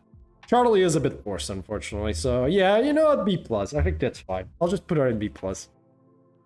I think that's a fine place. She's not as good as Tyra no Kagekyo, for example, but she is better than Ushi and stuff, so yeah, she's good. She's fine. She's good. B+ is good, so let it be. Okay, so I remember someone asked about the characters. I'll get to Lenling after I do the next one. Can you review Sigurd, show how bad he is? Perhaps people might protest for better buffs. Okay, so I'm going by order. Okay, so I'm gonna count yours, the Langling, now. So first is Bazette, then it's Sigurd, then Langling. Oh boy, let's go. Okay, so Bazette's first. Oh boy, that's a weird one. Okay, never used Bazette. I never used Bazette. Okay, I'm just gonna warn you there. I don't have her. Nor on GP. I don't have her on GP. So I'm gonna review this as best as I can. Okay, first off, quick up, buster up for 3 turns 40%, crit damage 40%, increases damage against casters for 3 turns. I wish this was just effective damage against casters. Why? Oh wait, she's an alter ego. Okay, that's good actually. I take it back. Take it back. She's an alter ego. We're good. I have Sigurd and I don't think I remember using him. I'm not surprised. Okay, skill's good. This skill's fine. This is good. It's actually better than it's better than an Ichikri's altar. That's better than an Ichikri's altar skill, actually. It's kind of funny. This is better than an Ichikri's altar skill. Huh. Good luck with the QP. That's a pain for everyone. Check her passives. Do remember that. Oh, thank you. Okay. As I said, I have sabers enough to make Mysterious Armor go crazy. Okay. Oh boy. Magic resistance, riding, divinity. God's older traditioner carrier EX. Extends offensive buff expiration timing on itself from the end of player turn to the end of enemy turn. I guess this has something to do with our NP then. We get there when we get there. 50% NP charge, crit star absorption, crit star damage for 1 turn. This is good. Like, it's an MP charge. Okay, it's an MP charge. She absorbs. She does a lot of damage that 1 turn. Damage. And third skill.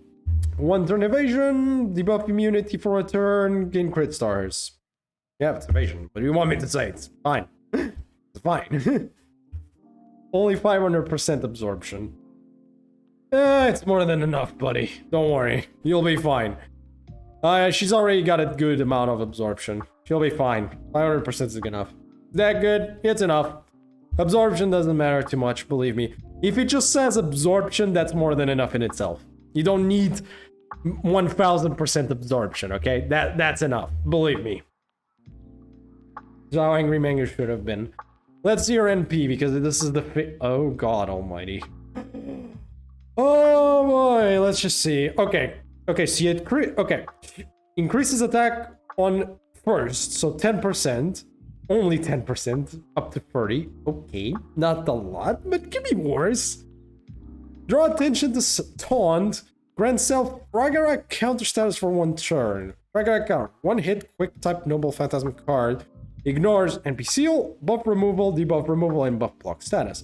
Deals damage to 1 enemy when taking attack or becoming target of active skills by them except some special actions. If the enemy has breakages, the counter attack cannot break it and 1 HP remains.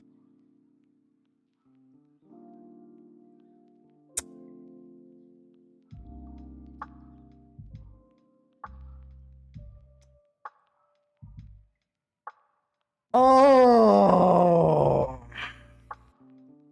that was almost really good. I was this close to saying this actually seems really good. And then they ruin it. This little line. That one line. This one line ruins everything. I'm sorry to say, I would like to say no, but this one line ruins it immediately. Just why? Why? This is RNG, but you need RNG for that, yeah. She's a good counter for guts challenges, yes.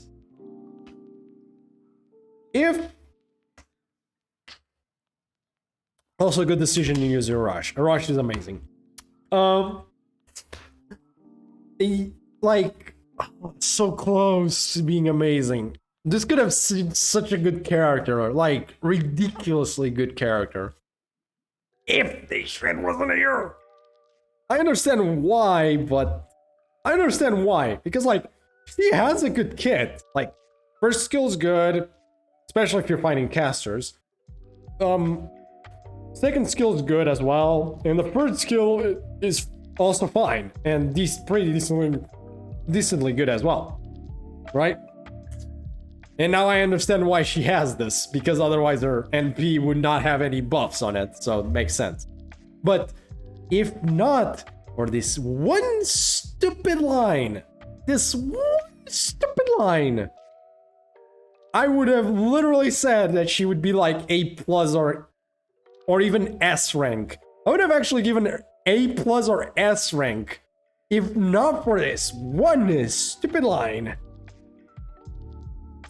She's still good, don't get me wrong. Like, you can still use it for like characters with 1,000,001 guts challenge quests, and she's quick. Yeah. E+ waifu. Bro. So if not for that one line, I would have given her an A+. I really would. I'm like, all A+, if not S.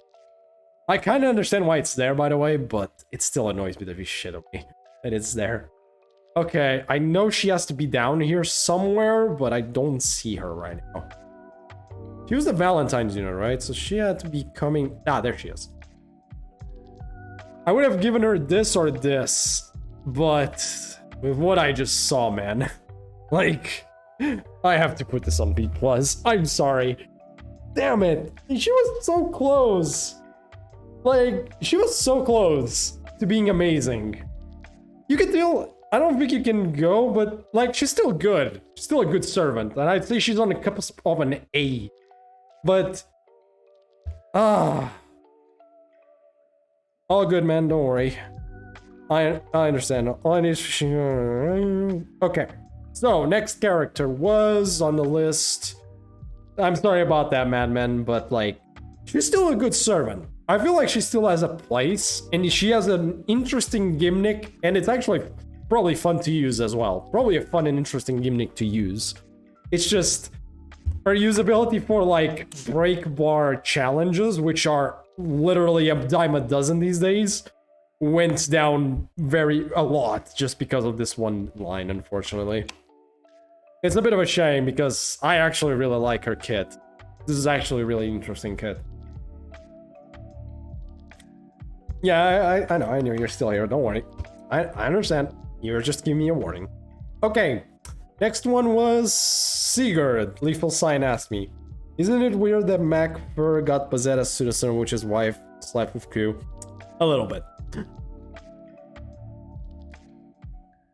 Remember, what if I use her with some curse, burn, or poison support? Why would you? I guess you could do that, yeah. You could go that way. But it's like... think of it like this.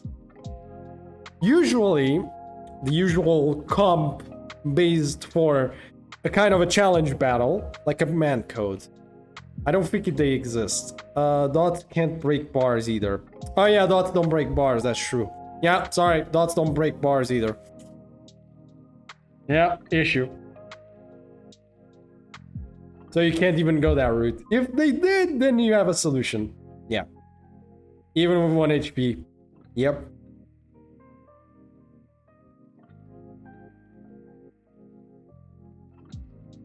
Yeah, Guts you can proc, but yeah. She attacks 2 turns. Yeah, I know she still attacks normally, but it's like... I guess there is a use. It's still annoying that she can break on NP, though. Like... Oh yeah, she's not stunned! Oh my god, god damn it, Angramanyu. Wait a second, you got a point there. Wait a second. Oh yeah, she ain't stunned!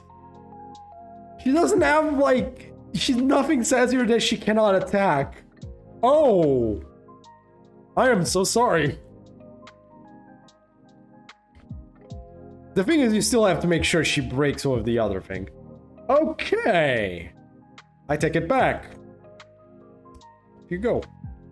I'm still not giving her the A+, but up you go. I'm sorry. That is actually a good point. Sorry. This is... Angramanyu did this to me. This is the fault of Angramanyu, by the way. Because this piece of shit... This stupid piece of shit, which also has a technical counter one. This piece of shit here...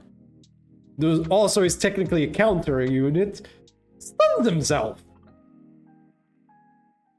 Okay, this shit that's waiting is a stun. So, because of this piece of shit, I actually got confused there.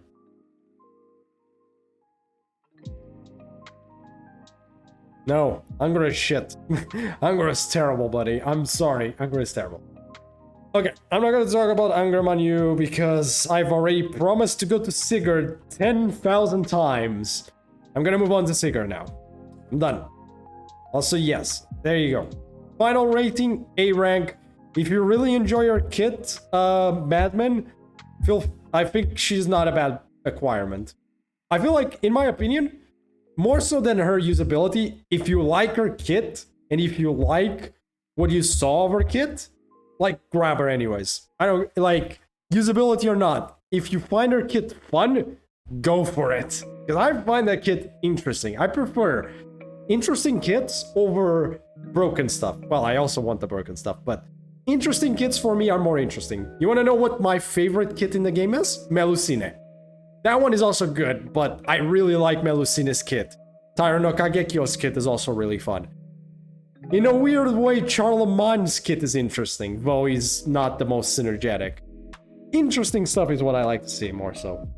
You could say that for every servant. Yeah, you could. That's true. Again, if you like. But from my review, she's like an A, basically. But only for boss battles. He doesn't farm for shit. You don't farm for shit. You can't farm with this character. I'm pretty fucking sure on that one. You like Barghest generic. Exactly. Like, use them wherever you wish. Okay, Sigurd. Oh boy, let's get to this. I'm gonna need, yeah, that's been ages, like, for ever since her release, 50 stars a turn. Critical damage for free attacks, free turns, 100%.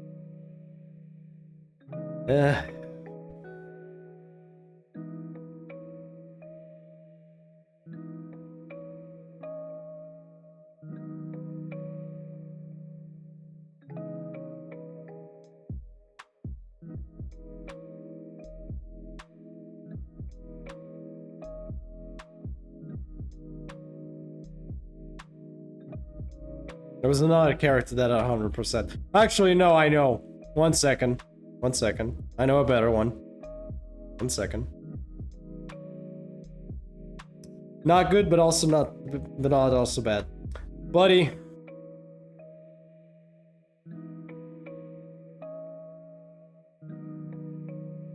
Yeah, also being fair, though, it is easy to get crit stars in JP these days, so yeah. So this is not too terrible, but compared to this, Jesus Christ. Being fair, it is on a lower cooldown, so, but still, free attacks is a bit sad. There's also Ibaraki, she does 100%, yeah, pretty bad. This is on a 5-star servant, people. Let's not forget, this is a 5-star servant. This better be good shit. Okay, this got buffed.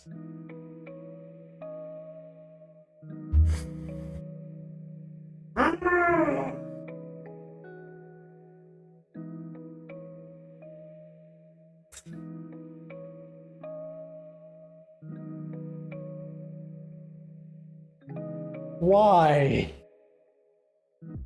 You couldn't even go to the trouble of at least giving his guts stackable? At least, you could have at least made the guts stackable in the process if you're gonna just do this shit.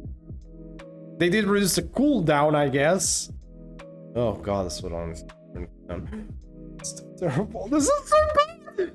Like, I literally can just... Like, what is this shit? Like, okay, I'm not even going to that one. I'm just gonna grab... Where is she? Where is that freaking goddamn Titoria? Where's the goddamn Titoria? Just this. If I just go grab her. She also got buff on her mana burst, by the way. Which, being fair, this is still, like, look. Even this shit's better than this. What is this crap? This is not even that great of a buff that she got, but it's still on a lower cooldown than this crap. What is this? You're gonna use this on the one turn you have the buster cards anyways, who gives a fuck?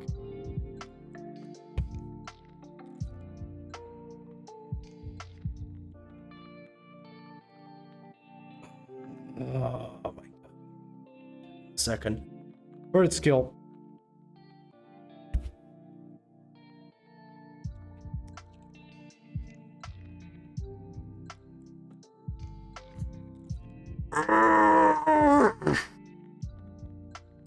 You are awful.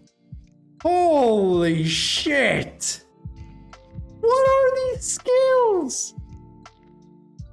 Oh great, you deal extra damage to dragons. Woo! Great, amazing. The fuck is this dude? This piece of crap. Where are you? Where is this piece of shit? Where is he? Where the fuck is this piece of shit? Like, where is this man? I'm sorry. This is sad.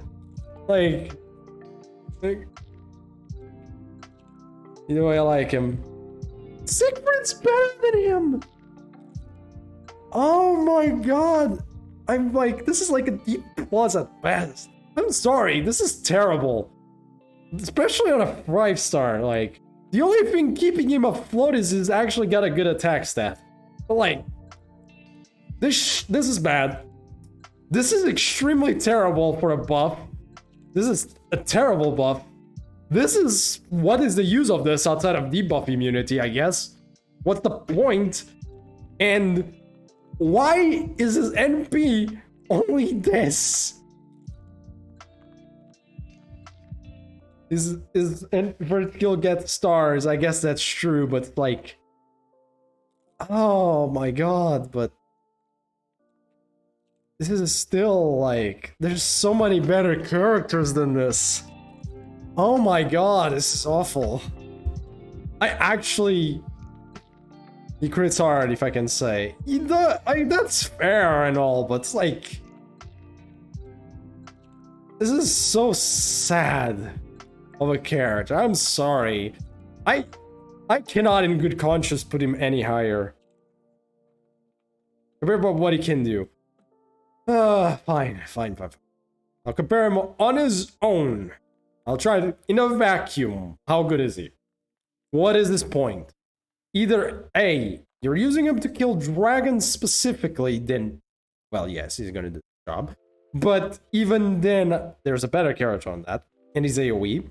But then that's not the point. This is obviously a single target character, which means this is a challenge quest character, right? So, this is against dragons. Yeah. Even if I consider him in a vacuum, the best I can do is that he could possibly do some damage. Even if I go, this is the best I can give him.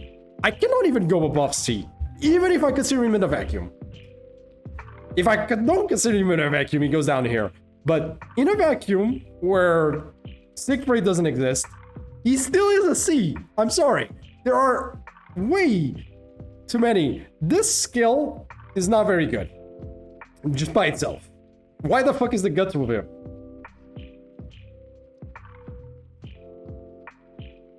Yeah, he can do something. The something is you kill dragons and you do crits for 1 turn the next turn. That's it. You have a 2-turn power boost. There's another character like that is also a 1-turn machine, which is called Yagyu Munenori, by the way. He's an art one as well. But even that man has better skills. Like, the problem is, his main issue, actual main issue, is this is the only buff for damage he has. Yagyu is the case. Exactly. You can do 2 turns. Exactly. But, like, you get 1 turn. Okay. I'm gonna chill. Give me a second. Oh boy. I'm getting a little... Sorry. I'll try to speak calmly now. Okay. Let's get to it. This will be my final answer. The problem is, he does have a lot of attack, and he does have crits. And he can get crit stars. It's not even that hard to get crit stars these days. So him getting crits is not even a problem. But this is considering JP, by the way. If you consider JP, this skill is even less useful because you already are going to get crit stars. It doesn't matter. Like, JP gets crit stars like it's freaking raining crit stars on a daily basis. Like, this skill might as well not even have the first line because of that. This is basically you give someone debuff immunity for a turn. Which in itself isn't terrible, but it's not a lot. And a lot of other characters have this with other effects that are better than crit star generation. Okay? That's my this skill is still terrible. Like, very much so. This is bad because it is his only buff steroid skill. And avoid being stunned. That's fine, but it's, again, as I said, like, it's super easy to get crit stars anyways. But fair. I guess it is a mini use. But it's still a bad skill. That point does not go away. This skill is not even that great. It is a mana burst, quote unquote. For free stacks, you can always use Mystic Code, that's true. Chris' own buster performance for free time, free turns. Which, fair, I guess. You could save it for your buster attacks if you don't get a full chain. But you usually want to do this with a full chain, and it includes using your NP. So, you're gonna miss out on this buster buff for the turn you're gonna use your crit stars. Which is a bit of an issue. Also, his guts is not the best. Yeah, I don't care. Yeah. And his first skill... I'm sorry, but, he just... This is too little. Like, there's nothing here. Like, fair enough, it's 100% bonus crit, and he will do an extra turn, but... I'll give him a C at best. Like, I am still not putting him in above this. Like, he's... I'm sorry. He enters, you're done. That's true. But yeah, like... it's just kind of sad. Like, his skills just make me sad. Anyways, who is next? I am tired of him already. I am already tired of Sigurd. Lenling, right. Lenling's next. I remember. Consider Lenling. How would you buff him? How would I buff him? Huh, that's a good freaking question I didn't think about. Let's see. Let's go to Sigurd. Where is he? After this, I am done with this man, by the way. I am outright done. If I was the one buffing Sigurd... Okay. The thing is, this skill is so weird, I don't even know what I would do with it. First off, just... This skill's simple. Even if I don't want to just break him. Sid has a better third skill. I see your disgust. Yeah. This, 2 things. Simple. You see this free attack thingy? Just... cut this shit up. Get rid of the free attack. Just get rid of that little bit of the line. and absorb for 3 turns. Then you can guarantee your crit stars, and you have 3 turns of 100% crit damage. So you're on par of Tara no Kagekyo, at the very least, with this department. That already by itself would probably be enough to do this. Next, here, well, this is just sad. For a 6 turn cooldown, okay, I wouldn't even complain about this skill that much. 100%.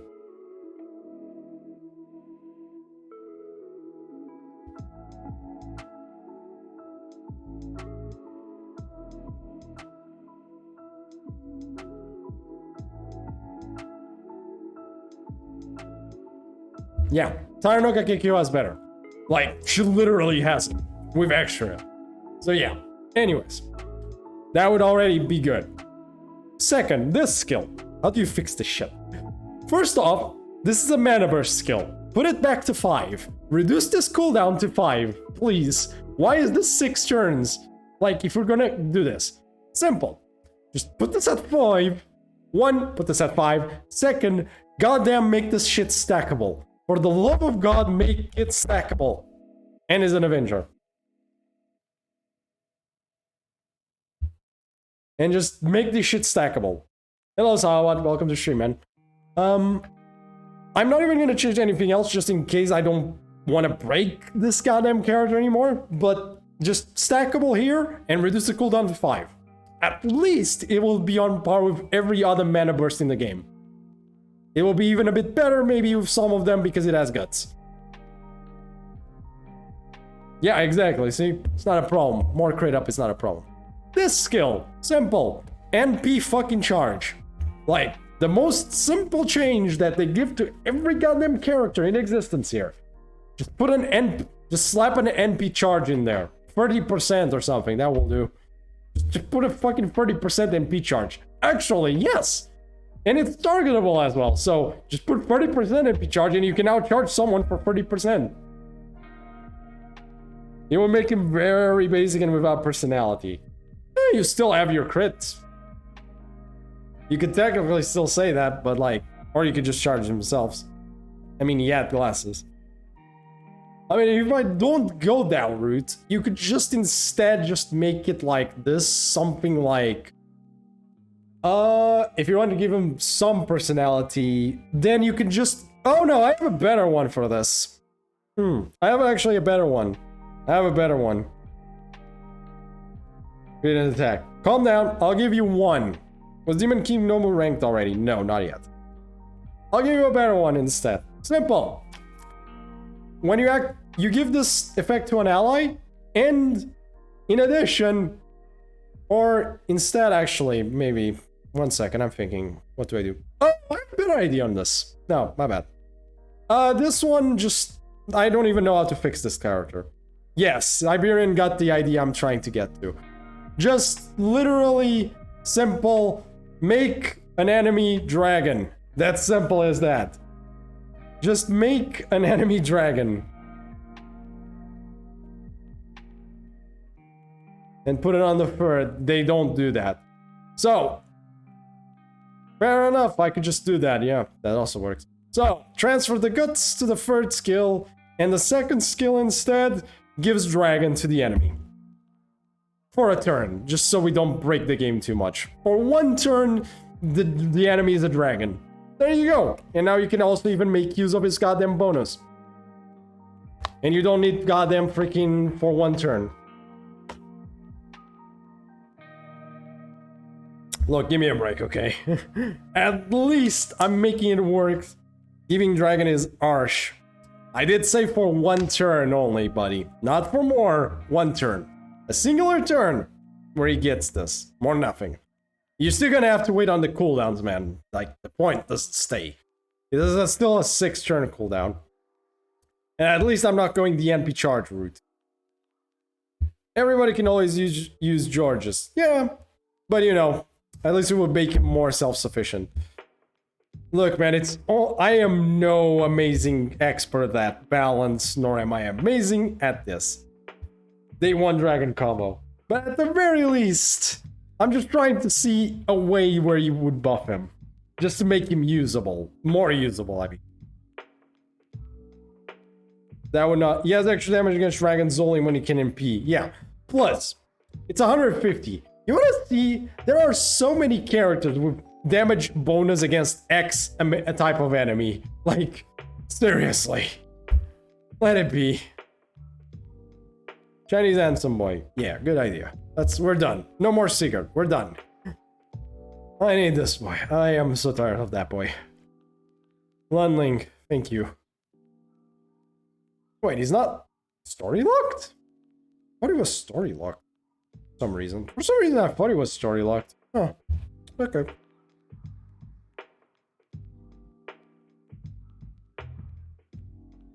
Oh, okay, I see what you mean. Yeah, you can go with that route. That also is not a bad idea. Keep secret problems for Greenhill. Yes. He spooks, unfortunately. Never got him. Not one time. Okay. Let's see what he got. Grant self invincibility for 2 attacks free turns. Increases party's attack by 20%. That's okay. 6 turn cooldown is not great, but it is invincibility, so... Me. Nothing is not Starlock, you Miranda's. Okay. This is okay, I guess. Vigorous like the breaking bamboo. 20% NP charge increases their buff success rate. Meh. It's okay. Meh. It's okay. I mean, I can't say much more than that. Like, buff success rate is an interesting thing. He's good with specific servants, then. Like, this is weird because it's good with specific servants, so... Yeah, I wish this was not self-invincibility as well, but oh well. But yeah, Hun's best friend. Yep. Okay, demonic face. Increases party's performance. You give it to him? Oh. God damn it. Actually for himself? Really? That's a bit of a shame. I guess you can technically use it both ways either way. Okay. Party crit star gen. Or a party crit damage for free turn. That's fine. Yeah, this 50% bonus for the whole party. That's actually good. This is fine. This is good. What's their NP? Let's see what we got. Use the party critical, just the critical attacks chance. Use this party stage, take it for free. Oh.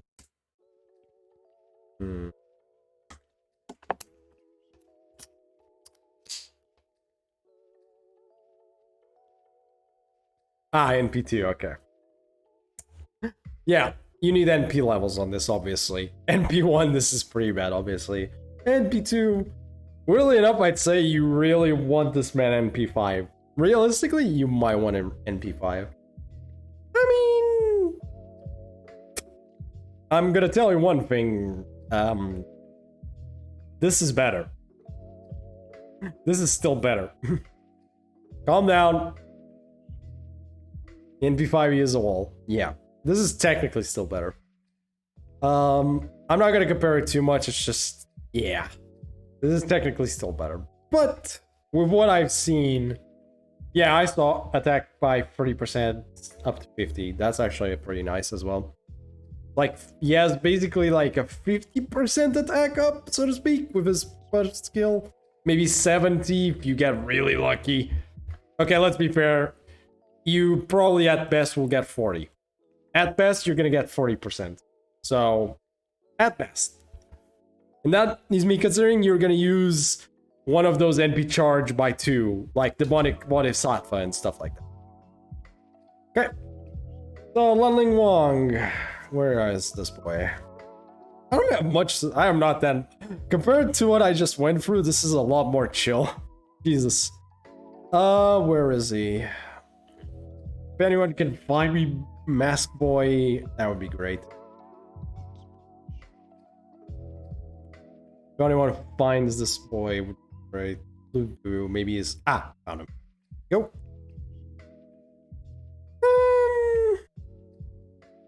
Considering in NP2, somewhere around here, like a B. He's okay. He's a fine support. The only thing is, like, I feel like he needs... It's a weird shtick. He is arts. I guess I'll give him a bonus. He is a support. I'll give him the B+.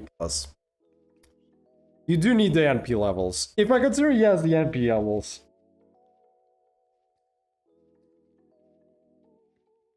Yeah, I know what, I'll give him B+. He's not bad. Definitely not bad. You do need the NP levels, though. With the caveat. Yeah, look, man, there's a lot of ridiculous shit. Like, in a vacuum, he's still a B+. This is still pretty good. This is still pretty nice. Getting to A, your kid has to be very good. Like, I'm not even gonna talk about these guys up here. Like, getting to A by itself is already a hard bargain. It's still a B+. It's still very good. It's real. But again, wiring the NP level. I'll rephrase that one. Okay. Was there any other character specific people wanted? Please put your shticks down because I goddamn haven't been paying attention to what characters you've been asking for. Who's next? Yeah, that's the issue. Way less NP charge. He gives a bit more damage, yes. But you also could say, like, he's less NP charge and he also doesn't give crit up at all. Saber Lancelot. Okay. Saber Lancelot. Oh boy, this is Ivan. Oh god. Okay, Saber Lancelot, then Ivan. Saber Lancelot's good. He's always been good. So, Mr. Saberlot. I use him to beat Super Hercules. Yep, good idea. So, baseline charge NP by 30%. So, this is the way I say you don't need to level this skill. Okay, you probably still should, but yeah, you kinda don't need to level this skill. Unless it's for the cooldown reduction. This is actually kinda funny. Okay, so Lancelot, Ivan, and then Iskandar. Oh boy. Okay. I know there's 6,000% there. I know. But crit star absorption by itself is not enough. Okay? Crit star absorption these days by itself ain't enough. This needs to be buffed. Don't deny. This needs a buff. This needs something else in attach. Okay? I know it says 6,000%. What is it, Raventine? You let an important one without attention. What did I forget? Also, come down on the caps. You don't need to cap, I can see it. Oh, forgot Asakabihime. Oh, we'll get there when we get there. Asakabihime is not as good, sorry to say. Not even as a support. Okay. Okay, fine, Hime later. We'll deal with Hime in a bit. Let's finish this one. Knight of Honor, a knight does not die with empty hands. Gain crit stars every turn, 15 crit stars, increase crit to damage by 50% for 6 turns. It's good. Intensify. I think you mean intensify in this case. 50%. Okay. This is okay. This is fine.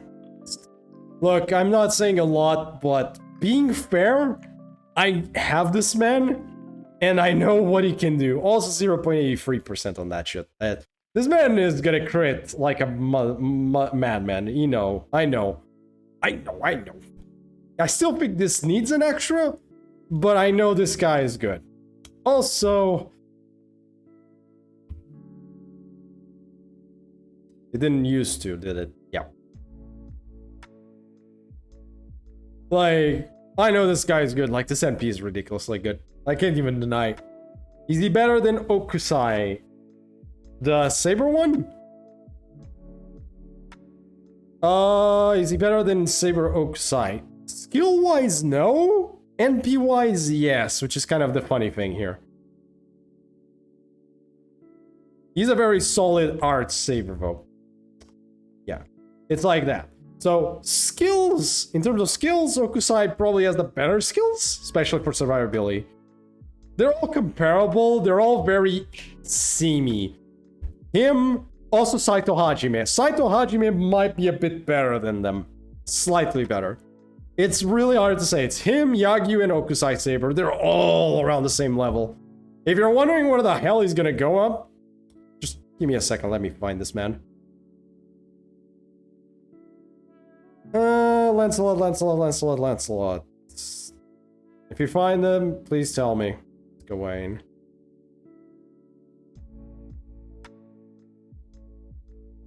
Yeah, I know he hits hard. The man is very good. There he is. Found him. Like, he's extremely good. Like, he's very comparable. Like, literally, I'm just gonna put him in A. Who's a quick servant? He's an art servant, by the way. Last time I checked, he's an art servant. You know what? I'm gonna hurry up and just do this real quick. Where are they? Because they're all comparable, it's just kind of funny. They're all comparable in their own ways, so... Actually, it kind of is evil. Put him in this... no, let him be there. So, Saito Hajime... who are the other two? Yagyu Munenori and... I'm looking for Yagyu Munenori... And where's Okutai? Where the fuck is the summer Okutai? I'm looking for the summer Okutai. Just give me a second. I don't freaking remember where she is. Oh, there's Okusai. That's not what I'm looking for. Is she considered a saber Okusai?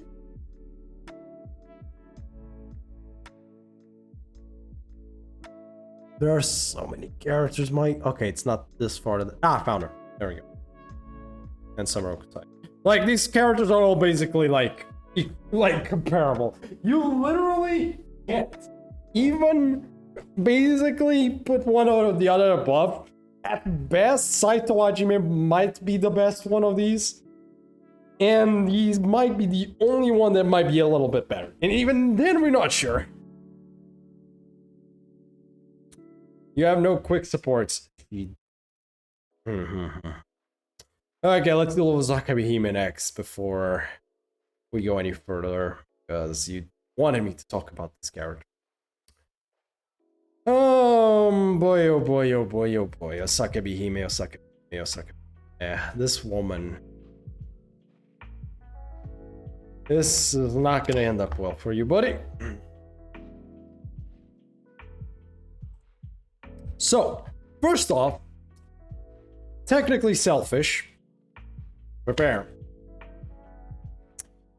Yeah, you do get the crit up, but believe me, this is not worth it enough. Here, see. Charge one ally's NP gauge by 20%. Crit start gen. It's okay, nothing amazing. Don't forget that it is a 5-star, so... He's okay. Reduces one enemy's defense, removes their buffs. That's fine. Okay, being fair, it is 40%. It is only one turn, though. He's okay. If I don't have a DPS. That is true. And finally, well... The issue is, instead of them buffing the quick up to like be baseline 50%, they decided to add Buster. Increases party's defense, max HP. The issue is that our only quick buff is on her NP, which is the issue here.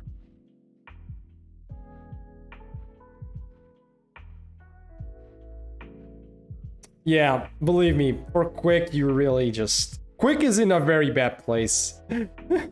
Pay me and I'll do it. Oh my...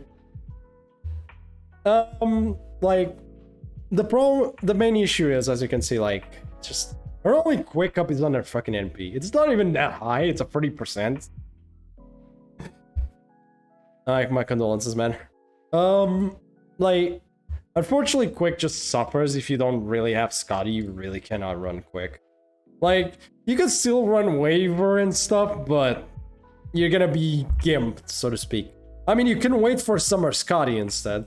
You could just wait for Summer Scotty. She ends up coming along in 2 years.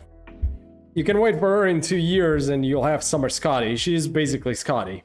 So, you can try then. I recommend this. This is like the interesting little funny detail about Osaka Hime.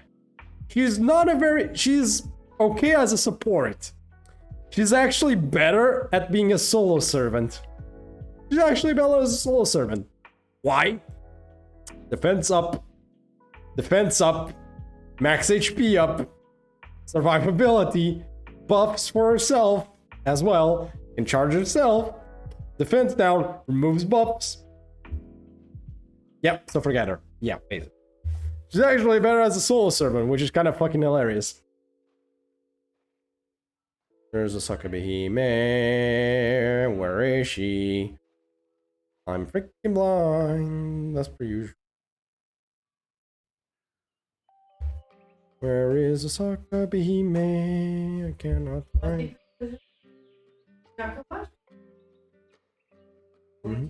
Okay. Oh, god damn it, where's Osaka Behime? Okay, chat, I only have time for one more servant, so it better be a good one to end this. After this, I have to go have dinner, and that'll be the end of stream. We'll have more tomorrow, though, don't worry. We only have time for one more servant. And tomorrow I'm gonna be doing Little Big Tengu. Caster Jilray. Hey, there we go. Sure, I'll do that. I'm fine with that.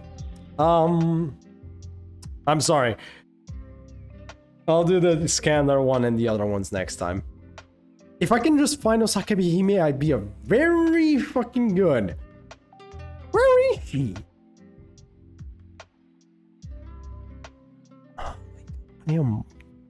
Okay, there's all. Found her. Jesus Christ, where the hell is she? She's like a B. Maybe C+. She's like around here, sorry to say. Why is Valkyrie there twice? Like, she's like 3 times. Like, look. You have every it's technically if people want to make favorite character, the favorite character list, basically. Like, see? 1, 2, 3, 4, 5, 6. And stuff like that. It's just if you prefer the other version, because they're technically different characters. Personality-wise.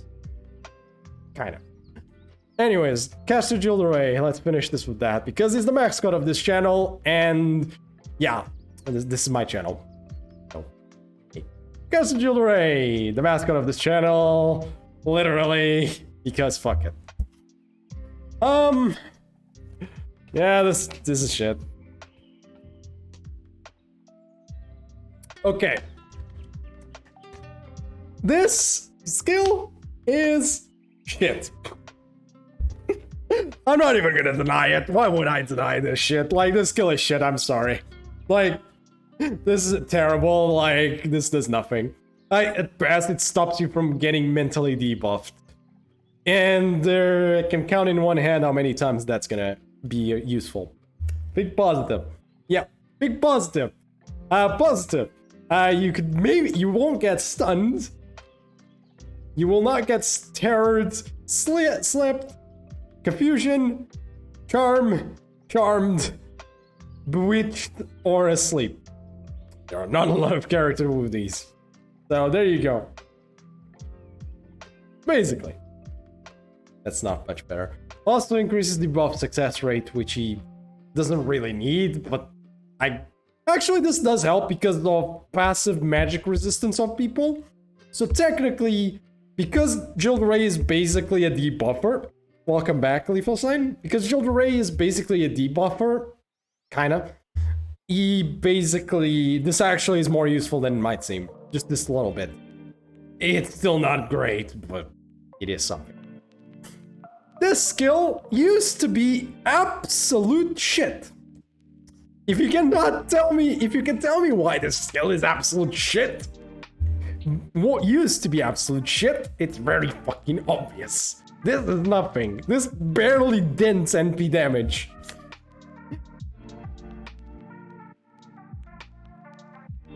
You're about to get screwed because this is better.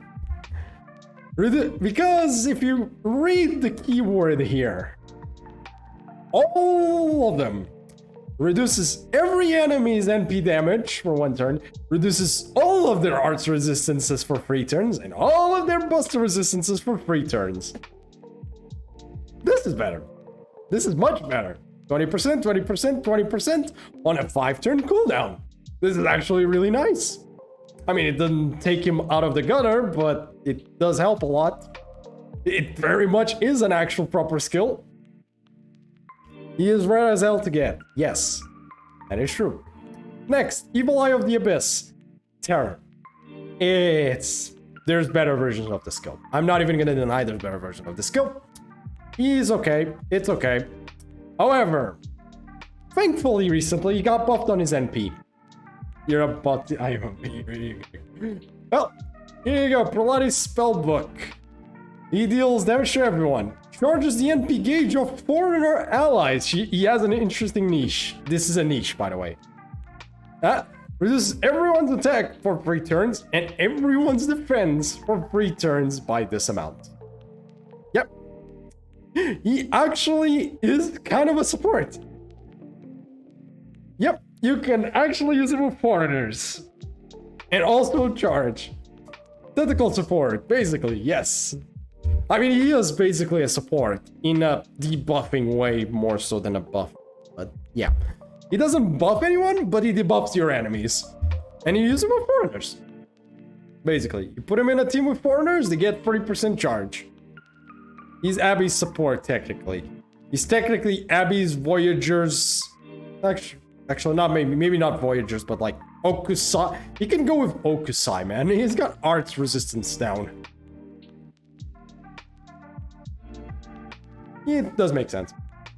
So, how good is he? Okay, let's get the parts out of the way.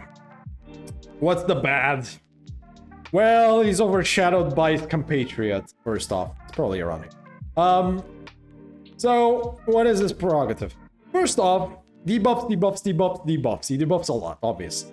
He has an interesting niche, but he has issues. One of his skills is basically still pretty useless. One of his skills is very mediocre, and only one of his skills is actually good. The second one. His NP got much better, thankfully, and actually has an interesting niche to it, with foreigners being his. And he also got defense down on his NP, so he does even more damage. He's also Jack the Mole support. Yeah, that's true. He has no survivability. Yes, but he's a farmer character. Who cares?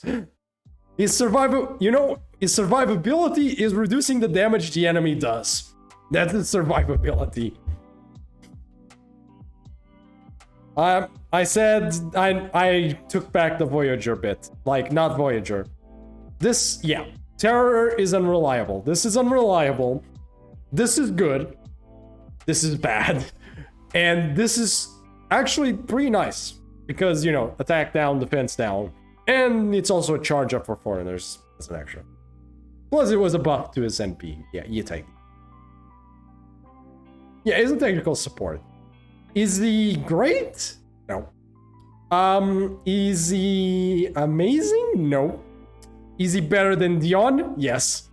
Sorry, he is. After the buffs, he still is. Who is worse? Jill Saber? Jill Saber. Not even a question. Jill Saber is worse. Jill Saber is worse. Much worse. He's still not amazing, by the way. If they buff his first skill and third skill, you could even put him here or here. You could technically say he is a C rank as well, by the way. I'm gonna put him in D+ because, you know, he's a starting locked 3-star, hard to get, hard to acquire, shit like that. But if I consider you get him to NP5, you could put him in C. You can put him in C if you can somehow get him to NP5. He does have a low attack base, by the way. Yes. I would put him at C if you get him to NP5. Otherwise, yeah, he's still better than Dion. Sorry. That point is staying. He's still better than Dion, yes. Okay, you were saying Jildray Saber and who was the other one? Jack? Oh, Henry Jekyll and Hyde? Oh, simple. There's the trash can. Where's the other Jildray? Where is him? Jildray Saber, where you at? Where is that goddamn trash can character? Where is he? Where is the Jildray Saber? If someone can find the goddamn Jildray Saber, I'd be very happy right now. Lancelot Berserker. French made Dion. Fair enough. Okay, I cannot find the Jildray Saber for some reason.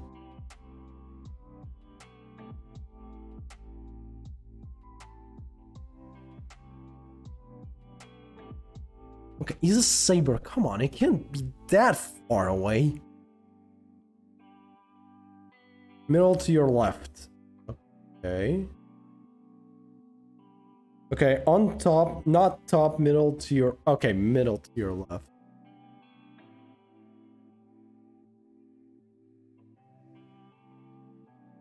Close to the armored saber. Okay, okay, I'm looking. Oh boy. I'm fucking blind. I gotta be fucking blind because I cannot find him. Oh, further down. Okay, thank you. Oh, the armored saber. Ah, there he is. Jesus Christ, what the fuck? Okay, thank you. Trash can. And, oh, okay. Just gonna put these three in the trash can immediately. There we go, problem solved. They're all in the trash can. All three of them are still bad. Terrible. Oh yeah, Phantom of the Opera. Good point. Thank you. I forgot about the existence of that character. Where is he? There you go. There's the trash can. Jekyll is at least handsome. Yeah, I'll give you that. I'll give you the point. He is kind of handsome. I'm not gonna deny. But yeah, there's the trash can characters. Is there any... Oh, wait, there's one more. We forgot one. There we go. Into the trash can. There we go. Geronimo, get in the trash can. You also suck. Every single one. He crits and debuffs a bit. Who does? Oh, the Phantom. You know what? Let's re-examine. He did get buffed, but let's see.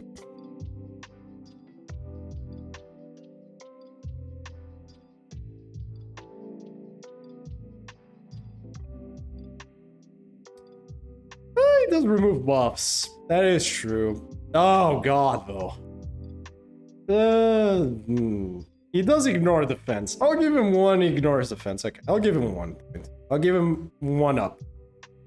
I'll give him a 1 up, but that's about all I'm doing. He's probably up. Yeah, okay, you know, fair. I'll give him the 1 up. He does have remove buff, and he does have this. So, I'll give him the 1 up. Just 1. But these guys are not getting out of there. Yes, I know. I noticed. It's still a D. It's still a D. It's still bad. He's still terrible, don't get me wrong. Like, his stats also don't help his case. Like, not only female. Like, comparatively to, like, the, comparatively to, like, something like Sasaki Kojiro, this boy just, like, I'm sorry. Like, this third skill is the Jildray one, basically. So, bad. This is the only good thing, and this is just why. Where would I put AK Musashi? Oh, Master Musashi? Let me find... Like, somewhere around here. Kojiro only needs stats. Yeah, that's the thing. Kojiro only needs stats. Kojiro is amazing. The issue is his low rarity, weirdly enough. He's actually really good, but he has no stats for shit. Which is a shame. So he's like up here. If you give him stats, he's all the way to A. So I'll give him a C+ for now, mainly because you probably won't have him maxed. Like, Sasaki Kojiro, if you give him grails and you give him stats, you can put him up here. Like, as a low rarity, that's amazing. Without all of those things, well, he's got good skills. Yeah, exactly. As I said, the Kojiro issue is this. Low stats. Like, look. Anyways. Alright, I forgot. Not that bad. She's like a D. She's still a D, but not absolute trash level, no. She's right there with Dion.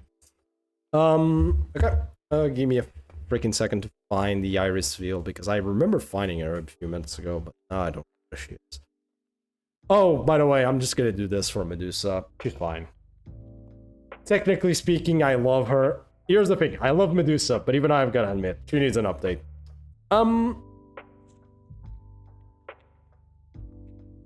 We're close to Rin. Okay. Next water, Ilias. But for that, okay, there's Sitonai. Wait, oh, Ilias should be above, right?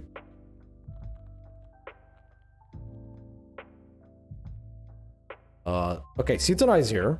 Chloe's here. Okay, what was I looking for again? I could say so, yes. Next to other... God damn it, where is it? I remember it. What was I even looking for? Now I'm kind of confused. I was looking for someone. Oh, Iris Field. Right, Iris Field. Chloe's here. Sitonai is there. Where's the other Ilia? Ah, Ilia. Found her. Oh my god. God damn it. What the hell is she? Okay, Scanner's here. Ah, found her. There we go. They like her. It's pretty bad though. Next Ibaraki. Okay, last one. I'm not doing any more after Ibaraki. I am goddamn done after this. I have to go after this. I have dinner and shit like that. Okay, last one. Ibaraki, and we're done. We're not doing any more. No more chat. Okay, tomorrow we have... Well, tomorrow I'm not going to be doing this. I'm going to save this for tomorrow. But for another time. Tomorrow I'm going to do the event and some 10 pools, and wish me luck. I'm going to need them. I want that Tara no Kagekyo. Okay, where is Ibaraki? I just got out of the eyes, and now I can find them again. Neja, so before this, Medusa, Lily, the Baraki. There she is. There's someone else to choose. I've asked a lot of servers already. No, there's no more choices because I'm going to stop the stream after I decide where she goes. Like, we are done after this. That's me just putting her there for later. I'm just gonna check her kit before I do a decision on this real quick. I'm not analyzing this in depth anymore. I am just gonna do this real quick. Free NP damage for 3 turns. That's actually good. Rampage of Oni removes 1 of debuffs. That's good. This is niche. This is niche, and you gotta say so because there's only 2 Shutendojis. This is not that amazing, unfortunately. It's a shame. Should be a bit better, in my opinion. Her NP needs a buff. She hasn't been buffed. Great. But it does remove buffs after the damage. Slight issue. She's solid. She's still a berserker. She's solid. B for banana. We're done.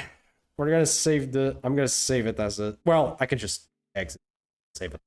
Anyways, chat. Thank you for watching the stream. And I hope you enjoyed this little different style of stream. Not my usual one, but hey, for once, I'm just talking. Anyways, I hope you enjoyed it, and I will see you guys tomorrow. See you next time. Bye-bye.